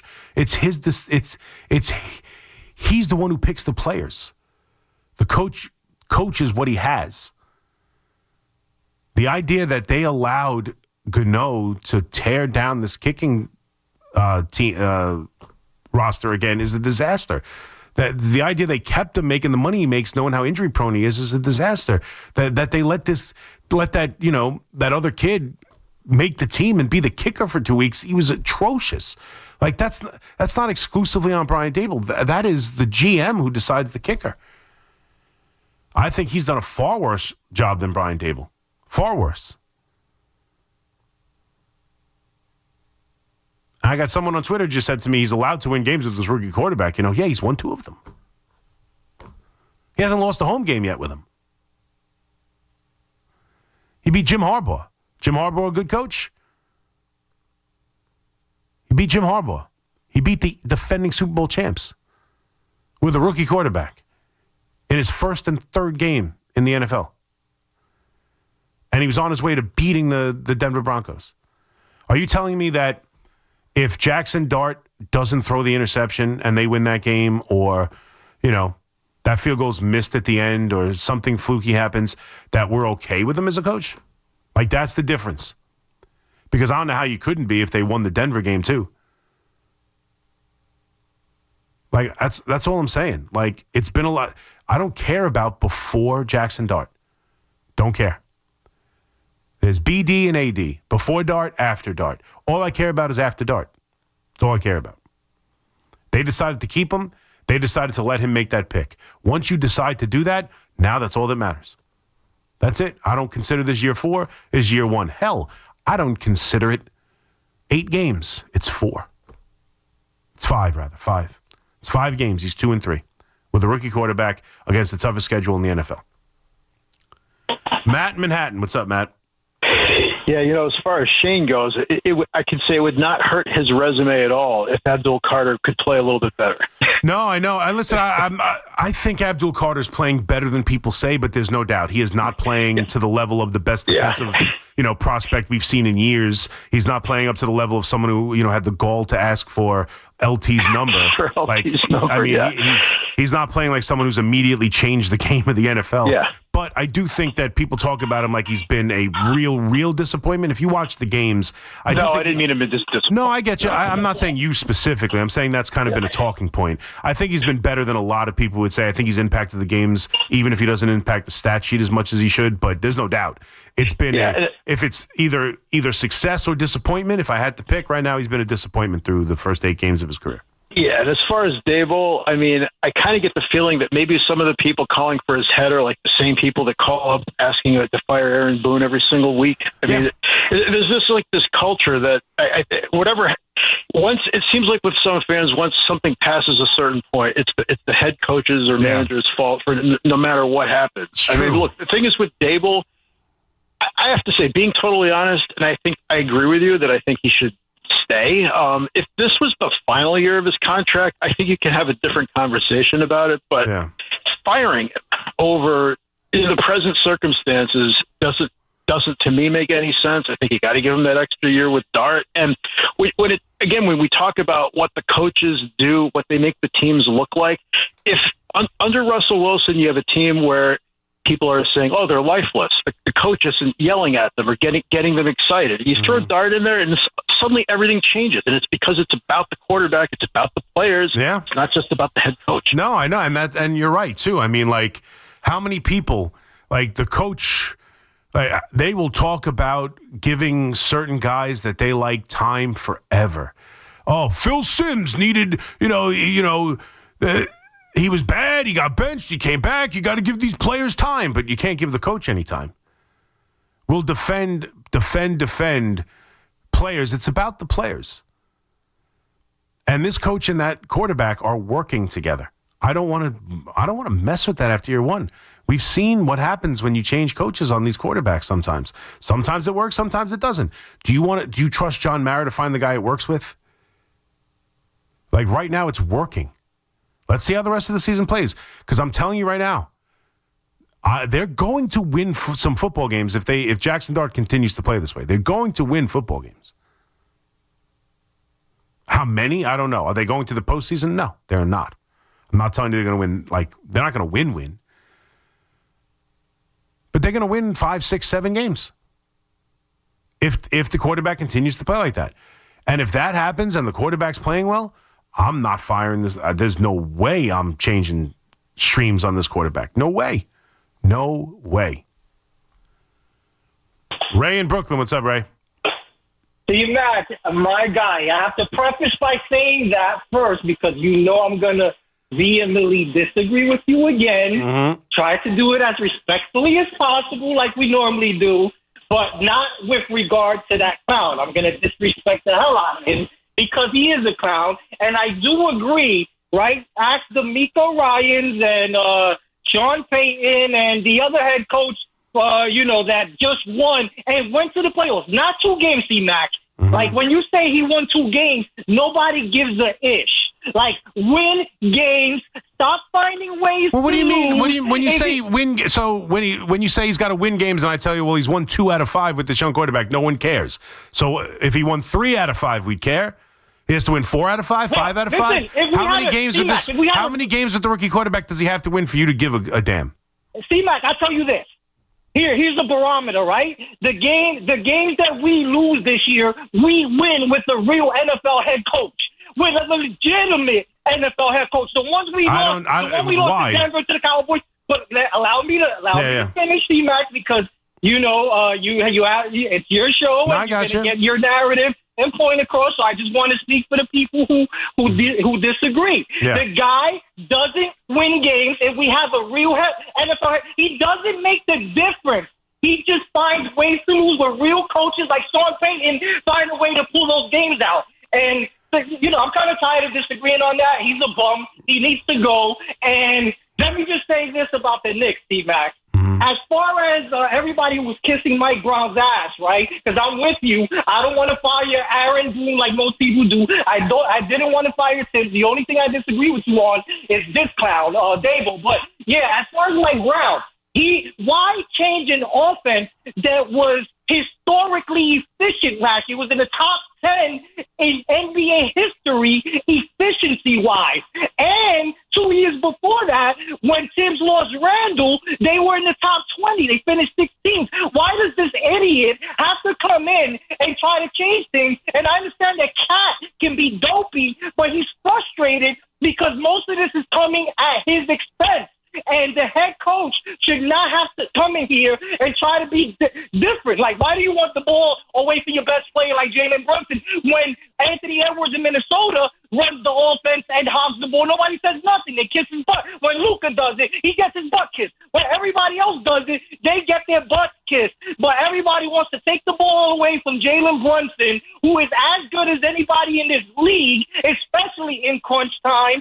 And I just don't get it. They should have never fired Tibbs. This guy, we will win despite this guy because we are a great team and we added depth that Tibbs didn't have. And I'll just leave it there, man. I appreciate it. Thank you so much. I got you, Ray. I don't think it's fair to call Mike Brown an idiot 4 games in. I also don't think it's unfair to ask him not to change the offense. He's the coach. He is now the coach. It was a different offense. Of course, you think he's going to come in here and run the same thing that Tibbs ran? Of course he's going to change it a little bit. And he got hired to change it. I mean, now, if your argument is why did you fire him and why did you want to change the offense when you had it working with Tibbs, that's more of a question for Leon Rose and James Dolan than it is for Mike Brown. Mike Brown's going to come in here and do things his way. That's what, as he should, that's what coaches do. And you're looking to get it better. They lost. We can call it the most efficient offense, this or that. They lost. They said losing wasn't acceptable in the way they lost to the team they lost to in back-to-back years. And so they made a decision to bring in a new head coach. So, of course, there's going to be changes. So, Mike Brown's not an idiot, and Mike Brown isn't doing things he shouldn't do. Mike Brown's changing things because that was the mandate when he came here. Tibbs didn't retire. They fired him because they didn't like what was going on. So, of course, he's going to do some changes. Now, are they going to be successful ones? It's going to take some time. And yeah, Karl Anthony Towns, I opened the show talking about it. That Karl Anthony Towns needs to figure it out, and the coach needs to figure it out with him. And it's been like this since preseason. I don't know, what's your role in the offense? I don't know. Like, he's not happy about it, clearly. So that's on the coach to fix, but it's also on the player to not care what his role. Like, if Jalen Brunson didn't like his role in the offense, I promise you he's going to make his own role and score 30 points. That's what Cat needs to do. Like, he had an opportunity to make an impact in this game last night. He didn't, and it's not because he didn't know what his role was. But I don't disagree that the coach and him need to figure things out because it sounds like that they're not on the same page on some level. But at the same time, it's 4 games in. It's 4 games in. It's 4 games in. And then as far as the Daboll stuff, look, I get it. He's lost. I'm not saying he hasn't lost. And if I would have kept him, but I made it very clear, he did enough to lose his job over the last 2 years. They didn't do it. They made a decision When you make the decision, like, honestly, and again, finding ways to lose and this and that, like, he also had the offense that scored 45 points with the corpse of Russell Wilson. But that's just on the Cowboys defense, of course. You know, Brian Daboll had nothing to do with it. The Cowboys defense is just awful, and that's what everyone does against the Cowboys defense. Okay. Like, I mean, that's how it is. We downplay the successes, even if they're minimum. We downplay the successes, and we like, the defense gave up 40 yards, and the kicker kicked a 64-yard field goal to beat them. Like, that's, the head coach is an idiot. Any other head coach wins that game against the Dallas Cowboys. Why? Why would any other coach win that game against the Dallas Cowboys? What would a head coach would have done to stop that? No other coach loses tough losses? You want to go through the NFL and count them on a week-to-week basis?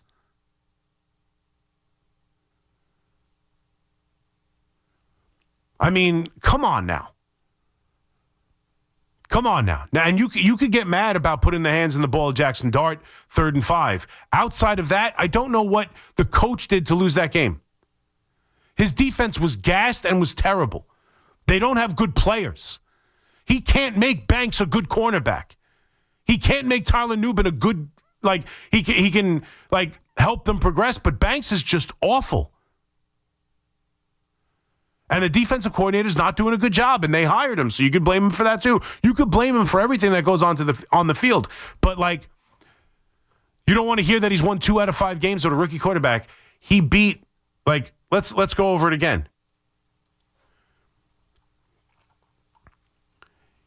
He beat the 5-3 Los Angeles Chargers, who are on their way to the playoffs with one of the best head coaches in the NFL. He went toe-to-toe with the undefeated Jim Harbaugh and what looked like at the time one of the more dominant football teams in the game through 3 weeks. Nobody thought they would win that game.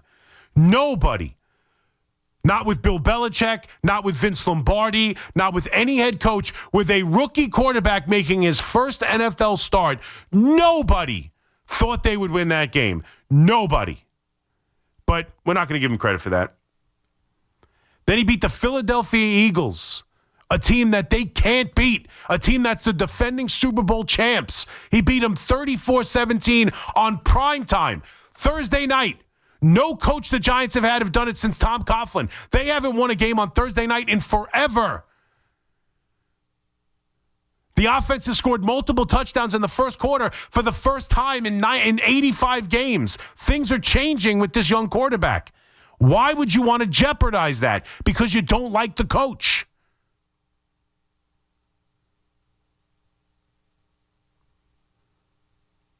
He's allowed to win games. He was up 19-0 and his defense got blitzed in the fourth quarter. 19-0, all on Jackson Dart. 33 points in the fourth quarter, all on coach. That's it, man. It's the same thing. Coaches lose, players win, coaches lose. Jackson Dart's excellent. Well, that's on Jackson Dart. The defense is terrible. That's on the head coach. The offense has been way better. Yeah, not on him. Anyone could do that. Defense is terrible. Well, he's an offensive-minded coach, but it's on him. The bad, on the head coach. The good, on the players. And there isn't even that much good. It's just this offense, this rookie quarterback. But we can't even give him that. We can't even acknowledge things are going well with the offense and the rookie quarterback. For a season that no one expected any wins anyway. They won 2 games that every single one of you who want the coach fired would have guaranteed it as a loss no matter who the head coach was. If you were playing the Mike and the Mad Dog game of win-loss, every one of you would have had losses to the Chargers and the Eagles. Every one of you. No matter who the head coach was. With a rookie quarterback, you don't win games. It's hard to win games with rookie quarterbacks. It's hard. First start ever against Jim Harbaugh. Again, it's okay to disagree with me. Disagreeing with me is fine.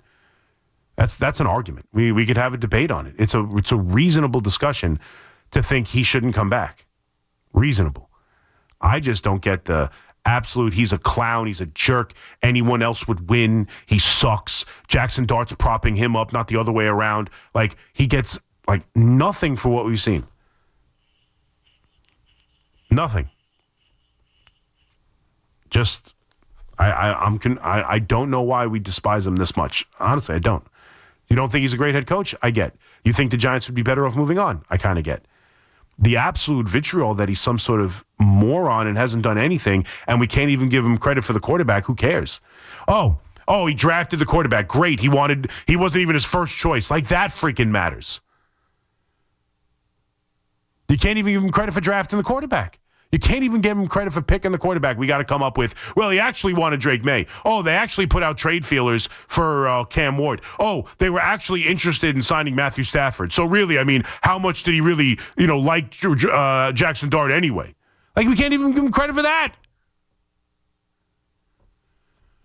I don't know about you, but since week 4 of this NFL season, I've turned on Giant games with an expectation of watching an offensive team play well. I didn't do that for 3 years.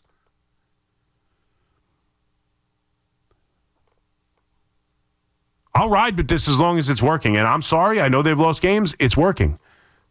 888-808-1019. Let's go to Andy in Edison. What's up, Andy?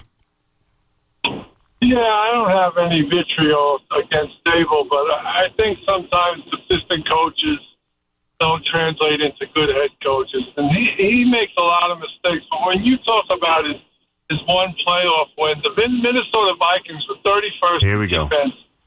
How many games did they win that year? In defense. How many games did they win that year?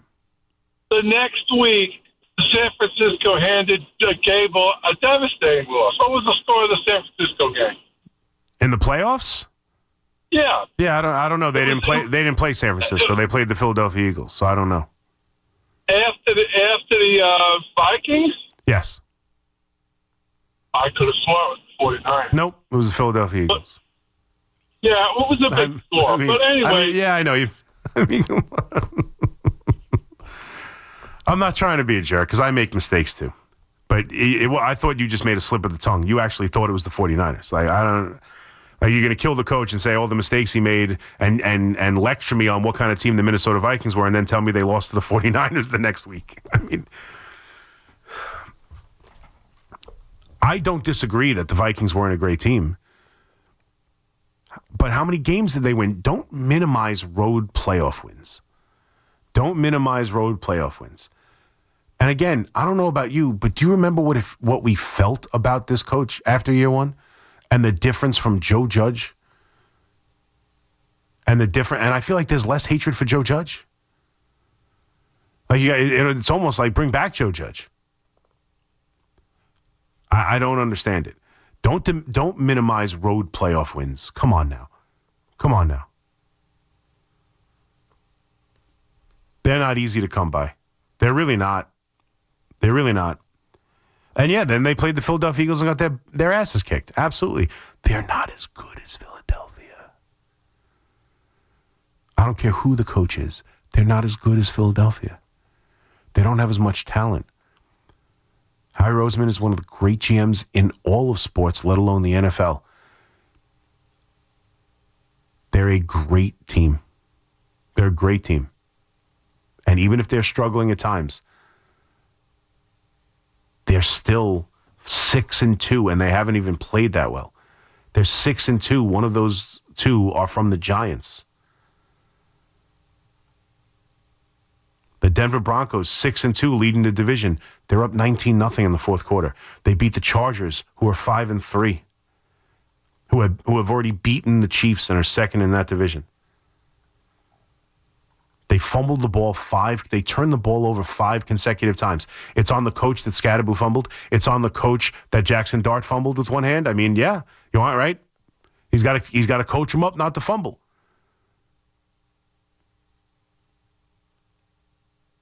You haven't seen a difference in this offense? Go back and watch the opening game against Washington and then watch the game with Jackson Dart. We said, give him a young quarterback. That's what he's been hired for. It seems foolish to fire him without ever giving him the young quarterback. He wanted this young quarterback. He got this young quarterback. He went out on a limb to play the young quarterback before anyone else in the organization wanted to, and they're 2-3, and they should be 3-2. Like, I don't know. I don't view these last 5 weeks as a disaster. Quite the opposite. Quite the opposite. If you view these 5 weeks as that, I mean, maybe that's where we're coming from in a different. Maybe you view the Jackson Dart era of the New York Giants a failure. Maybe you do. Maybe you consider these 5 games a horrific failure because they're 2-3. I don't know how you could feel that way, but maybe you do. Maybe that's where I'm somehow missing this, because I think those 5 games ultimately have been a big positive. I don't understand why you're missing this or why people are missing this. When you draft a rookie quarterback, that's what it's about. That's what it becomes. And when you play him in week 4, that's what the season's about, man. That's what the season's about. They're rebuilding this team. I know it's year 4. They just drafted the rookie quarterback. It's like year 1. Pretend Brian Daboll and Joe Shane are John Doe and James Doe, who just took over the new regime, right? If this were a new coach and a new GM, and they went to the rookie quarterback that they drafted in week 4, and they were 2-3, and this quarterback was playing like this, we would all be thrilled. We would all be happy. We would all be happy. We wouldn't be happy about 2-6, but we'd be like, hey, they drafted the right quarterback. How hard is that? Nobody ever, how many different GMs come in here and immediately draft the wrong quarterback and it sets the franchise back? They drafted the right quarterback. He beat the Eagles. He beat Jim Harbaugh. They're 2-3. He looks great. He's uplifted the whole team. It feels different around him. The vibe is different around him. The whole NFL is talking about him. We found our quarterback. Next year, this team is going to be good. That's what we would say if it were a new regime. If they didn't have the burden of the last 3 years on their resume, every Giant fan would be optimistic about what's happening right now. Pretend it's a new regime, because it kind of is. Everything changes when they draft a quarterback and go to him. That's how I'm looking at it. This is a reboot of the rebuild. They're getting a second chance at the rebuild. And so far, year 1, 4 weeks into the rookie quarterback, 5 weeks into the rookie quarterback, it's going pretty well. 888-808-1019. McMonigle here with you on The Fan. Quick break. We'll come back. Continue to take your calls. We got you all the way to 5 o'clock right here on The Fan. It may be the offseason for the Bombers and Amazons, but there's no offseason for Yankees and Mets talk. Get the latest here. The Fan, 101.9 FM, and always streaming on the Odyssey, TuneIn, and iHeartRadio app. Looking for the lowest price on name brand tires? Get to Town Fair Tire and get the guaranteed lowest price on any name brand tire. Nobody beats a Town Fair Tire deal. Nobody. Name brands at discount prices. Town Fair Tire.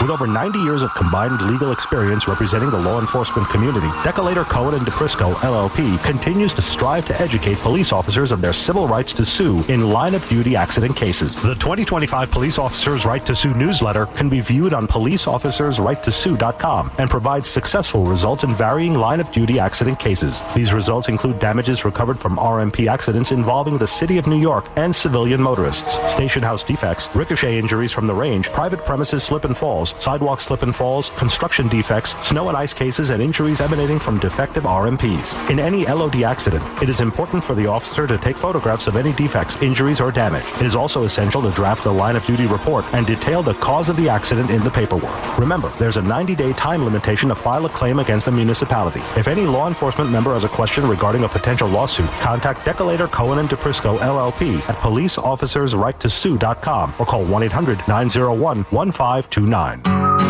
When it comes to affordable term life insurance, everyone's whistling the Big Lou tune. If you're over 50, maybe a bit porky, or have type 2 diabetes, $1 million of term insurance may only cost about $200 a month. Even if you're not in perfect health, call Big Lou, because he specializes in finding big chunks of affordable term life insurance for just about everyone. Don't let diabetes or other health glitches keep you from owning $500,000 to $1 million or more of term life insurance. For affordable term life insurance, call Big Lou. Don't hesitate. Call 800-700-6898, 800-700-6898, or visit biglou.com. Call Big Lou, don't hesitate. 800-700-6898. Call Big Lou, don't hesitate. 800-700-6898. Visit biglou.com. Attention! Have you racked up $10,000 or more in credit card debt? Are you barely getting by making minimum payments? With credit card debt reaching all-time highs, National Debt Relief is notifying consumers about significant debt relief options currently being made available to help those with overwhelming credit card debt. These options may reduce a large portion of credit card debt for those who qualify. You don't need to declare bankruptcy or take out a consolidation loan, and you may only have to pay back a fraction of what you owe, even if you have bad credit.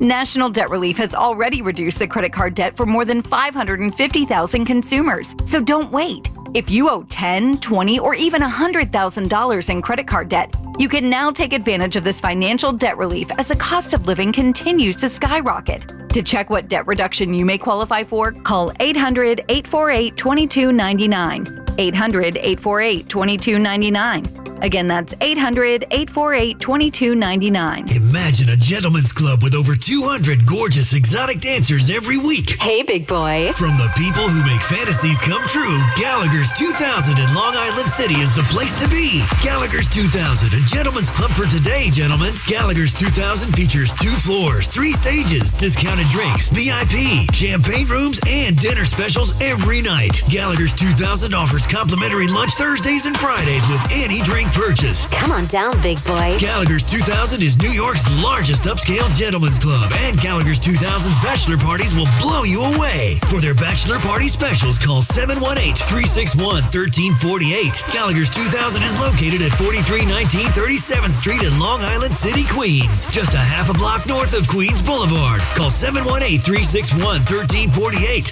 Gallagher's 2000 is unlike any club in New York. Come tonight for the time of your life. Gallagher's 2000. Let your imagination run wild.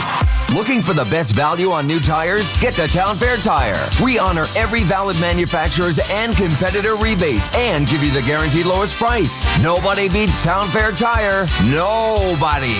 Town Fair Tire. Talk New York sports here. The Fan.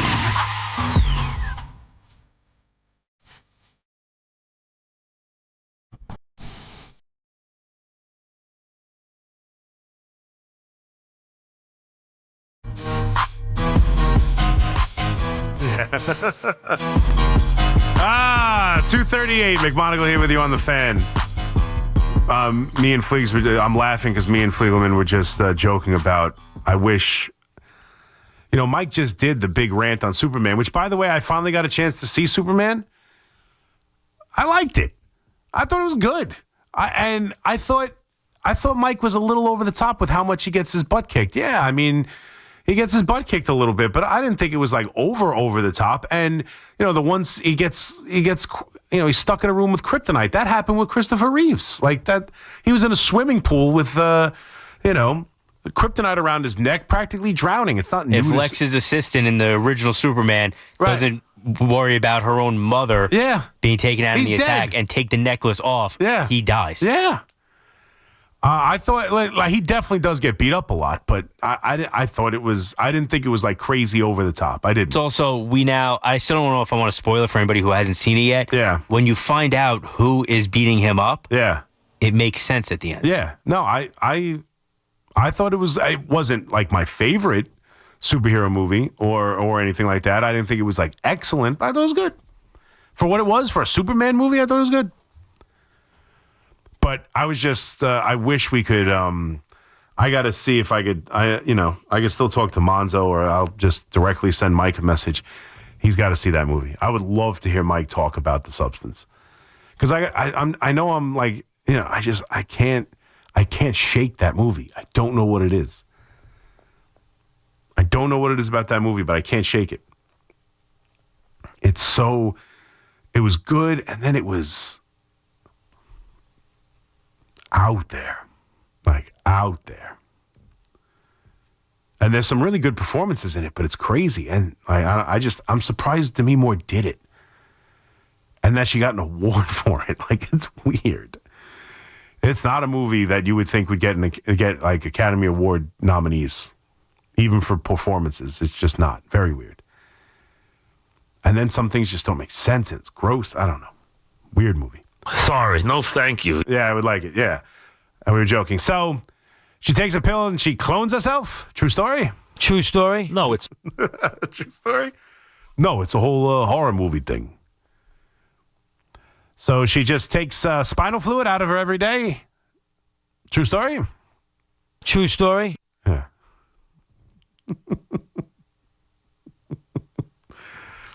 So she becomes a vile creature and they still think it's her? Like it was... No, you don't know what you're talking about. No, you don't know what you're talking... I know, Mike, I'm sorry. They should fire Daboll. Even Mike has been talking about the positivity of the Giants and came away from the Denver game with more of a positive feeling than a negative one after blowing it. Even the great Mike Francesa is with me on it. I don't know how strong his take is on Brian Daboll in specifics, but I know for a fact that after that Denver game, his takeaway was that the Giants imposed their will and were the better team for 3 quarters as opposed to blowing the game in the 4th. I know that much. Tony in Montreal. What's up, Tony? How you doing, C-Mac? Good. How are you, buddy? I'm pretty good. Listen, I'm a quick comment on your Giants fans that are on trashing on coaches. Mm-hmm. I like Dart. He's a great player, and he's a Cowboy, and he looks entertaining.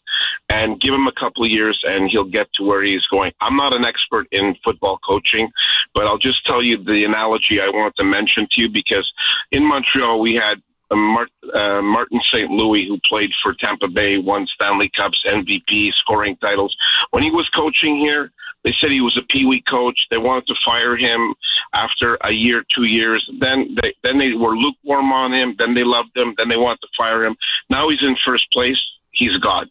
So maybe your point is well taken. The fans are fickle, and what can you do? But just want to say one thing about the World Series. What did you think of that tonight? That was a comeback like I've never seen. And that 18-inning game, I stayed up until 4 a.m. to watch that. I don't know. What do you think? I thought I don't want to really be too critical of the coaching, but the thing is, I was not surprised, but happy that the Jays didn't go, just capitulate because they lost that tremendous game. They came back. I stormed back, and they beat a great pitcher, a great athlete. And what do you think, C-Mac? What do you think of that? I mean, I agree. It was more of the bounce back. I thought L.A. was kind of. I'm surprised L.A. didn't pound all over Bieber. Like I know he's won a Cy Young in his past.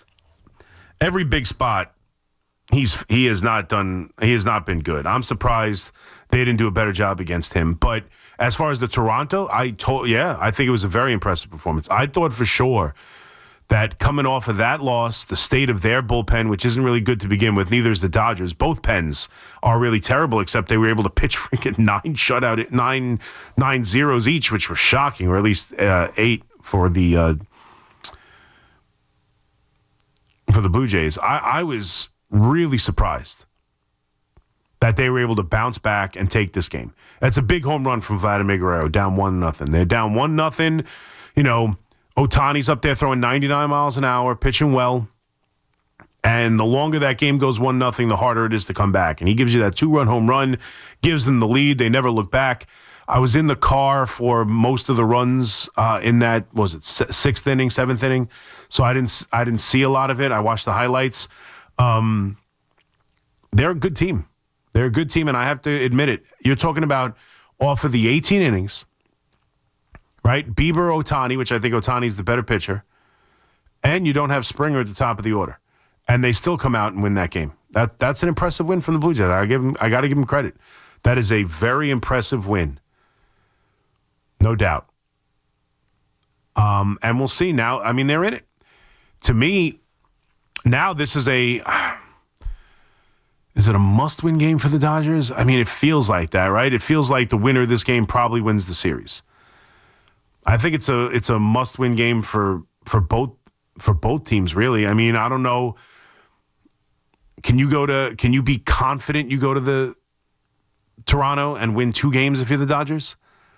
That's tough. And if you're Toronto, can you win 2 games in a row against this Dodger team? Can you go beat that even at home? Can you beat them twice at home? I guess it's probably more a must-win for the Dodgers. You really don't want to have to go back to Toronto winning both. But they're so freaking good that it's kind of even. I think that it's playing where most likely the winner of this game wins the series tonight. And that's saying a lot. I think this Dodger team is far better than this Blue Jays team. And they are hanging there with them. They have played extremely well. They battle. They force pitchers to throw a lot of pitches. They do everything they've done all year. They're playing their best game right now. They're playing exactly who they are, the exact same way they've won 94 games this year. They're playing their best version of themselves in the postseason. And that's who wins. Let's be honest. The Dodgers, the same thing.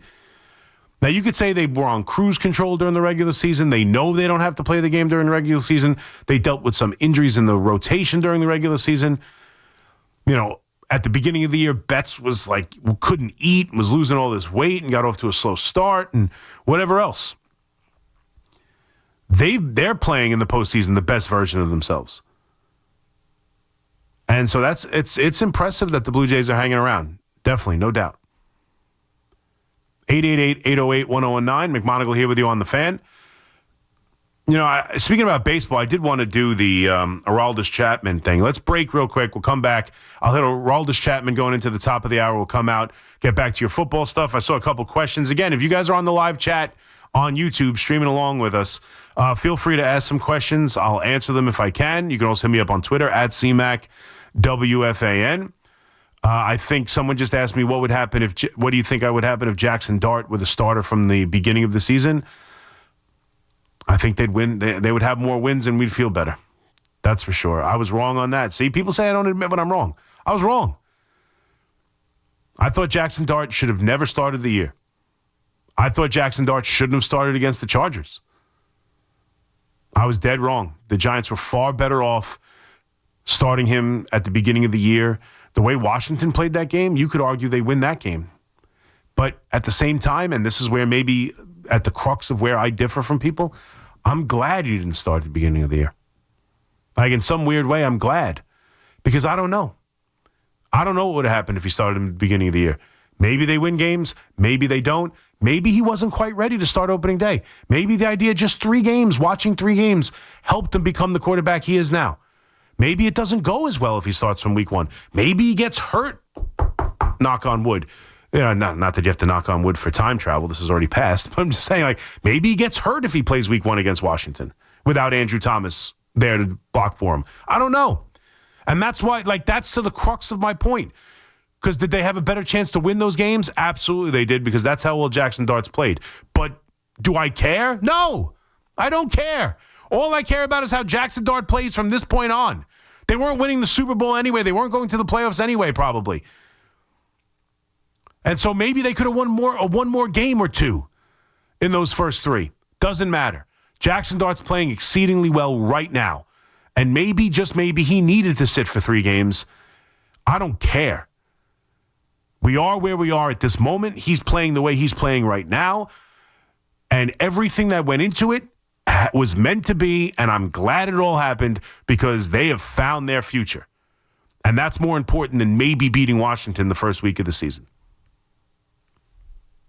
Feel free to discuss. Rhode Island is neither a road nor an island. Feel free to discuss. 888-808-1019. Yeah, chat. Exactly. Not amongst yourselves. You got to call in to discuss it. 888-808-1019. Quick break. McMonigle here with you on the Fan. It's Evan and Kiki. Afternoons on the Fan 101.9 FM. I wonder if Woody is going to rectify this. I think he should. I think the easy rectification is, Hey, Justin, I'm so proud of you. Yes. You played a hell of a game. And how about this part? I'm sorry. Listen to Evan and Kiki on demand on Apple Podcasts, Spotify, or wherever you get your podcasts. This is J.J. Hill of Shulman & Hill, New York's premier injury law firm. We'll always stand up for you if you're injured in a slip and fall. If you've ever wished you had a lawyer in the family, now you will. At Shulman & Hill, it's never one and done. Once you're a client, you're always part of our family. Shulman & Hill, we're not just New York's law firm, we're your law firm. Get your free consultation at hurtny.com. That's hurtny.com. Okay, girls, ready to go? Yeah! Mom, I'm hungry. Can I have a snack? Me too, Mommy. You want a snack? Yeah. Got it? Children learn from our behaviors. Mommy, can you open this, All right, hold on 1 second. Okay. Okay, here. Thank you. They learn what is okay from the adults they see.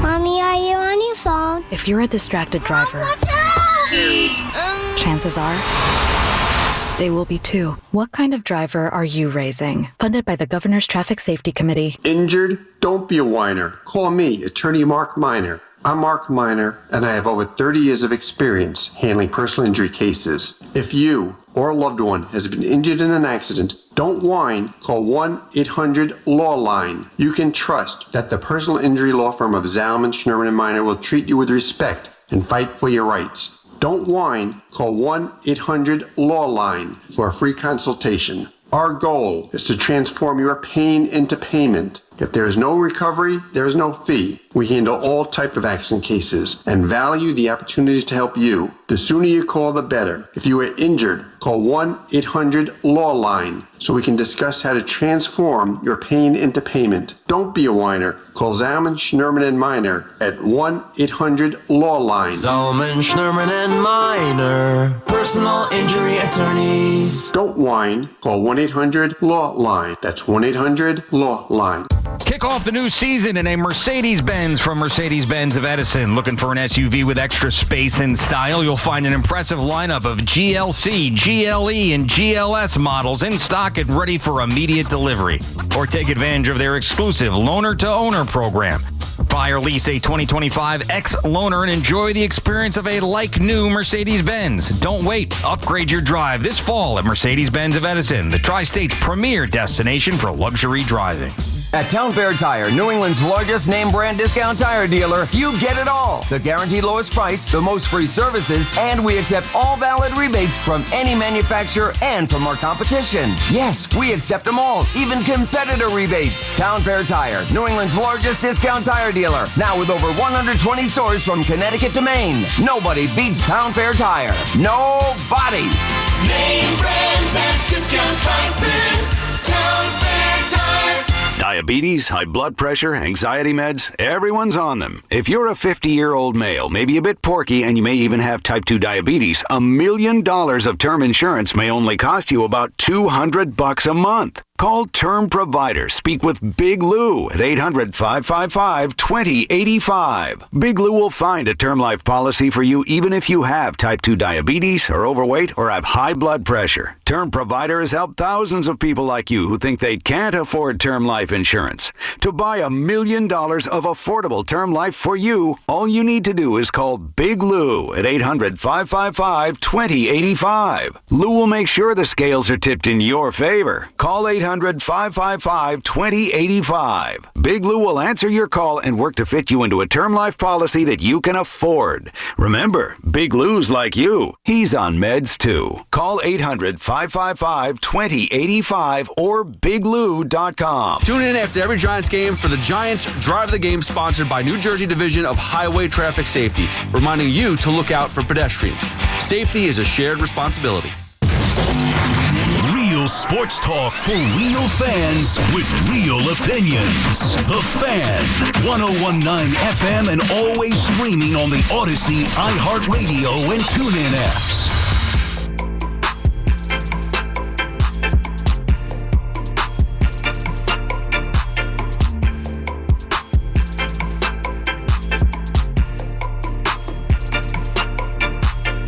All right, 2:55, just a couple minutes before the top of the hour. And Marco, 888-808-1019. Rangers win 2-0 over Vancouver in a much-needed win. The Devils end their losing streak. Islanders lose as well for the hockey last night to go along with the Knicks game. What'd I say? Devils end their losing streak? Obviously, no. They lose. They end their winning streak. And obviously to go along with the Knicks game. And, we got to talk, too. I'll just tease it here a little bit. We got to get into the Aroldis Chapman thing and some of his comments because I think they're asinine about the Yankees' lack of respect when they brought him to the team under turmoil. He's got some nerve.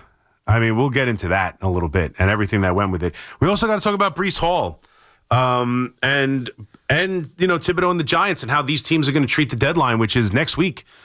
A lot of thought that, Breece Hall could be moved. A lot of thought that maybe the Giants could move Thibodeau because, edge rusher has suddenly become a position of strength for them. And they're looking to get more offensive weapons. That could be interesting. And, of course, Breece Hall, anytime you have a talent like his on a dead team at 1-7 and you're not sure if you're going to pay running backs, I've always been a big proponent of not really giving running backs that second contract. But, the more I think about it as I'm clamoring for weapons for Jackson Dart, it's hard not to say next year they're going to have a rookie quarterback. And if you can get Breece Hall on a relatively, and these guys have wanted to stay. I'm curious how Breece Hall feels about it. Obviously, Garrett Wilson wanted to stay and sign the contract. Sauce Gardner wanted to stay and sign the contract. If he would take eat up a year of this last contract, and you could sign him to a 2 or 3 year deal and keep him around for the first couple years of this new quarterback they're going to have next year, because there's no doubt they're drafting a quarterback. I mean, I would be stunned. I mean, I guess you never know how it falls. We'll see how many wins they have. I know all of a sudden everyone's gung-ho. They won a game. All the Jet fans came out of the woodwork to, bash me for killing the coach because they won a game against the Bengals. But let's see how many wins they get. But for the most part, they're probably going to be at the top of the draft. I don't think there's any doubt about that. And if they are, they'd be asinine not to draft a quarterback. I know Evan was still dreaming that Justin Fields could be the guy because of how he responded to the owner. Keep dreaming. Justin Fields is not the guy. He won't be the guy. He will prove that again this year. I have no problem sticking with him at this point because Tyrod Taylor just can't stay healthy. So I have no problem just playing Justin Fields the rest of the way, no matter how ugly it gets. I don't think it matters. And to be totally honest with you, you know how I feel? They're probably better off losing as many games as they can to get that quarterback. But if they're going to have that quarterback, you would love to be able to have someone with the ability of Breece Hall out of the backfield, catching passes as well as the run game. He looked great last week. He's really looked great every time they've tried to feature him at any point this year. Like, he was great in week 1. He's had a couple of big weeks. Last week he was great in the second half in particular. Threw a touchdown. I'll still never understand how in Denver you could throw for negative passing yards and not have one attempt to Breece Hall out of the backfield. I'll just never understand it for as long as I live. So I think I'm starting, my initial response to any time you're looking at a running back as you're about to start a rebuild, I'm open to trade. But the other part is, what are you going to get for him? I mean, if they're talking about getting a 5th-round pick, you're going to trade a 5th-round pick? I'd rather just keep him, see if I can get him to sign a somewhat team-friendly deal, stick around and be here and give a legitimate weapon out of the backfield to this rookie quarterback who's probably going to be drafted so high that it's going to be hard to justify doing anything else but starting week 1 with him.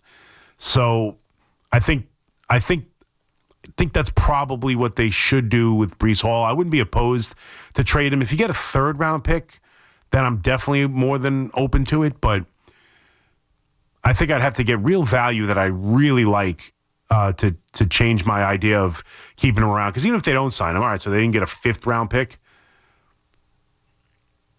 you'll live with it.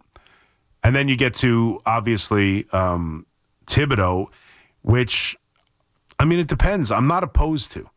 It depends on what kind of weapon they get. It depends on how much they help, because I am looking to help the offense. Because, again, as you could tell hearing it from me, I'm disappointed in this defense. It's going to cost them winning games, but I am all about making this offense functioning. It's 2025 NFL. It's about your quarterback and how your offense functions. They'll find defensive players. They have defensive guys now. They'll spend money in the offseason on defensive guys. You're going to have extra money because the quarterback's going to be on a rookie contract. You'll find ways to go improve this defense. I need this quarterback and this offense to function. So it depends on what you get for him. But I don't like the idea of just trading him because you have depth at a position. There's never too many guys who get after the quarterback. Never too many. I don't care how many you have. There is never enough. There are never enough edge rushers. There are never enough guys who make the life of the opposing quarterback tough. You can't have enough of them. So it depends on what I would get. I am really looking to improve this offense and get another weapon for Jackson Dart this year. I hope I could do that with just a 4th or a 5th round pick. But I am open to moving Thibodeau, but not because there's some sort of an abundance at that position, because there's no such thing. 888-808-1019. McMonigle here with you on the Fan. We'll have the update. We'll come back, take you for the final 2 hours of our 5-hour midnight ride right here on the Fan. Get the latest on the Giants and Jets on WFAN, WFAN FM, WFAN FM HD1, New York, and Odyssey Sports Station. WFAN Sports Flash. Good morning at 3 o'clock. I'm Marco Belletti, and this report is sponsored by Chef IQ. Precision cooking, effortless results. ChefIQ.com. Knicks had a 12-point lead at the break, but Giannis Antetokounmpo, 23 of his 37 in the final 24 minutes to go along with 8 rebounds and 7 assists as the Bucks finished off the Knicks 121-111. Milwaukee outscored the Knicks by 22 in the second half as the Knicks have now dropped back-to-back games. We're still trying to find our way a little bit, and maybe we need to get hit in the mouth a few times to really respect it and understand it. Jalen Brunson poured in 36, Mikal Bridges 24, but Karl Anthony Towns just 8 points, 2 of 12 shooting.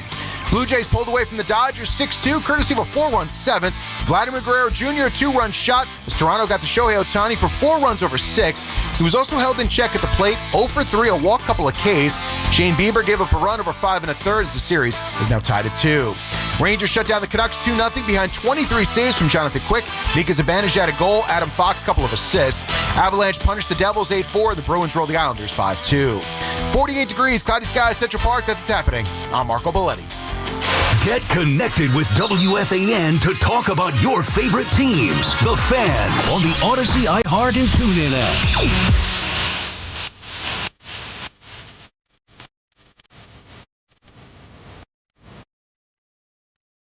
All right, 3:03. McMonigle here with you on the Fan. 3 hours down, 2 more to go on our 5-hour midnight ride. We'll get you to the warm-up show at 5 a.m. on this Wednesday morning.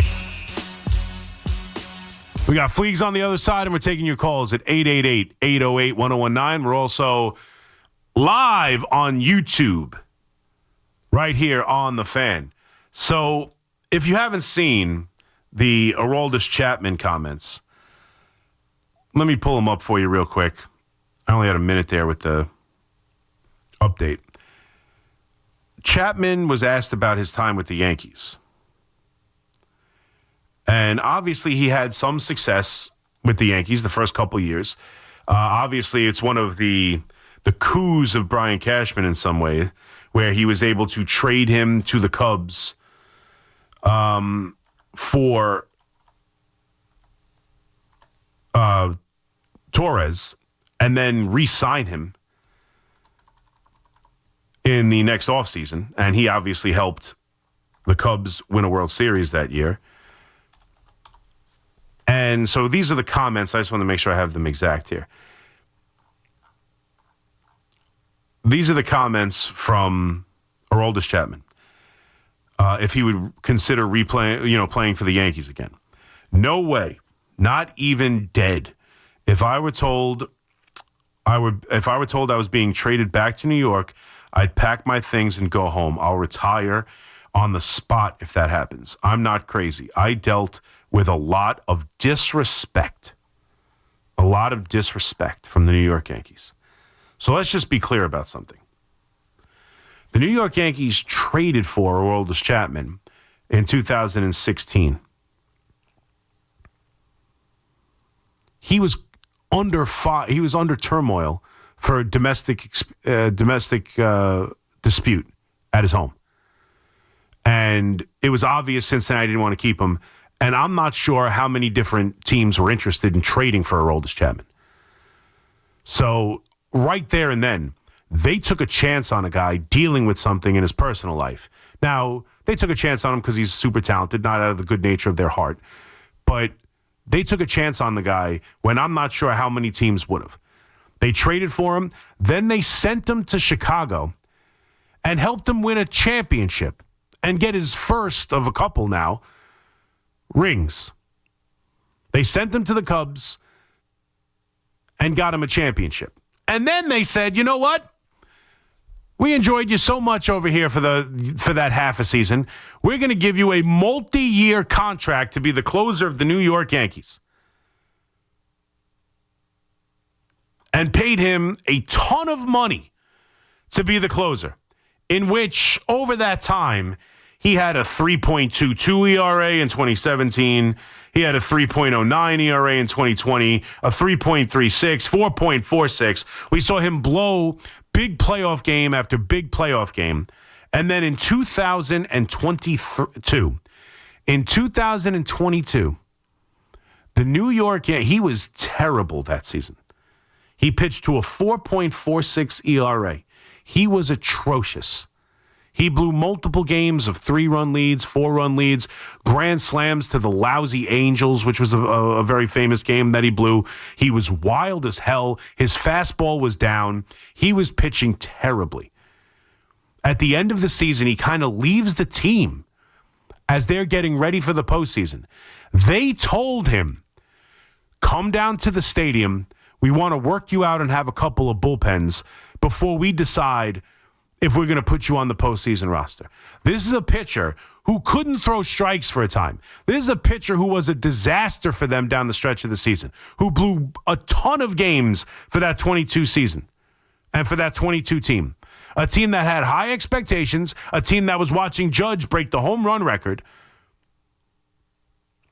a team that went into the playoffs all banged up. And they just wanted to see him throw. And that was, I'm assuming that's the disrespect he's referring to. That's the disrespect he's referring to.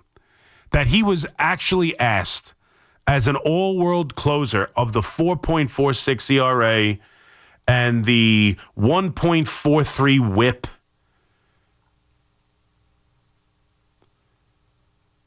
And the 5.6 walks per nine.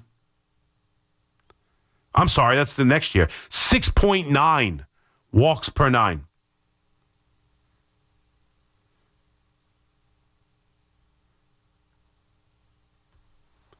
They actually had the gall to ask him to come down and throw a bullpen and come there and show up for his team. And instead, as his team was getting ready for the postseason, he just left. He quit on the New York Yankees. Heading into the postseason. Quit. Now, from that moment on, he's gone on to have a much better career. Last year, he was arguably, almost inarguably, the best reliever in the game. He pitched to a 1.17 ERA. He was incredible. His fastball was back up. He had the highest WAR of his career. He had the lowest ERA of his career. He had an incredible year. 2.2 walks per nine after the 6.9 the last year in the Yankees. So he comes from a position of where he could say that, and people will buy it because the Yankees suck. Aaron Boone and Brian Cashman have no idea what they're doing. The Yankees continue to lose. He won a championship with the Texas Rangers. And he had a great year. So it's all fair game. When in actuality, he quit on his team. Forget the Yankees. Forget the organization. Forget Hal Steinbrenner and Brian Cashman. He quit on his teammates. He quit on an organization that gave him a chance when he was dealing with all kinds of stuff. He was dealing with that incident where he fired a weapon in his home, in his garage. And the Yankees traded for him when I'm not sure how many other teams would. They brought him in, and then they moved him to the Cubs where he won a championship. The Yankees weren't going anywhere that year, and they traded him into a pennant race and got him a ring, and then signed him to a multi-year, big money free agent contract to be the closer for the New York Yankees. He blew the series. He blew the final game of the series in 2020 against the Tampa Bay Rays, and gives up a home run to Brosseau. He obviously the walk-off home run to Altuve in 2019.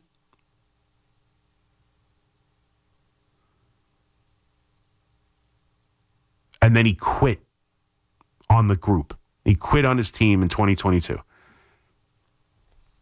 And he would never come back here because the Yankees showed him a lot of disrespect. Sorry.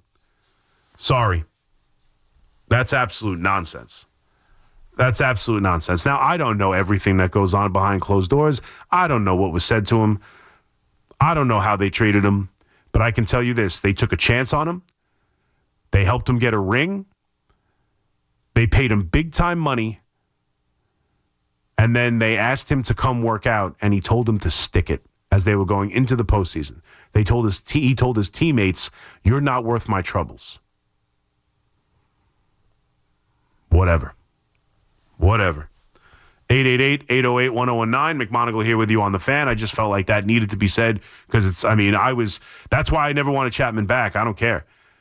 That was my biggest problem. It wasn't the Altuve walk-off. It wasn't the Brosseau walk-off. It wasn't the struggles down the stretch of the 22 season. It wasn't the last couple of years of that contract not being good. It wasn't even the idea that he was better elsewhere afterwards. And now he was better. He had a decent half a year for Kansas City. Then he wasn't great for Texas, despite helping them win a championship. 2024 in Pittsburgh, he wasn't all that good either. Last year, he found something. And he had an incredible year. And good for him. But the reason I never want him back is because he quit on the team. The reason I have a problem with him is because he quit. Because, hey, you might not make the postseason roster. You've really struggled. Well, let's go throw a bullpen. And he's like, no, I'm not showing up. Bye. But a lot of disrespect shown his way. 888-808-1019. Let's go to Val in the Bronx. What's up, Val? Brother Mac, good morning, sir. How you doing this morning? Good morning. How are you? I'm all right. I got 3 really quick points for you and one tiny summary, okay? First point, I'm talking Knicks, right? First point, after 4 games to start the season last year, the Knicks were 2-2. The only difference, we won 2 games this season and lost 2. Last year was, I think it was lose 1, win 1, lose 1, win 1. Okay. Second point. I heard somebody say it after game 2. I think it was last week Friday, and it was a very, very valid point. The gentleman said, "This looks nice. This feels good. Let's see what happens with some adversity." He just got a 2-game losing streak. Let's see how they build and if they try to work anything off of it, and if they kind of how they actually deal with adversity. If you're a coach and that's what you're doing, you got action now. Let's see you work. And thirdly, I bet money Towns going to feel better about his role and could tell you exactly what his role is once he starts hitting some of them threes that he keeps taking and missing. As soon as he starts hitting that shot, I bet he feel a little bit better about his role because he's been missing a lot of wide open ones. So, and this tiny summary, I just think it's like the same way I said it after game 1 and game 2. Because Captain Hoff tried to get me into something. I'm like, dude, it's only 2 games. Calm down. The same way I'm going to say it's only 4 games. Calm down. I think we're still in that proclamation-free zone for a second or two. No, I don't say have a good morning, brother. You got it, Val. Yeah, we are way too early in the season. I agree with you. This is not the time. 2 games in wasn't the time to brag and talk about how much better this coach is than Tibbs, and look at the 11 guys he rolled out there. I mean, it was notable because it was obvious how different he was, but it wasn't time to get on your soapbox and say, you see, they were right to fire Tibbs, and now isn't the time to necessarily say the other thing, or to say this team is struggling, or to say they can't be what we thought they were going to be, or that there's major issues. But at the same time, I think right now the Karl Anthony Towns discussion is legit 4 games in because it dates back to all of the preseason. It dates back to him this year as soon as Mike Brown took over with this idea of Mike Brown saying that he's got the most to do to, figure out the offense and has the most adapting to do to get in line with the offense. And him talking about he doesn't know his role inside the offense, and then he gives you performances like this last night. So it's noteworthy, and it's something that needs to be fixed. But yeah, I'm with you. It's way too early to declare it a failure or anything, or to say that this team isn't going to be as good as we hoped it to be, or anything other than that. Right now, it's just, hey, there are still things that need to be fixed. Some of the issues from last year are still there. Karl Anthony Towns has to be a force.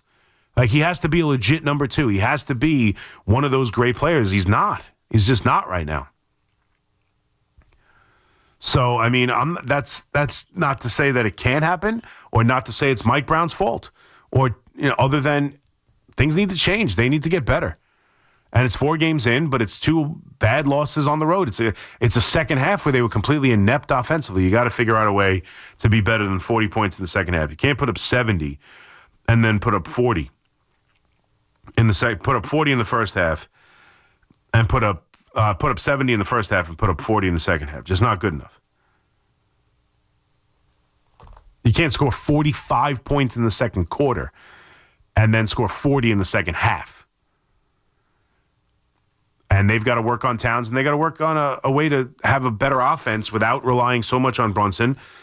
Because as much as Ray's point that other teams have guys who take over the game, sure, at different times, but it can't be the whole game. And it's still not the best way to go about winning. You mentioned Ant-Man. They didn't win, did they? Ray mentioned Ant-Man controls the ball. They didn't win. They had a nice year, went to the Western Conference Finals, didn't win. So you're still looking to move the ball around and have a more well-rounded offense, but it's also frustrating to watch a team that takes 43s, and I know it's a make or miss league, but the Knicks right now are making it very dramatic. They hit their shots, they'll win. They miss their shots, they won't. Like, they're taking a ton of threes. They've taken at least 43s in every game, and I know that's like the mandate from the coach. They were talking about it after game 1. That he wants to take 43s. He wants to take at least 20 foul shots, and he wants to take 43s every game. That's the goal. You got to have a team that can hit, like right now, and they've started cold. Even in the 2 games they won, to be totally honest with you, they haven't shot the ball all that well. The best they shot the ball all in any of these 4 games is the second quarter of this game. That's the best they've looked at any point. The best this offense has looked at any point was the second quarter of this game last night against Milwaukee. And then it completely fell apart. And Karl Anthony Towns was a disaster. 888-808-1019. McMonigle here with you on the Fan. Quick break. We'll come back, continue to take your phone calls on the Giants, on the Jets. Either are you interested in trading Thibodeau? Are you interested in trading Breece Hall for the Giants and Jets? Everyone seems to be big on the World Series right now. How are we feeling about the World Series? It's good. I'm glad. A lot of the chat is a baseball chat, that's for sure. I don't know if that's because that's me and Keith, but for the most part, there's some football talk. But the YouTube chat is a baseball chat. I love it. We'll get into some baseball as we get closer. We'll talk Giants-Niners as we get closer to that game. And obviously, it feels like a pretty big game. Where if they lose, the fan base is going to want the coach fired tomorrow. Or the next day, should I say, Monday. They're going to want Daboll fired Monday. They don't beat the Niners. I think you're all crazy. 888-808-1019. It's not happening. They're not firing him mid-year. You can forget that. 888-808-1019. McMonigle here with you on the Fan. We'll come back, take your calls for the next hour and 40s. We'll take you to 5 o'clock in the warm-up show right here on the Fan. Every Saturday at 8 a.m., it's Kickoff with Boomer and Mike Valenti, where the guys break down the biggest headlines and storylines from across the NFL. I think what's happening in New England is legit. I think now they can win the AFC East. Kickoff with Boomer and Valenti is brought to you by Nationwide. For your insurance and financial needs, Nationwide is on your side. The Fan, 101.9 FM, and always streaming on Odyssey, TuneIn, and the iHeartRadio app. This is J.J. Hill of Shulman & Hill. New York's premier injury law firm. We'll always fight for you if you're injured at a construction site. If you've ever wished you had a lawyer in the family, now you will. At Shulman & Hill, it's never one and done. Once you're a client, you're always part of our family. Shulman & Hill. We're not just New York's law firm, we're your law firm. Get your free consultation at hurtny.com. That's hurtny.com. Looking for the lowest price on name brand tires? Get to Town Fair Tire and get the guaranteed lowest price on any name brand tire. Nobody beats a Town Fair Tire deal. Nobody. Town Fair Tire. Life insurance. Why are you putting it off? Can't afford it? Too much hassle? Think you don't need it? There's lots of excuses for putting off life insurance. But if you weren't there, who would pay the mortgage and other bills? With Ethos, you could be covered in 10 minutes and boom, family protected. Ethos, fast and easy online term life insurance. Up to $2 million in coverage with no medical exam. Some policies as low as $1 a day. Answer a few health questions and get your free quote at ethos.com/radio. That's ethos.com/radio. Wesley Financial Group is not a law firm, and Chuck McDowell, definitely not an attorney. This is Chuck. Do you feel stupid for buying a timeshare? Don't. It's not your fault. You were most likely told you could rent it, and it was a great financial investment. And the deal was available today only. If this happened to you, contact your resort or Wesley Financial Group for help today. Call Wesley now for your free exit information kit. 800-242-3131. 800-242-3131. With over 90 years of combined legal experience representing the law enforcement community, Decolator Cohen and DePrisco, LLP, continues to strive to educate police officers of their civil rights to sue in line-of-duty accident cases. The 2025 Police Officers' Right to Sue newsletter can be viewed on policeofficersrighttosue.com and provides successful results in varying line-of-duty accident cases. These results include damages recovered from RMP accidents involving the City of New York and civilian motorists, station house defects, ricochet injuries from the range, private premises slip and falls, sidewalk slip and falls, construction defects, snow and ice cases, and injuries emanating from defective RMPs. In any LOD accident, it is important for the officer to take photographs of any defects, injuries, or damage. It is also essential to draft the line-of-duty report and detail the cause of the accident in the paperwork. Remember, there's a 90-day time limitation to file a claim against a municipality. If any law enforcement member has a question regarding a potential lawsuit, contact Decolator Cohen and DePrisco, LLP at policeofficersrighttosue.com or call 1-800-901-1529. Imagine a gentleman's club with over 200 gorgeous exotic dancers every week. Hey, big boy. From the people who make fantasies come true, Gallagher's 2000 in Long Island City is the place to be. Gallagher's 2000, a gentleman's club for today, gentlemen. Gallagher's 2000 features 2 floors, 3 stages, discounted drinks, VIP, champagne rooms, and dinner specials every night. Gallagher's 2000 offers complimentary lunch Thursdays and Fridays with any drink purchase. Come on down, big boy. Gallagher's 2000 is New York's largest upscale gentleman's club, and Gallagher's 2000's bachelor parties will blow you away. For their bachelor party specials, call 718-361-1348. Gallagher's 2000 is located at 4319 37th Street in Long Island City, Queens, just a half a block north of Queens Boulevard. Call 718-361-1348. Gallagher's 2000 is unlike any club in New York. Come tonight for the time of your life. Gallagher's 2000. Let your imagination run wild. We all hear the radio ads about the IRS. They tell you to be afraid, to be scared, and they try to frighten you into calling. I'm not here to do that. Tax Relief Advocates is different. TRA is here to tell you that if you owe money to the IRS, whether it's $5,000, $50,000, or $500,000, we have a solution. It doesn't matter if you're sitting in your car, at work, or with your kids. No matter where you are, call now. 800-575-6986. Don't lose hope. TRA can eliminate or reduce what you owe to the IRS. Generous programs are now available that can give you a fresh start. Our passion is taxes and helping individuals fix their IRS problems. We have over 1,000 5-star reviews on Google and an A+ with the Better Business Bureau. You don't need to be afraid of the IRS any longer. End your tax nightmare today by visiting us online at TRA.com or call 800-575-6986. That's 800-575-6986. Tax Relief Advocates. Real solutions for real people. Talk New York sports on WFAN. 888-808-1019. Powered by Paramount Plus. Count on Sundays all season long with the NFL on CBS and Paramount Plus.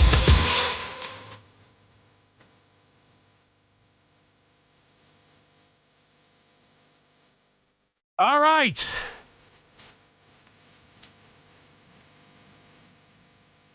$325, McMonigle here with you on the Fan, 888-808-1019. Let me talk about something that I find incredibly stupid. And I shouldn't say that because, I mean, I understand the thought process, I guess. But off of the World Series Game 3 that went 18 innings in a instant classic, and off of Ohtani's performance where he was on base 9 times in an 18-inning game, where he went 4 for 4. He's the second player. He's the first player since like 1904. I forget the name of the guy. It escapes me. But they said it a bunch. Like since the early 1900s to have 4 extra base hits in a World Series game. He had 2 home runs, 2 doubles, and he walked 5 times, 4 of them being intentional. And that 5th one, I mean, borderline. I mean, if you watched it, they hoped he chased on the first 2 pitches in the dirt and then pretty much walked him intentionally.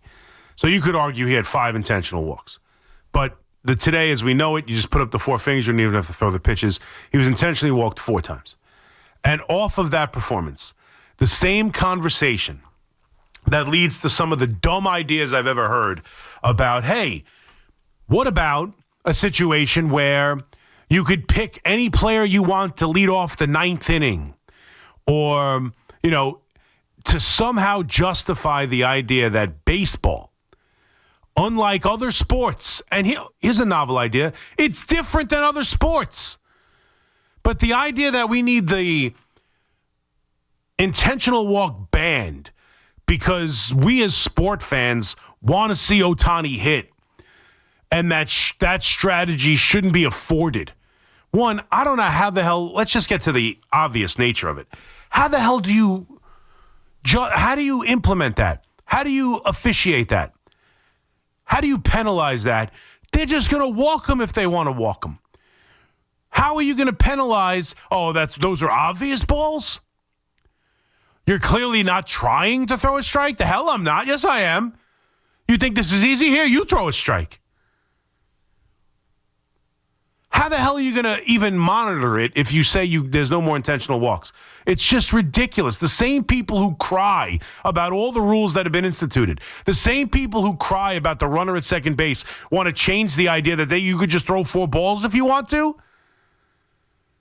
This is baseball. That's the beauty of baseball. It's a different game. And I hate the argument. Of what other sport?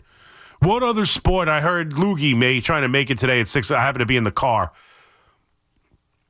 at 7 o'clock or whatever time, 6:30, whatever time Loogie was on, talking about what other sport do they say, hey, Patrick Mahomes, 2 minutes left. Oh, sorry, we got to put in the backup. Or, Tiger Woods.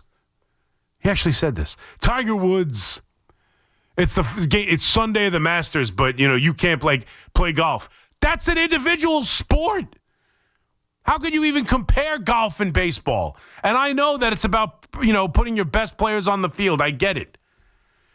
But this is baseball. You don't like it? Go watch another sport. The beauty of baseball is that while it's a team sport, it clearly is, it's also the mano-a-mano. We don't get that in other sports necessarily.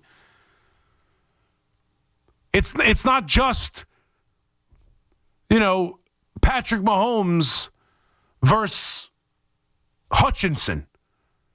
Or Patrick, it wasn't just Peyton Manning versus Ed Reed. It's literally just the pitcher versus the hitter. There's those moments where it's different. There's no clock. Let's institute a clock because every other time creates the pressure of having to get it done before the time runs out. It's a different game. And you can't take away the intentional walk because you want to see Ohtani hit. It's strategy. Theoretically, right? I mean, it's you could take any one player out of the game besides the quarterback. You could double Randy Moss and make sure he doesn't beat you. It's strategy. It is what it is. He's getting intentionally walked in front of Hall of Famers. Make them let them beat you. The idea that Ohtani has to hit for the betterment of the game, they've already created a rule that allows him to both pitch and hit even when he comes out of the game. What else do you want? What else do you want? It's strategy. It's the game. You can't take out intentional walks. It's the dumbest thing I've ever heard in my life. That's baseball. And you can't regulate that anyway. It's just dumb. I know we want to promote the stars, or at least when I say we, Major League Baseball, like they want to promote their stars, or that's the idea. You think Ohtani wasn't promoted in that game? You think the walks didn't help? You think the walks hurt the performance, and so we're not going to talk about it? Hell yeah, I'm talking about it. I can't understand anyone. The same people who get mad at every little rule that changes the game. You're going to ban the shift? You're going to ban the shift? You're going to institute a runner at second base? What a joke. Yeah, let's make it so you can't walk anybody. Or let's make it so you in the ninth inning, if you're down a run, you can put your best hitter in you can put any part of the lineup up you want in the ninth inning.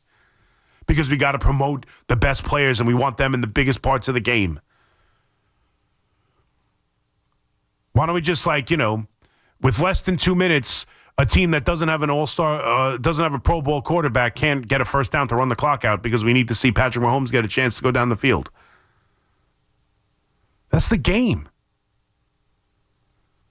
I can't even believe people would give it credence to take out intentional walks. You can't. That's baseball. Baseball is 4 balls, 3 strikes. How are you gonna tell someone they can't throw balls? Sorry, got to throw strikes here. I just think it's the absolute dumbest thing I've ever heard of. That's the beauty of baseball. The beauty of baseball is all 9 need to do their job. All 9 need to do their job. And it's already the most, to me, it should be the easiest game to promote. He's not playing with a helmet covering his face. He's not 1 of 11 out there. It's just Ohtani versus the pitcher. It's just Freddie Freeman versus Bieber. It's Judge versus Gausman. That's it. I love that aspect of it. And I don't want to try and manipulate it. It's crazy to me. I can't believe how many people want to ban the intentional walk. I think I heard Michael Kay talking about it.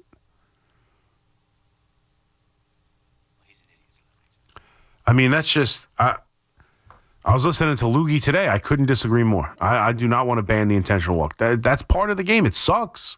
I want to see Ohtani hit too, but it's strategy in these big games. And the next guy's got to take care of business. You can't take away strategy in these games. You can't. Why not ban the kneel down at the end of the fourth? Hey, listen, how boring is it to just take a knee? You should be forced to make a play. Why would you take a knee at the end of the game? How does that? Does anybody want to see Patrick Mahomes take a knee? Sorry, can't take a knee. You have to play every down you get. And you can't run the football either 3 times. At one of the 3 plays, you have to throw it with your star quarterback.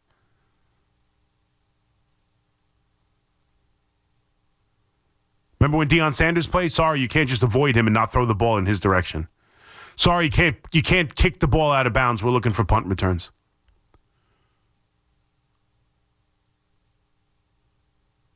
Come on. It's just dumb. It doesn't make any sense to me. I don't know how anybody would want to. And coming off of that game, that's your takeaway? Your takeaway off that game is Ohtani walked 4 times. It's unacceptable. You didn't want to see Mookie Betts come through? I mean, he's getting walked in front of Mookie Betts. It's not like they go, that game was perfect, and we're trying to sully it with nonsense. That there was an issue with it, and so it needs to be changed. Baseball doesn't need to be changed. We don't need less games.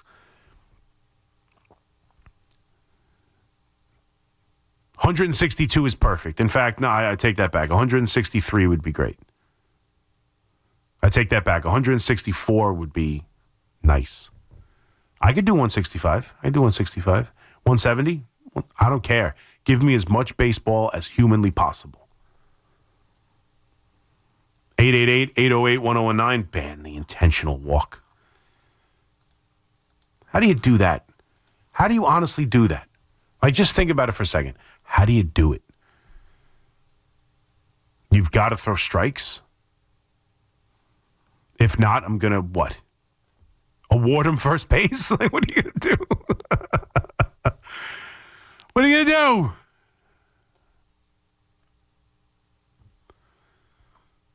I don't know. I couldn't. One of those things that bothered me. 888-808-1019. McMonigle here with you on the Fan.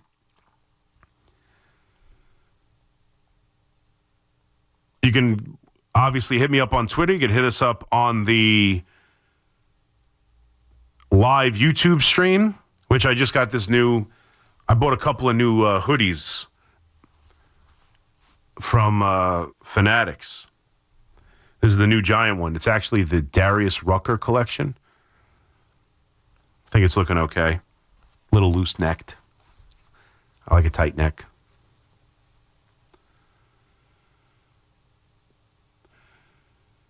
Chris, Daboll's got to go, man. Yeah, one playoff win. Since then, 11-31 record.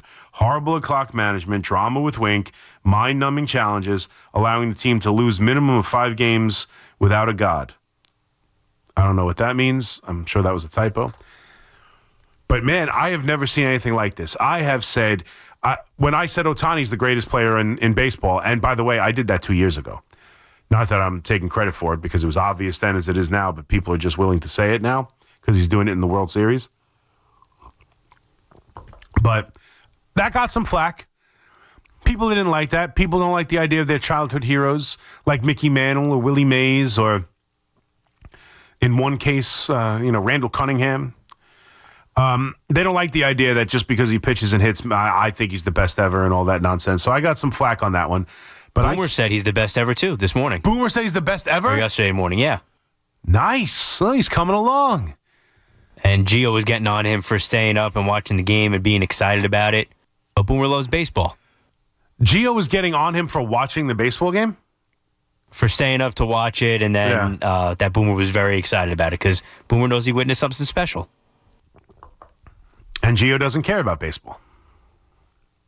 Or sports. No, we know. But he likes to have fun. I get it. But I don't. Yeah, I'm sure with their hours, it's impossible to stay up that late. But that was one hell of a game. And Boomer's right. Boomer's right. I don't know if he was listening to me or not. I don't know. But I've been saying it for a long time. I know he knows that's my opinion because Gio called me on it once. Because real quick, while the warm-up show was on, I was in the studio, and Jerry just real quick asked me who's the best baseball player I ever saw in the middle of a conversation about hitting. And I remember that I was in the control room with you. We didn't hear the entire conversation before. we were chatting and didn't hear the entire conversation. Just leading. Yeah, I thought he meant best hitter, but he did say best player, and I said Barry Bonds. And Gio was all over it. What are you talking about? You've been going on and on. Best player ever is Ohtani. You get put on the spot, you say Barry Bonds. I was like, I thought he said best hitter. So I know G is aware of my take that Ohtani's the best baseball player of all time. And he is. He is. He is. I know he gave up 4 runs, and people are going to use that as like something. He gave up 4 runs. How great is he? No, he's not Steve Nebraska. But, I mean, the dude, again, I just want to put it this way. The follow-up off of last night's game, or 2 nights ago now, the follow-up of Game 3 is how great Freddie Freeman is. Freddie Freeman hits the walk-off home run, first player in World Series history to have multiple walk-off home runs. He's had an incredible career. He's continued to play well. The whole conversation, I had it last night after the game. I heard Evan, Tiki, and Sean having it in the afternoon about, to me, that's the biggest Yankee miss. They needed Freddie Freeman in the worst way. He's perfect. His attitude, his professionalism, his defense at first base, just everything about Freddie Freeman. The contract is $22 million for 7 years. I mean, you look at it now, it's a freaking steal. He's had 4 great years. I honestly believe the Yankees might have I think the Yankees have a World Series if he signs. That was a mistake of the highest order to not offer him a contract. Freddie Freeman would have been perfect, and I was screaming about it at the time. I wanted Freddie Freeman to be. That was the same year that Olsen ended up getting traded because they let Freddie Freeman go, and then they traded for Matt Olson. And I said, Rizzo's not good enough. I want to trade for Olsen, or I want to sign Freddie Freeman. I was like, they need a big-time first baseman, left-handed hitting power hitter first baseman. Rizzo, I don't trust anymore. He's getting older. I want Freddie Freeman.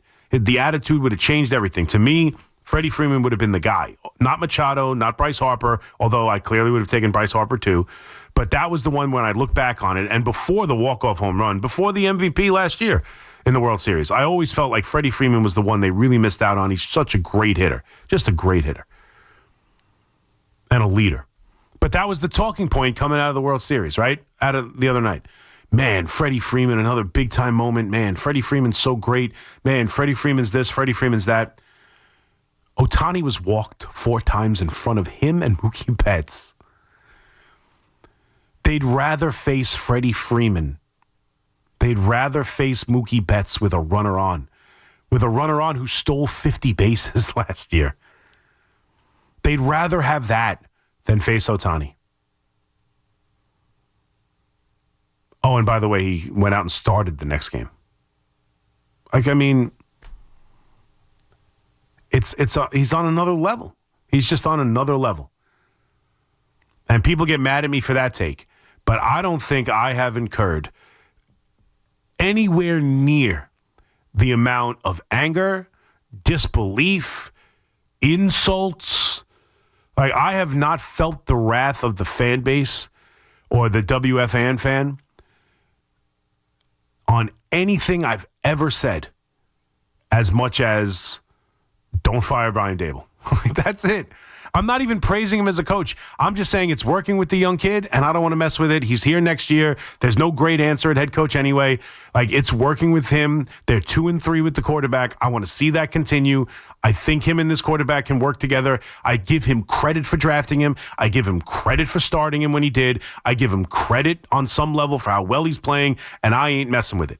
That take has gotten more anger than anything I've ever said in the 2.5 years I've been here. Doing the overnights, at least. I've been here for 18. But, like, honestly, it's crazy to me. It's crazy to me how many people not only just disagree with me, are furious with me and can't understand how I think this way and think Brian Daboll should be fired today. It's insane. I wonder why. The same thing with Aaron Boone. The same thing with all these. Like, I don't know why we're so quick to want to fire the manager. I know it's not so quick. It's year 4 of Brian Daboll. But, man, I don't know if it's because. I don't know why we always blame the player. We always blame the coach and never the player. I don't know if it's because. I tend to think it's because we can't be the player. Like, you can't be Jackson Dart. You can't be Malik Neighbors. You can't be Andrew Thomas. You can't be Dexter Lawrence. Like, you'll never be him. You were never close to being him. You can't put yourself in the shoes of someone who's that good an athlete, capable of what they're capable of. But you can call a play-action pass from your couch. You can say, hey, we need to call a timeout here. Timeout, timeout, timeout. You moron. No, don't challenge that. Oh, you idiot. You can do all that. That you can do. You think you can coach. You know you can't play, but you think you can coach. And so we blame the coach for everything. I think that's got to be part of it because I'm sorry. Like, it's just craziness. Like, look what's going on with this coach and the quarterback right now. And I'm not saying that it's all, roses and rainbows or whatever, Sylvester, sunshine and rainbows. And if they continue to lose at this clip, if they're 4-12, if they win 3 games this year, even I would have to be open to it. You can't win 3 games, but I think they're going to win more than that. But even more than that, look what he's doing with this quarterback. And nobody seems to be at all excited. Like, I don't get it. There's no excitement on finding the most difficult answer? Like, there's one question in the NFL, and it's the most difficult one to answer. The Giants haven't answered it since Eli, and that's a short-term thing. You want to go through the organizations who haven't answered it in 50 years? When the Jets haven't answered it since the early 1970s. The Browns haven't answered it, like, ever. Who's your franchise quarterback? Do you have one? The Giants have answered that question 5 games into the kid's career, and no one seems to be excited about it because they lost to the Eagles?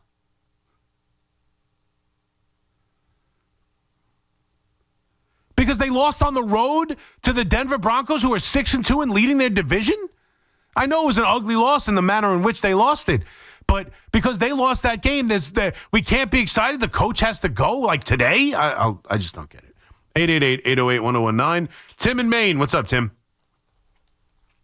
Hey, I just wanted to call and say I could not agree more with your take on the intentional walk. It's crazy who would want intentional walks banned. It's crazy. It's absolutely crazy. It would be like taking the intentional foul out of basketball or taking the ability to pull your goalie late in a game in a hockey game. Right. No, hey. It's strategy. Igor's one of the best players on your team. You're paying him a ton of money. You're not taking Igor off the ice. Right. It's a risk. You're taking a huge risk. But absolutely. Absolutely. It's strategy. No, you can't take away. Agree with you. You could take away, like, if you want to do the things they do to take away downtime, you want to institute a pitch clock. You want to, during the regular season, try and shorten extra inning games because you don't want players you don't want to not have a bullpen the next day, or you don't want to do these things. But, like, the actual strategies of winning a game, that's a move made to win the game. Like, he's doing things, he's intentionally walking Shohei Ohtani because he believes it gives him the best chance to win the game. Now, I guess you could argue you've kind of taken that away with the 3-batter minimum in the reliever situation, where you're taking away the opportunity to do what's best to win the game by being able to, at any moment, bring in a lefty or a righty or another reliever. I guess you could argue that. To me, that just changes the strategy. It doesn't eliminate strategy. This is just straight up eliminating strategy. You got to pitch to him. And you can't, and not only that, how do you mandate it? How do you actually implement that rule? Say the commissioner of baseball comes out today and has a press conference. After this World Series, starting next year, you will no longer be allowed to intentionally walk someone. Intentional walks are banned from this moment forth. How do you dictate that?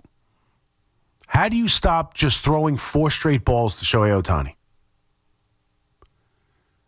The balls have to be within a certain amount of distance from the strike zone? Think about how many hit-by pitches there are in the sport and wild pitches, because these guys who come up and down from the minor leagues and managers are upset about it, players are upset about it, have no business being in the big leagues, can't locate to save their lives. Yeah. And you're going to judge how close the pitch is? No, I mean, it doesn't make any sense. It's not easy to just go in there and throw strikes. We see, like, in that game, I forget who the pitcher was, but they walked on 5 pitches Isaiah Kiner-Falefa in the middle of that Blue Jay lineup in extra innings. And they walked Isaiah Kiner-Falefa on 5 pitches. Like, it's crazy. It's not easy to just go out there and throw strikes. How are you going to dictate who's throwing intentional balls and who's not? Oh, hey, 2 outs, bottom of the 8th. Man on second, Ohtani up. This is an obvious intentional walk spot. It better be strike 1, or I'm moving to the runner to third. What are you going to do? It's not one of those things that could work. Mark in Hell's Kitchen. What's up, Mark? It's ridiculous to even think about banning that, the intentional walk. But not only that, like even the tush push, don't ban that either. Just make the calls when they're offside or when they false start. Like, stop banning things. Just yeah. Well, that's the thing with. Unfortunately, I'm with you. Unfortunately, I'm with you. I'm normally with you, but unfortunately, I've changed my mind on the tush push, and it's very simple. And everybody's been saying the same thing. I'm not breaking any ground here. They can't officiate it. That's a major problem. I'm sorry, that's a major problem. They can't tell if you're lined up over the ball, which we have seen a bunch. And here's the real crazy thing. It got a lot of pub in the offseason. There were teams who petitioned to ban it. The NFL is all over it. The NFL made a point to look at the tush push and to focus on it. And they still can't officiate it. We still see guys lined up ahead of the ball. We still see guys moving early with no false starts calls. Now we've added in the mix of they don't know when to call forward progress on the play. It can't be. We can't watch the tush push and continually see penalties not called. That's the only thing. On competitive balance part of it, or even the boring TV angle of it, hey, this is a television product and that play is boring. I don't want to watch that. The first Giant game, I think they ran 5 in a row because there was a penalty, right, or something like that. They ran 4 or 5 tush pushes in a row before finally they ran it from the 2. Oh, no, because they got a first down. It was first and goal at the 2. Excuse me. It was third and 1 at the 2.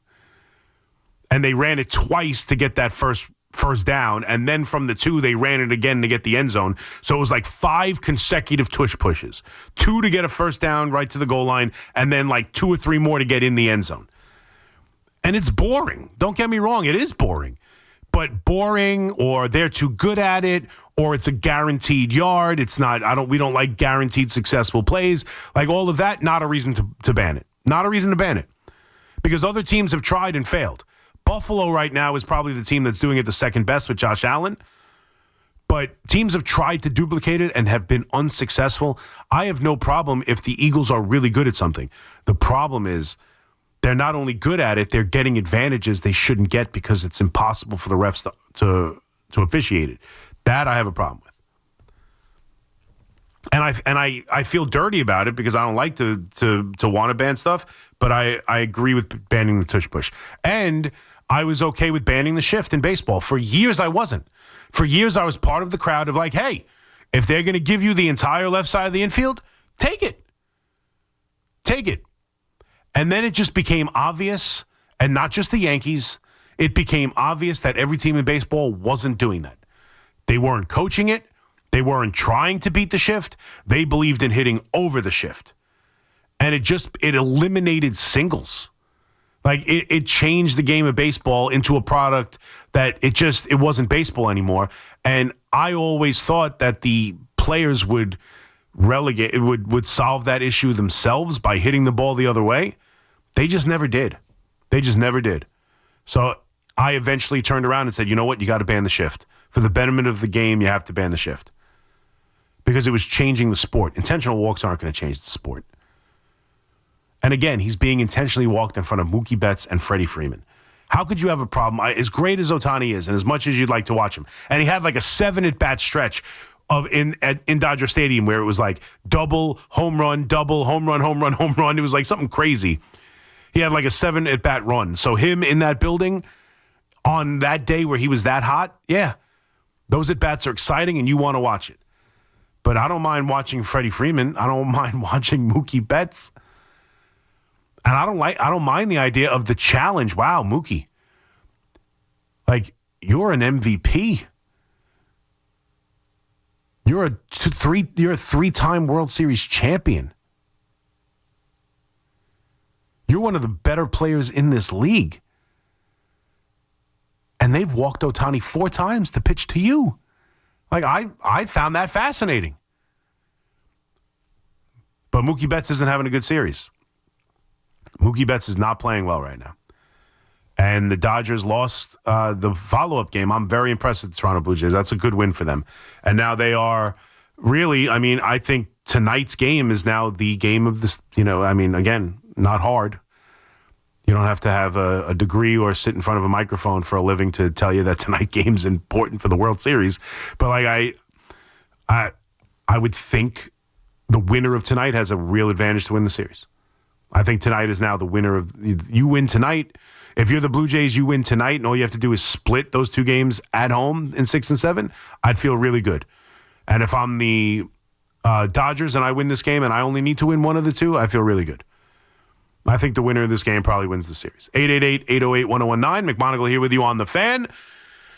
We'll come back and finish off the final hour of this 5-hour midnight ride. It's been fun. We've laughed. We've cried. I even did the rubber pencil for those of you watching on YouTube.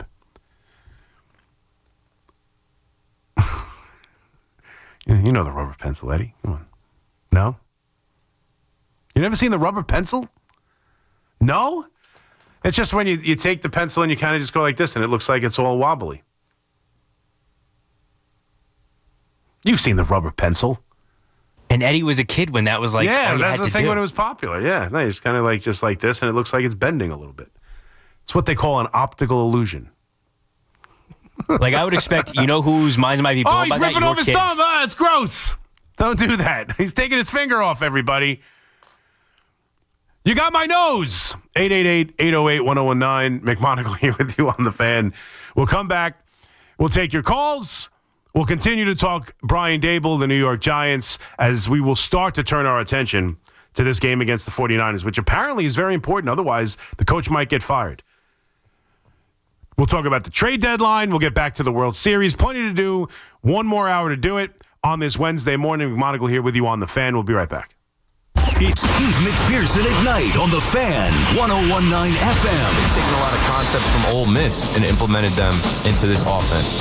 Hell, you got to give Jackson Dart even more credit because he's doing it without Malik Neighbors, their number one offensive weapon. Stream Keith McPherson live or on demand with the Odyssey app and podcast the show wherever you get your podcasts.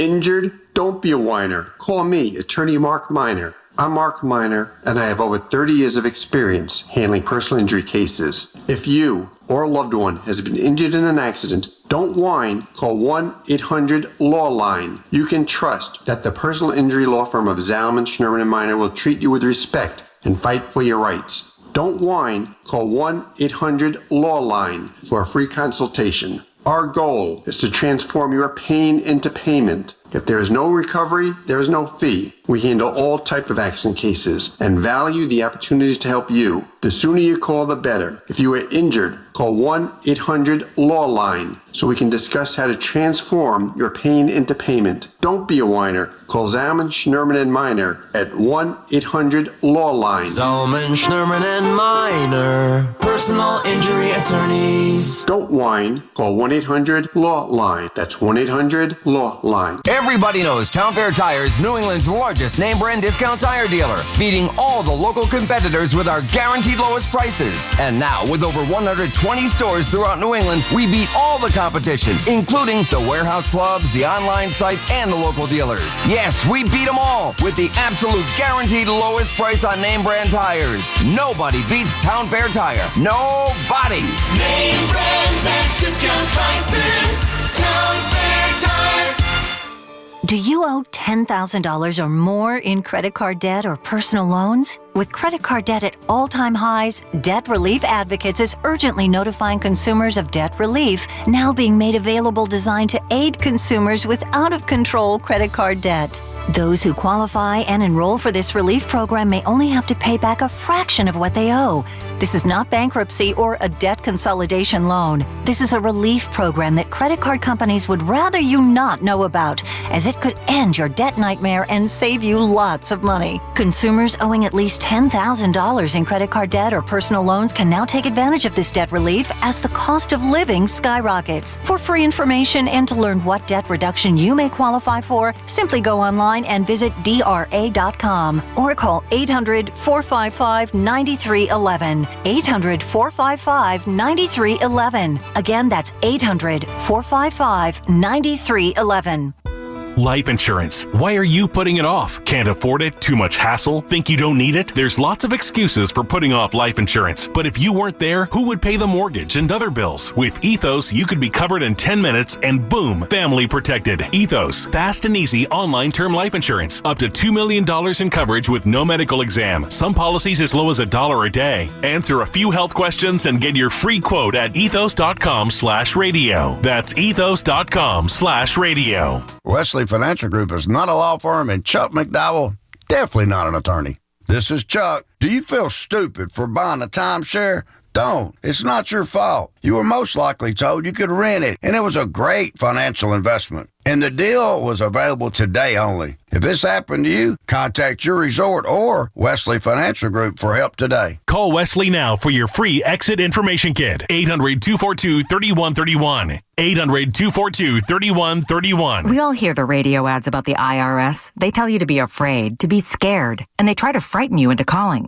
I'm not here to do that. Tax Relief Advocates is different. TRA is here to tell you that if you owe money to the IRS, whether it's $5,000, $50,000, or $500,000, we have a solution. It doesn't matter if you're sitting in your car, at work, or with your kids. No matter where you are, call now. 800-575-6986. Don't lose hope. TRA can eliminate or reduce what you owe to the IRS. Generous programs are now available that can give you a fresh start. Our passion is taxes and helping individuals fix their IRS problems. We have over 1,000 5-star reviews on Google and an A+ with the Better Business Bureau. You don't need to be afraid of the IRS any longer. End your tax nightmare today by visiting us online at TRA.com or call 800-575-6986. That's 800-575-6986. Tax Relief Advocates. Real solutions for real people. Talk sports with BT and Sal. Middays 10 to 2. WFAN, WFAN FM, WFAN FM HD1 New York, and Odyssey Sports Station. WFAN Sports Flash. Good morning at 4 o'clock. I'm Marco Belletti, and this report is sponsored by Chef IQ. Precision cooking, effortless results. ChefIQ.com. Also brought to you by PoliceOfficersRightToSue.com. Bucks outscored the Knicks by 22 in the second half. Giannis Antetokounmpo 23 of his 37 in the final two quarters to go along with 8 rebounds and 7 assists as the Bucks outscored the Knicks 121-111.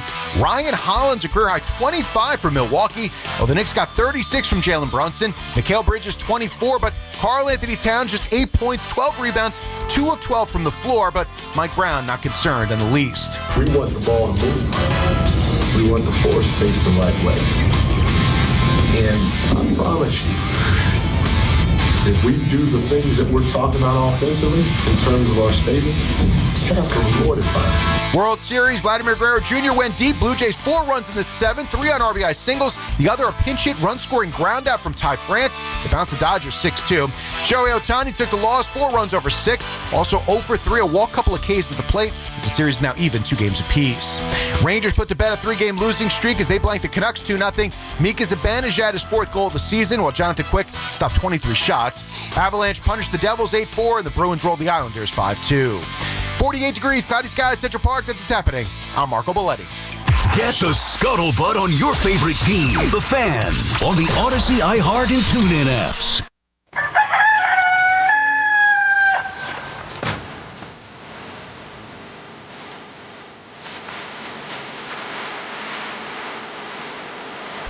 Oh, good morning!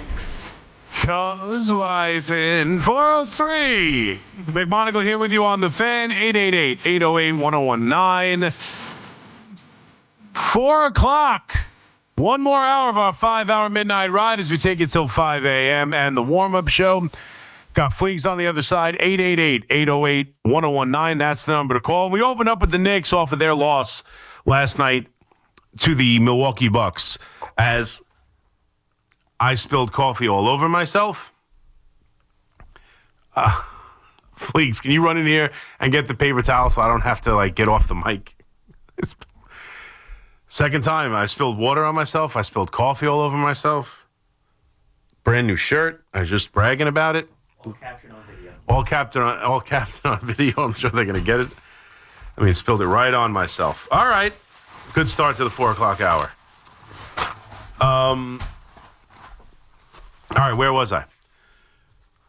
The Knicks losing to Giannis and the Milwaukee Bucks, as obviously this team that is now 2-2 after 4, after winning the first 2 games at home and then now losing to Miami and Milwaukee in back-to-back losses on the road. What we saw last night was an incredible first half where, this team right now is playing this game where they're putting up a bunch of threes, right? Brown was just talking about it. You heard the coach in the update there talking about spacing, talking about getting their shot. He wants to put up 40 threes a game. They've put up 40 threes in every single game they've played this year, at least. And when it goes well, like it did in the second quarter where they put up 45 points in the second quarter, they're an explosive team, and that's what they were at times in this game. That's what they've been in times in the 2 home wins against Cleveland and Boston. But at the same time, we're still seeing a lot of the issues. Now, it's 4 games in, and I don't want to overreact, and it's certainly not a time to stand up on the table and scream they should have never fired Tibbs. What is this? Blah, blah, blah. And I know many will do it. I heard people calling into Keith as I was driving in listening to that. And nor was it time to brag about how much better they are under Mike Brown after 2 games. It is not the time to dismiss everything they're trying to do right now. But you look at this, and some of the issues that were supposed to be fixed, some of the issues that he was brought here designed specifically to fix are still there. It's 4 games in, plenty of time to fix it, but they're still there. And yeah, they're dealing with injuries, no doubt. They're dealing with Mitch Robinson, who still hasn't been yet able to play despite playing in the preseason. So still not sure exactly what's going on with that injury. I know it's his ankle. He's retweaked it or whatever, but we're still yet to see him play. You got the back spasms from Hart that cost him the first game of the year. You've got Deuce McBride out for, personal reasons. And the most important one as of this moment right now is Karl Anthony Towns in his quad, because he was awful last night. He's played every game, but he was awful last night. And that's part of the issue too. And I spent most of the open talking about Karl Anthony Towns, who is supposed to be this secondary star. We've had this conversation his entire time here over the last year in his tenure with the New York Knicks. He was the guy who they finally, they got, I shouldn't say lucky, but Brunson became better than anyone could have expected. He emerged as the superstar of this team. And we've been playing this game with the Knicks for forever, whether it's going back to Donnie Walsh and LeBron James and that miserable meeting that they had where the video didn't work, or whatever else. They've been waiting to pounce and get that right superstar who wanted to come here and change this franchise. And it kind of happened, sort of unexpectedly with Brunson, and you're looking for that secondary star. And it's ironic they lost to Giannis last night because of all the rumors about Giannis in the offseason and, a report that he kind of shot down in the postgame last night, but a report of him being willing to move on, if anywhere, and if he was willing to accept a trade out of Milwaukee and go anywhere, it would have been the New York Knicks. And so they're looking for this superstar, and the 2 of them are the superstars. It is Brunson, it is Karl Anthony Towns. And right now, a lot of the reason that Brown was brought in, he's brought in to, play the bench a little bit, sure. He's brought in because a lot of the players had an issue with Tibbs, the former coach, whether it was the amount of minutes they were playing, the offense they were running, the adjustments they were making, whatever the case may be. We know that Mikal Bridges was openly critical about the minutes earlier in the season last year, and we know how the exit meetings went, and that's why he's not here. But for the mandates for this coach were play the bench more, and they obviously made the bench better and went out and signed some guys, Clarkson notably, to go make this bench better. But he's rolling out some of the same guys, Kolick. He's rolling out 11 deep, and it's been to the benefit of the first 2 games. And I'm not sure, certainly in Miami, where the bench was just god-awful in that game, I don't know how much it actually helped the team in that game, rolling out as many players and playing them as many minutes. But that was part of it, and he's clearly doing that. But to me, the other part of it was they needed to get Karl Anthony Towns going.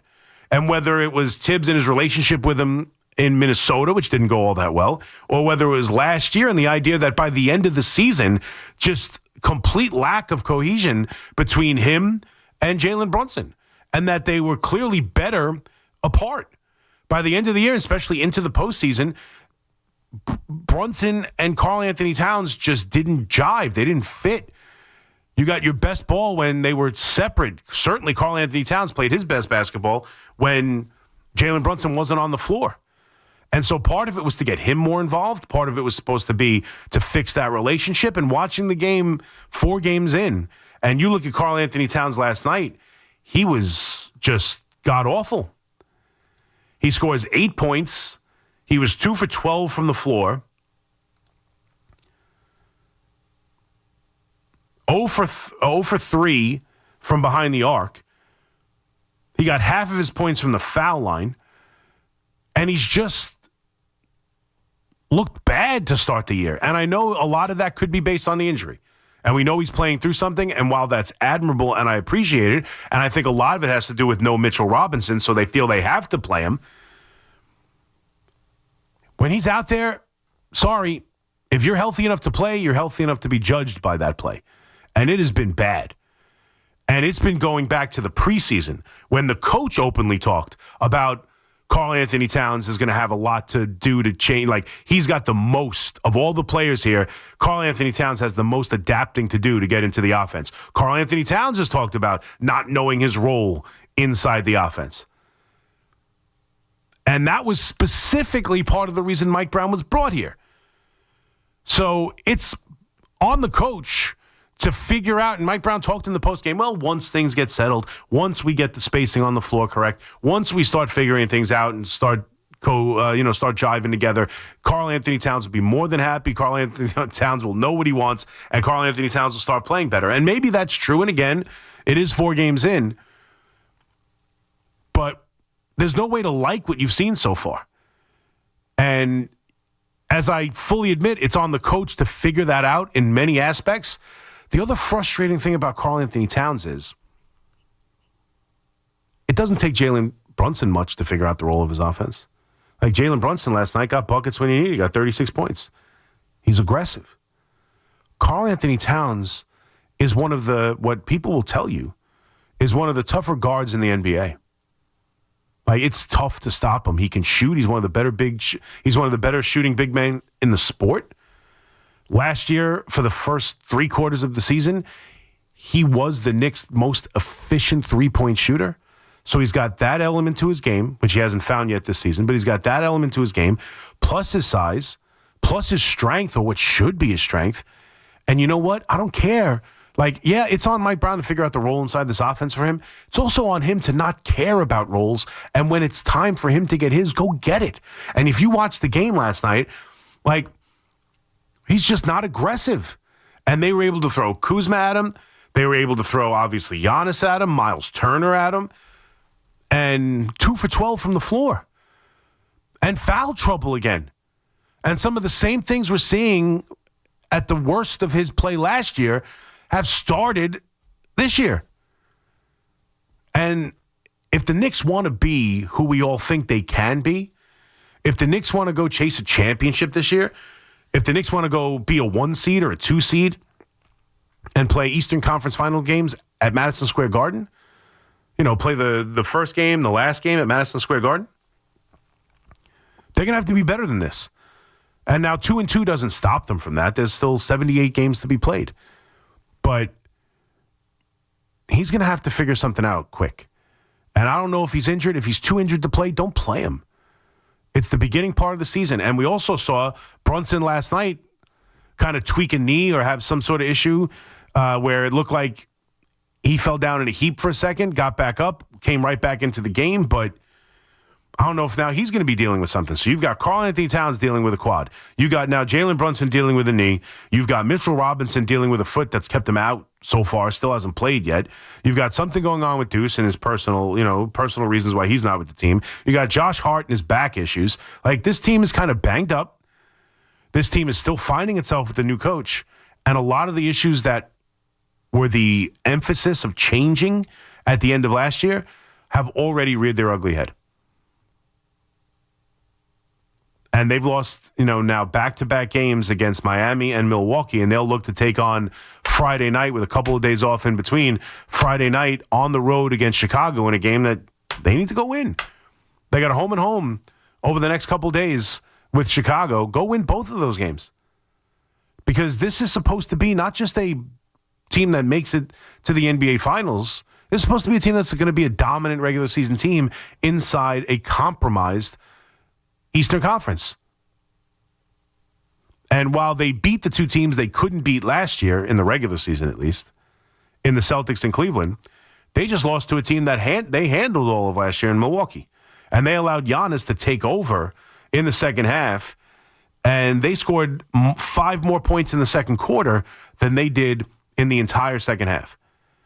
And they have become, Brown wants to run this offense, run it fast, a lot of fast break opportunities, a lot of three-pointers. He wants 40 three-pointers. You chuck up 40 three-pointers, 45 three-pointers, 46 three-pointers, you better hit them. And you better be a great rebounding team and an offensive rebounding team. And that's really what the difference was in the first 2 games of the year, because they haven't shot the ball well yet. The difference was against Boston and Cleveland, they got a ton of offensive rebounds and had a ton of second-chance points.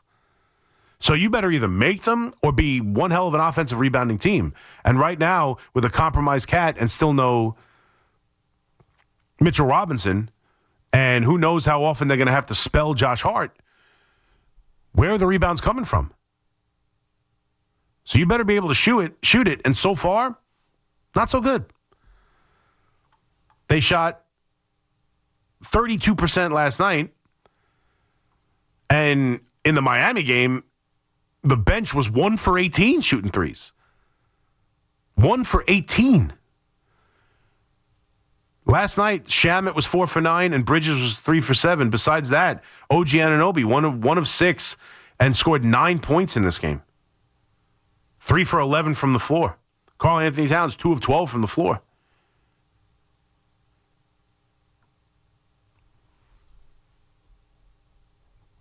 It's early. I'm not panicking. No one should. But there were issues that are supposed to be fixed, and we're realizing that those issues still exist today as of right now. And Karl Anthony Towns needs to be, if he is not what we hoped, if he's not going to be a superstar, if he's not going to be your second best player, if he's not going to be somebody you can go to count on to go get baskets whenever they need him, because that's what happened in this game, let's be honest. The reason they lost this game is the second quarter, everything worked. Shamet was hitting threes. Bridges was hitting threes. Brunson was scoring at will.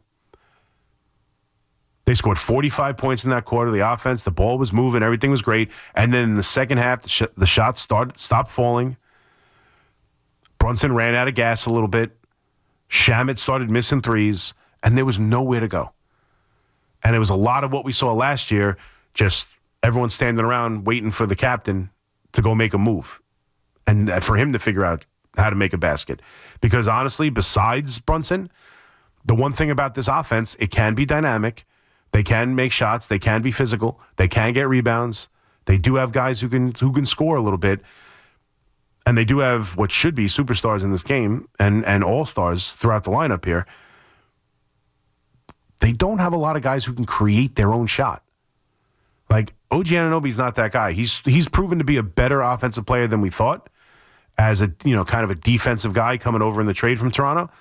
He's been better at shooting. He's been better at hitting threes. He's been better at getting to the basket, but give him the ball and say, create a shot, not his game. Karl Anthony Towns needs to be that, not so far this year.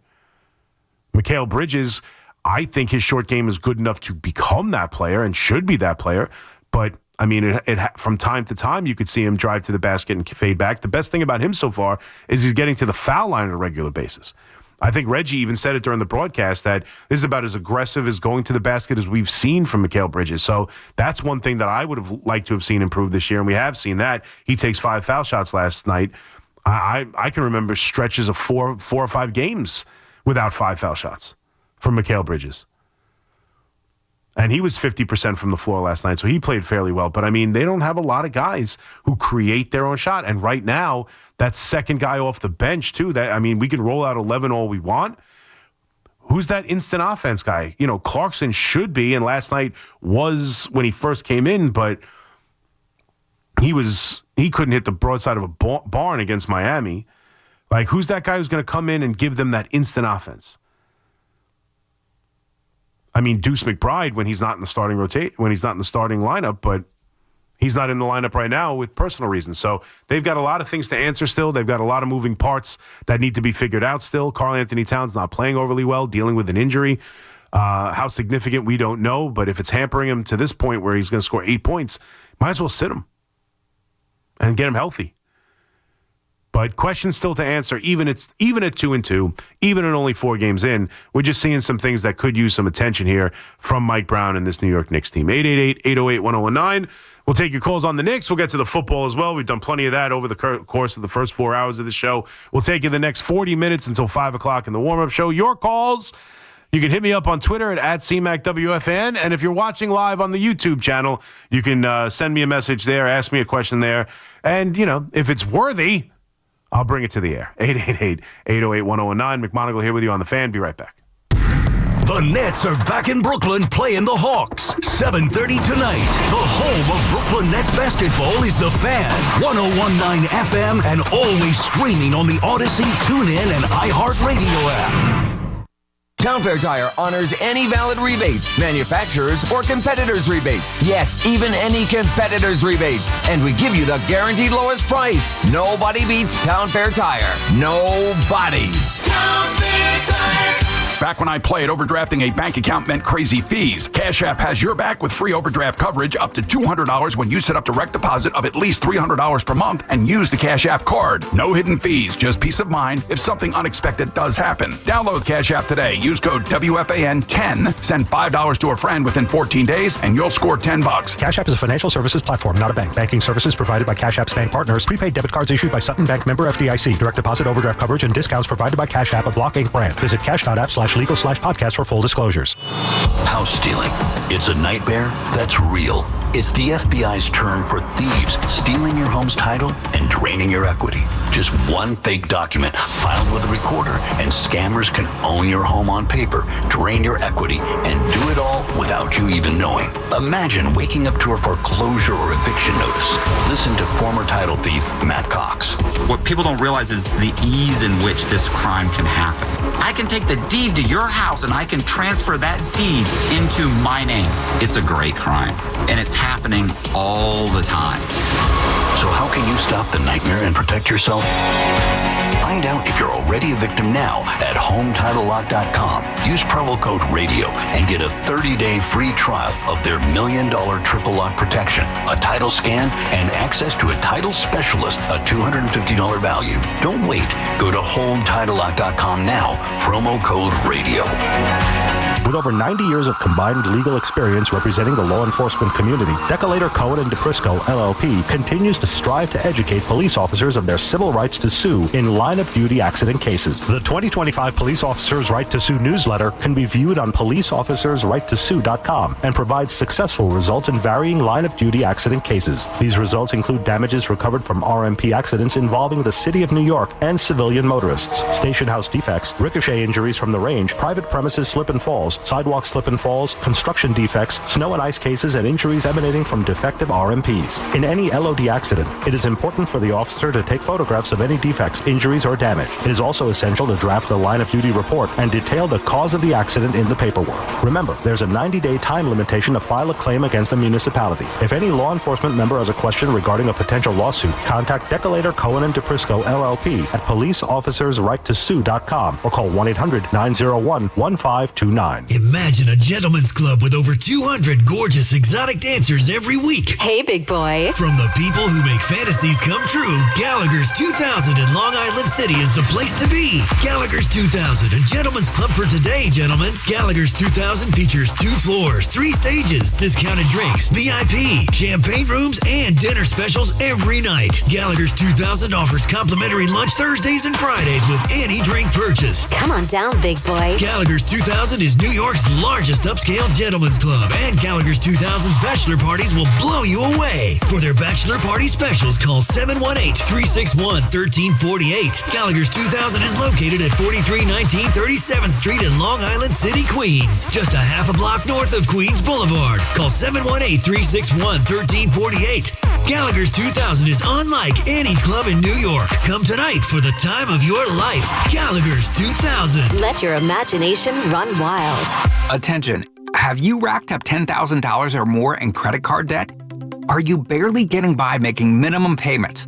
With credit card debt reaching all-time highs, National Debt Relief is notifying consumers about significant debt relief options currently being made available to help those with overwhelming credit card debt. These options may reduce a large portion of credit card debt for those who qualify. You don't need to declare bankruptcy or take out a consolidation loan, and you may only have to pay back a fraction of what you owe, even if you have bad credit. National Debt Relief has already reduced the credit card debt for more than 550,000 consumers. So don't wait. If you owe $10,000, $20,000, or even $100,000 in credit card debt, you can now take advantage of this financial debt relief as the cost of living continues to skyrocket. To check what debt reduction you may qualify for, call 800-894-7722. That's 800-894-7722. Again, 800-894-7722.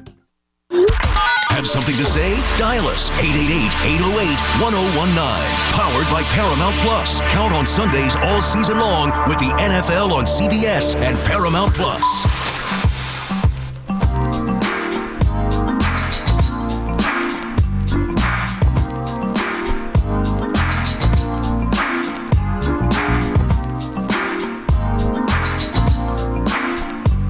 All right, 425. McMonigle here with you on the Fan. 888-808-1019. Yeah, I saw the Jaylen Brown story. I didn't mention it when they played, but it was clear as day. When Jaylen Brown trying to go to the basket against OG Anunoby, and he puts his head kind of in his he puts his shoulder down and his head hits him like in the stomach as he's trying to drive to the basket. And then he backs away. And you can see there's like a stain on OG Anunoby's shirt. And, I guess the hair paint off of, his head that he's trying to cover up the receding hairline or whatever was all over OG Anunoby. Oh, my goodness. You think that's embarrassing? I got you. You're an NBA player. You'll be all right. Try taking videos right in front of your face with a round face. Having everybody post it everywhere. Got more mentions of Ozempic than anybody else in the history of mankind. 888-808-1019. All right. As we're going to turn now, as today is the hump day, as they like to call it, we are moving closer to the week. We spent a lot of time yelling about Brian Daboll. We spent a lot of time talking about Jackson Dart. Obviously, the injury to Cam Scadaboo, who had surgery right away. We also found out that Malik Neighbors had surgery in Los Angeles, I believe, with the Dallas Cowboy team doctor performing the ACL repair, which I mean, I don't know why. I mean, team doctors are just there as like, if the team wants to work through him. Now, I guess not the Giant team doctor. That's more of the issue, I guess. But I guess people were kind of taken aback that the Dallas Cowboy team doctor, like that doctor is going to somehow sabotage the injury because he's a Cowboy fan or something. But that was a little bit odd. But you've lost, Neighbors, obviously. You've lost Cam Scadaboo.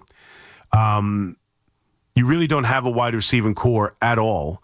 I think Tracy is obviously, he was viewed as the starting running back entering the year, had a great rookie season. I don't think they're going to miss the actual production on the field all that much. Cam was great, don't get me wrong, and the relationship between him and Jackson Dart. Like, that's what I'm concerned about. I'm concerned about the relationship between him and Jackson Dart, his just vibe and everything that he came with, and being so willing to talk about changing the organization and how much those two young kids were uplifting this team. I'm more concerned about the vibe around the building and with this team, with the loss of Scadaboo, more than I am actually the production. Although that's a concern too. But you look at this team right now, right? They're going into this game 2-6. I mean, if they're going to make the playoffs, clearly they need to win this game as well as, the next whole bunch. But I don't even view it that way. I'm not overly concerned about the playoffs necessarily, because at 2-6, the likelihood of them making the playoffs is very impractical. But they're welcoming in a 49ers team that hasn't been all that great offensively. They've been missing their starting quarterback, obviously, for a while. They're coming off a loss to the Texans, but we all know they have the ability to run the football. And that has been the main problem. So you go into it, and we can talk all we want about Brian Daboll. Like, this is the situation Brian Daboll finds himself in. Like, we talk, like, this is part of the reason why I'm so kind of taken aback with the anger and vitriol and hatred that he's getting. Like, it's not just like I'm disappointed in him. It's like, get him the hell out of our organization as fast as humanly possible. Otherwise, we're all doomed and screwed. Like, think of the situation the Giants are going to head into this game against the 49ers, right? They've lost Cam now. They've lost their best running back weapon. They lost their best wide receiver weapon. They really don't have much talent at the wide receiver position. Their tight ends can be productive, but their hands have not been great this year. They've made some plays to the tight end after years of it felt like never making plays to the tight end, but their hands aren't all that great. I wouldn't call them explosive players. They're serviceable tight ends.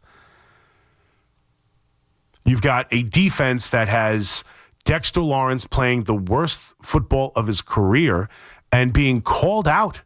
We talked about this yesterday, being called out by Carl Banks. You know, questioning whether or not he's injured still. Questioning, talking about how teams don't respect him. Talking about how now it's time for him to stand up and knocking his game. You've seen the rankings on Pro Football Focus. He's grading out as bad as almost anyone on the defense. You've got still issues with the defensive backfield. And you're welcoming in a 49ers team that still managed to win some games, whose defense with Robert Saleh has lost key pieces, Bosa, Fred Warner, and still have played relatively well. We know they can run the football. This is a tough game, but having said that, I expect the offense to perform. I expect this quarterback to perform. These games, that's what it's about for me. We're going to find out whether or not the defense that should feel disrespected, that should be pissed off, that should be embarrassed off of that performance in Philadelphia and the way they were able to run the football down their throat. All the talk all week. If they have any respect for this coordinator at all, they understand that his job is being, questioned isn't even the answer. Like, the entire fan base thinks he needs to be gone tomorrow. The rest of the media doesn't think he's doing a very good job either. If they have any respect for their coach, if they have any respect for themselves, that defense has got to do a hell of a better job of stopping the run. They have to scheme to stop the run. We'll see who the quarterback is and what the threat is offensively. But, you go up against the 49ers right now with possibly Mac Jones at quarterback, you're stopping the run. That's first and foremost what you have to do. So if they could stop the run, you are going up against a banged-up 49ers defense that's coached very well but is banged up. And you should have Jackson Dart ready to go play football. He made some comments, too, after the game last week, talking about needs to improve. The whole organization. It needs to be about winning. We need to have higher standards, all this stuff. Okay, let's go out there and do it. Same thing, this coach, extremely under fire right now. Can't even say his name without people just popping their head out going, he sucks. This is going to be an interesting game. And to me, at 2-6, breaking in a rookie quarterback, I want to see them win the game, obviously. But I need, again, every week I'm going to keep saying this. I need to see the progression of Jackson Dart. I need to see him still continue to play well. I need to minimize the mistakes. I need to go out there and make plays with what limited weapons he has. And I've talked about that too, obviously. Trade deadline a week away. They need to go find him someone to go throw the ball to. Absolutely, without question. It's not just about draft picks. You know how I feel. I'm a tanker, right? I want to tank not only for the first-round pick, but for every pick after that. Once the season's dead, you're typically better off losing these games. You want the better picks. It's how I believe. It's what I think. Change the rules, and then I'll change my mind. But not when you have the quarterback. Not when you are breaking in a rookie quarterback. This is about getting him going inside the NFL, getting his career started, building the confidence, which I don't think he's lacking of, but building a relationship with him and his coach, building an offense, building a rapport, and building a rapport with his playmakers. And right now, his best playmakers of next year aren't on the team. And they're going to need another wide receiver next year anyway. If there is any way, I know they really like Waddle. I don't know how Miami feels after they just beat up on Atlanta. I don't know how they feel about it. This is a team-friendly contract with Waddle. But they need to bring in someone, and preferably someone who's going to be here next year too, someone who's talented, who's better than what they have right now, and someone he can build a rapport with and lean on. Because this is all about him. It's all about him. It really is. We're at that point at 2-6. It's the winning of the game would be nice, and I expect them to win some games. I'll be honest with you. I still expect them to win games if the quarterback plays well. Right? I think they're capable of beating the 49ers. I think they're more than capable of going on the road and beating the Bears. I think they at home against the Packers. That's a tough game to win, but they can. Lions on the road is tough. The Patriots, which once was deemed a possible victory, right now with the way they're playing seems tough.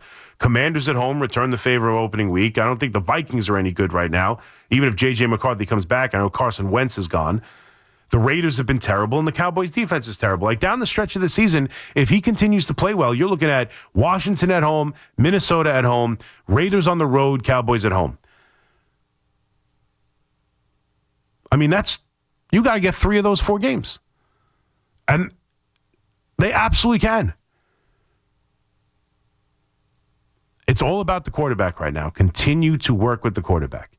Firing Daboll right now is absolutely off the table. Next year, we'll see, depending on how the rest of the season goes. But you know me, I'm of the mindset where as long as this quarterback's playing well, I'm not changing streams on him. That's just how I feel about it. 888-808-1019. Brett in Long Island. What's up, Brett? Good morning, Chris. How are you? Good. How are you? I want to finish the conversation from yesterday, but I do want to say your tanking logic doesn't make sense because you would want to get the best pick, whether it be a left tackle, whether you've seen all different types of positions, a defensive lineman. So that doesn't even make sense. Just to tank for a quarterback. Excuse me? They're not tanking for the quarterback. No, you always say, I want to tank for a quarter. I'm not talking about this situation. You say, I'm generalizing. Correct. You feel like you have to take. That's the most obvious tank situation when you're in need of a quarterback, yes.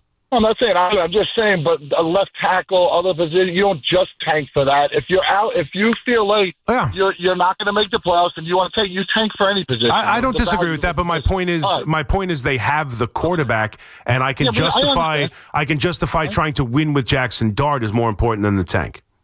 I understand that. All right. So, and then the next thing about yesterday's conversation where I felt like you rudely hung up on me, I really wanted to finish some very valuable points. I feel like you're deflecting all of the blame away from this head coach. I've been giving it a lot of thought.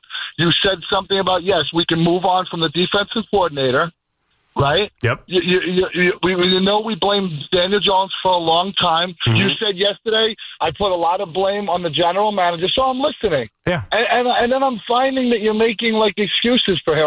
I'm just curious. The I'm not making excuses. 40, he gets blame. He gets blame.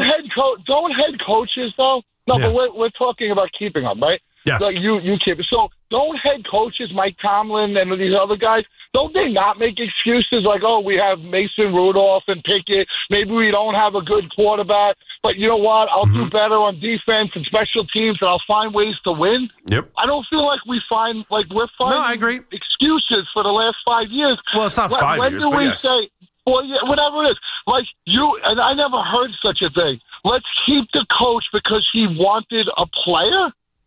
Like, because he drafted the player and it's working with the player. And he doesn't play anymore. And what did the owner say? What did the owner say about your boy Daniel Jones when he hired these two? What did he say? I don't know. What did he say? He said he ruined Daniel Jones by changing coaches on him. That's what he said. He gave him Joe Judge. Right now, the most important and difficult question to answer in the NFL is who is your starting quarterback, and if you don't have one, where are you getting one? The New York Jets organization hasn't answered that question since the early 70s. The Cleveland Browns haven't answered that question in practically their entire history.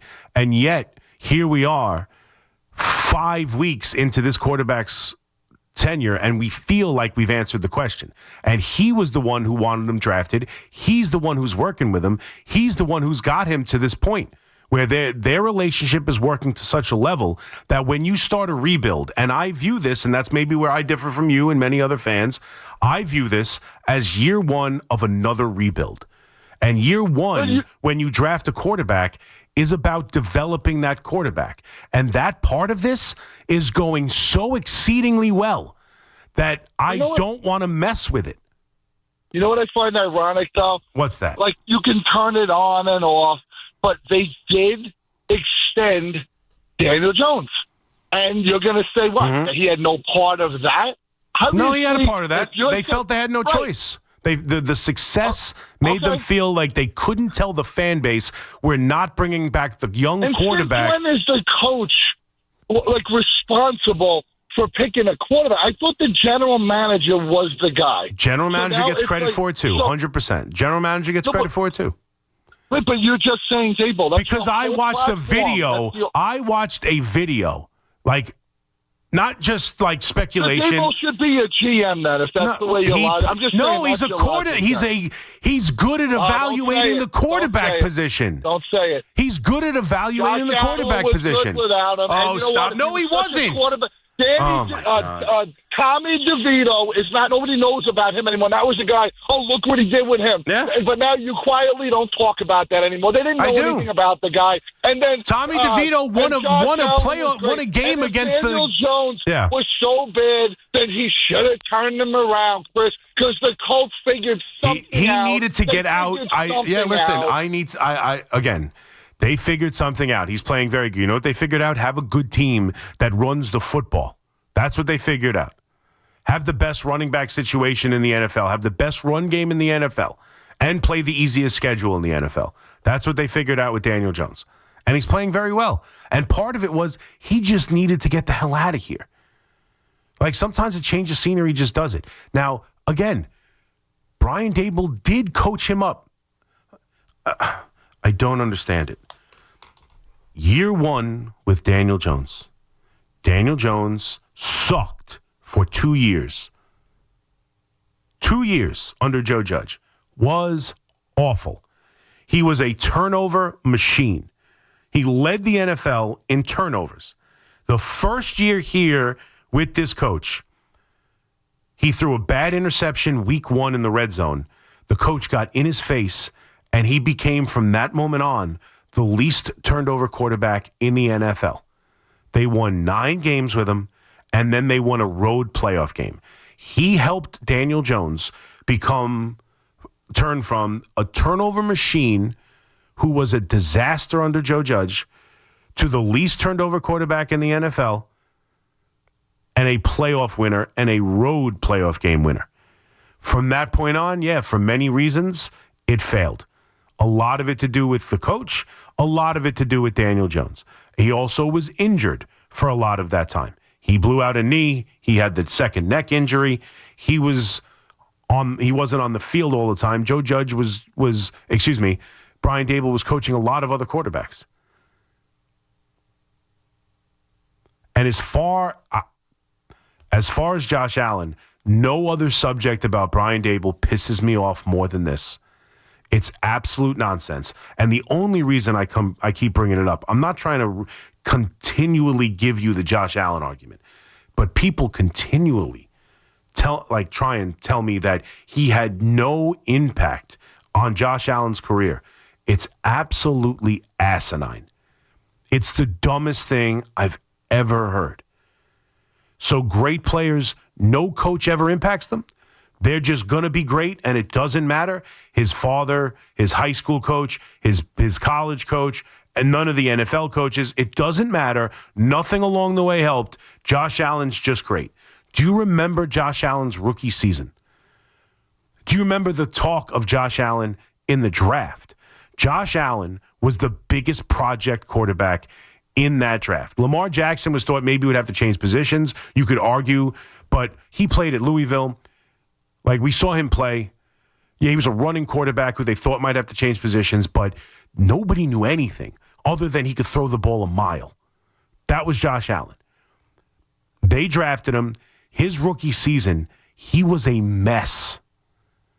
He was awful. He wasn't Jackson Dart. He wasn't Jaden Daniels. He wasn't Stroud. He didn't come in and have immediate success. He was awful year one. Awful. All he did was run and turn the ball over. That's it. By year 3, he was a budding superstar. By year 3, the transition was made from awful rookie to budding superstar. Yes, that progression continued to happen after Daboll left, and he's hit higher heights since Daboll has left. That doesn't change the fact that he was instrumental in the part of the transition from lousy, inexperienced rookie to NFL superstar. Ask Josh Allen if Brian Daboll played a role. Forget me, forget you. Go ask Josh Allen how he feels about Brian Daboll and his role in helping him become the player he is today. I'm not saying it makes him the greatest quarterback coach of all time. I'm not saying it means he can't be fired. I'm not saying it means he's going to turn Jackson Dart into Josh Allen. But that's why he was hired. And don't dismiss it because Josh Allen's a great talent. He was instrumental in that happening. Like, I don't understand why people have a problem with this. I don't understand why people seem to think that doesn't matter. Of course it matters. Of course it matters. He was brought here because of the work he did with Josh Allen. That's what made him a viable candidate for not only the Giants head coaching job, but any head coaching job. How he turned around that Buffalo offense with Josh Allen. And Joe Shane is here because he was part of the group that drafted Josh Allen and changed the Buffalo Bills from perennial loser to division-winning team year in and year out. They were there for that. That's why they got hired. So all I've ever said was, it seems silly to hire a coach because of his relationship and his work with a young quarterback and never give him one. That's all I've ever said. And that's why I wanted to keep him last year. And here's my main point about Brian Daboll. He had 2 losing seasons. They were ugly, they were miserable. John Mara had every right to fire him right then and there. He didn't. He kept him around. And for me, it's not just hey, give me another chance to have a winning season. They kept him around knowing that they were going to draft a quarterback. Why would you keep a coach around who you hired? Why would you keep a regime around that you hired specifically because of their ability to draft and develop a quarterback in Buffalo? Why would you hire that tandem? Bring them here. Never give them that opportunity until year 4. Keep them, despite the losing. Despite the airplanes flying over the building. You keep them. You allow them to make the same decision they made in Buffalo. You allow them to make it here. You keep them off the losing. You let them draft the quarterback. You let him develop the young quarterback. It's going exceedingly well, but he needs to be fired. They're doing exactly what they were kept to do. And with Dart, they're 2-3. They've played 5 games. They've won 2, they've lost 3. And those 2 wins were against playoff teams. Those 2 wins are against Jim Harbaugh and the 3-0 Chargers, who everybody thought was going to come into MetLife and steamroll the Giants in Jackson Dart's first ever career start.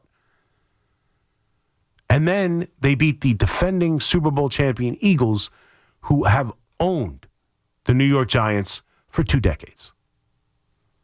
And did it by doubling them up 34-17. Like, yeah, 5 turnovers led to an ugly loss in New Orleans. Yeah, they blew a 19-point lead against the Denver Broncos. And yes, They went into Philadelphia and lost to the defending Super Bowl champs. Defense was ugly. Blowing the game in Denver was ugly, and that's on the coach too. But the quarterback's playing great, and they're no pushover, and they are in these games. Why would you not want to continue that? Now, let's see. He's got 10 more games. If those 10 games are ugly and Jackson Dart doesn't play well, we have a different conversation. But if Jackson Dart continues to play well, and they win a handful of these games, even if the final record is not what we would hope for, how are you making a decision to move on from that coach who you kept to do just this, and he's succeeding at it? Doesn't make any sense to me. 888-808-1019. Quick break. Back with your calls, rapid fire style, as we take it at 5 o'clock in the warm-up show right here on The Fan. It's Boomer and Gio. Mornings on The Fan. 101.9 FM. That was some shady stuff that went on with Lamar Jackson.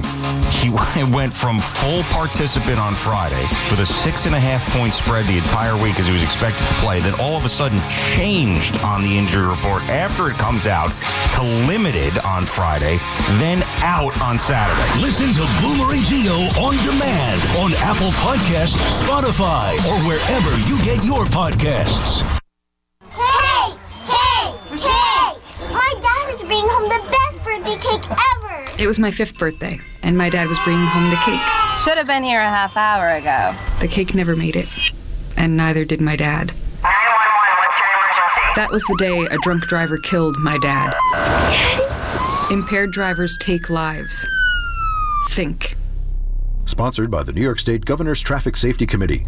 Aired in cooperation with the New York State Broadcasters Association. Injured? Don't be a whiner. Call me, attorney Mark Miner. I'm Mark Miner, and I have over 30 years of experience handling personal injury cases. If you or a loved one has been injured in an accident, don't whine. Call 1-800-LAW-LINE. You can trust that the personal injury law firm of Zalman, Schnurman, and Miner will treat you with respect and fight for your rights. Don't whine. Call 1-800-LAW-LINE for a free consultation. Our goal is to transform your pain into payment. If there is no recovery, there is no fee. We handle all type of accident cases and value the opportunity to help you. The sooner you call, the better. If you are injured, call 1-800-LAW-LINE so we can discuss how to transform your pain into payment. Don't be a whiner. Call Zalman, Schnurman, and Miner at 1-800-LAW-LINE. Zalman, Schnurman, and Miner, personal injury attorneys. Don't whine. Call 1-800-LAW-LINE. That's 1-800-LAW-LINE. At Town Fair Tire, New England's largest name brand discount tire dealer, you get it all. The guaranteed lowest price, the most free services, and we accept all valid rebates from any manufacturer and from our competition. Yes, we accept them all, even competitor rebates. Town Fair Tire, New England's largest discount tire dealer, now with over 120 stores from Connecticut to Maine. Nobody beats Town Fair Tire. Nobody.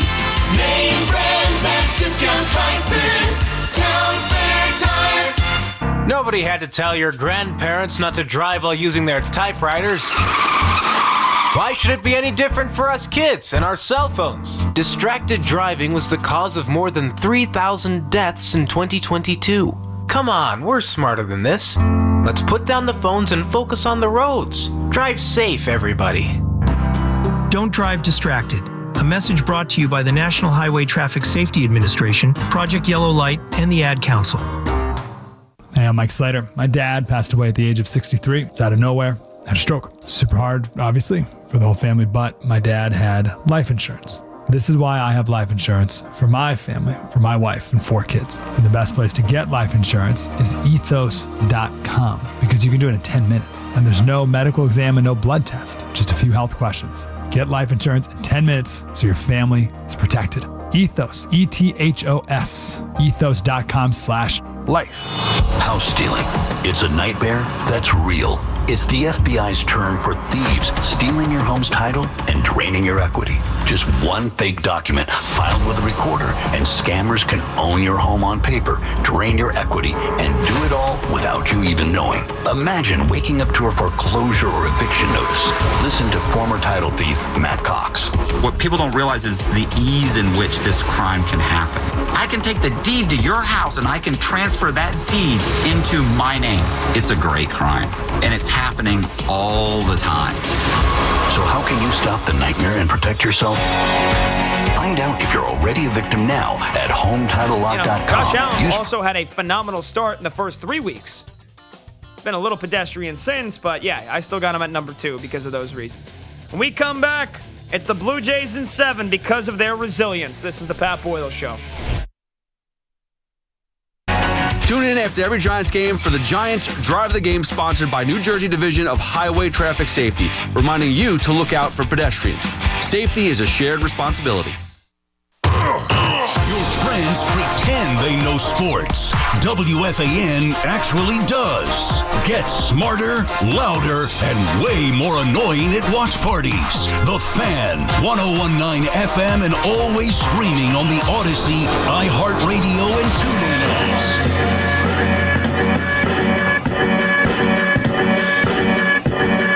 All right, just a few minutes left before we get to 5 o'clock in the warm-up show. Let's try and get to as many calls as we can. Let's go to Jim in Waterford. What's up, Jim?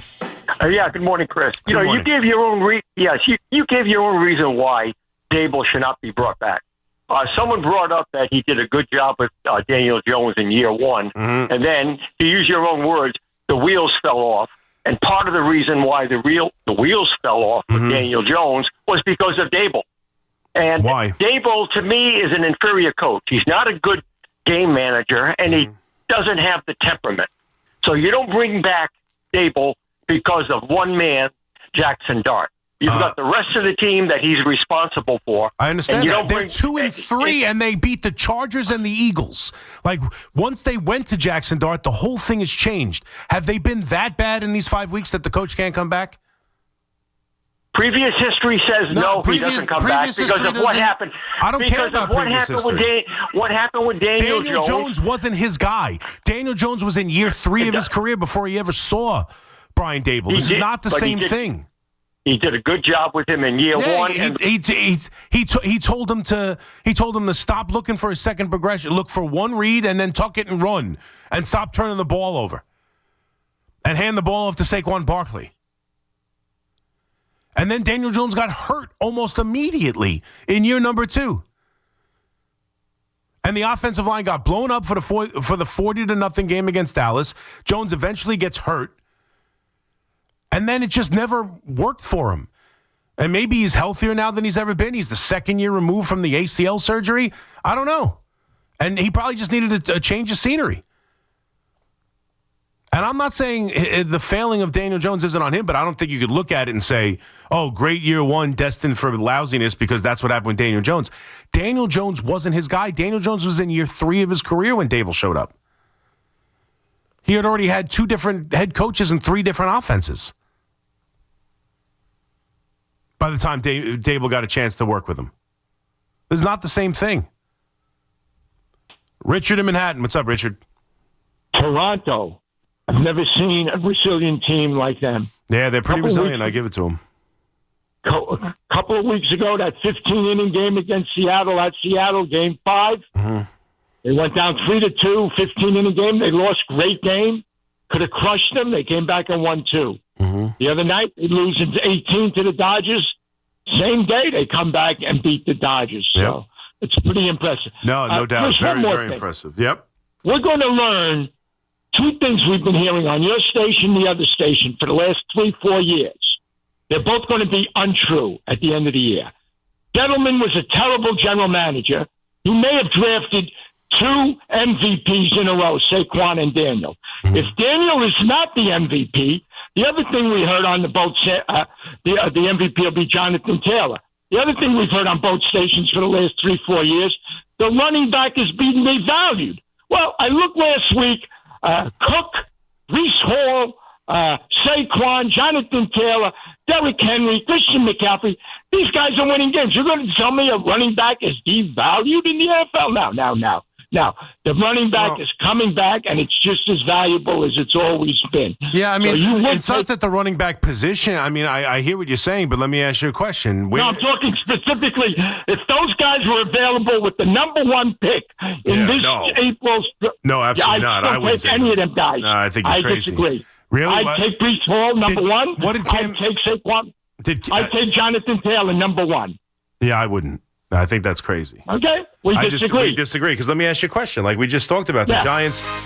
What did Cam Scatterby do for this team, and how productive was he, and where'd they get him? Well, he got him in the fourth round. They got him in the fourth round. That's my point. It's not that the running back position necessarily is that there's a lot of guys who can give you all you need at the running back position. I'd rather draft one like Cam Scatterby in the fourth round than take the first overall pick with Jonathan Taylor, as great as he is. But I'll give you the Gettleman stuff. He did draft a lot of good players. He did make some great plays. He did have some great picks. Lawrence, hopefully, is going to come back. But Lawrence was a great pick. Andrew Thomas was a great pick. Daniel Jones has an opportunity, but we'll see. All right, thank you guys for calling. Thank you for listening. Thanks for watching on YouTube. Thanks to Fleegs. We'll catch you tomorrow, 2 a.m. I'm out of here. Warm-up show's next. Bye-bye.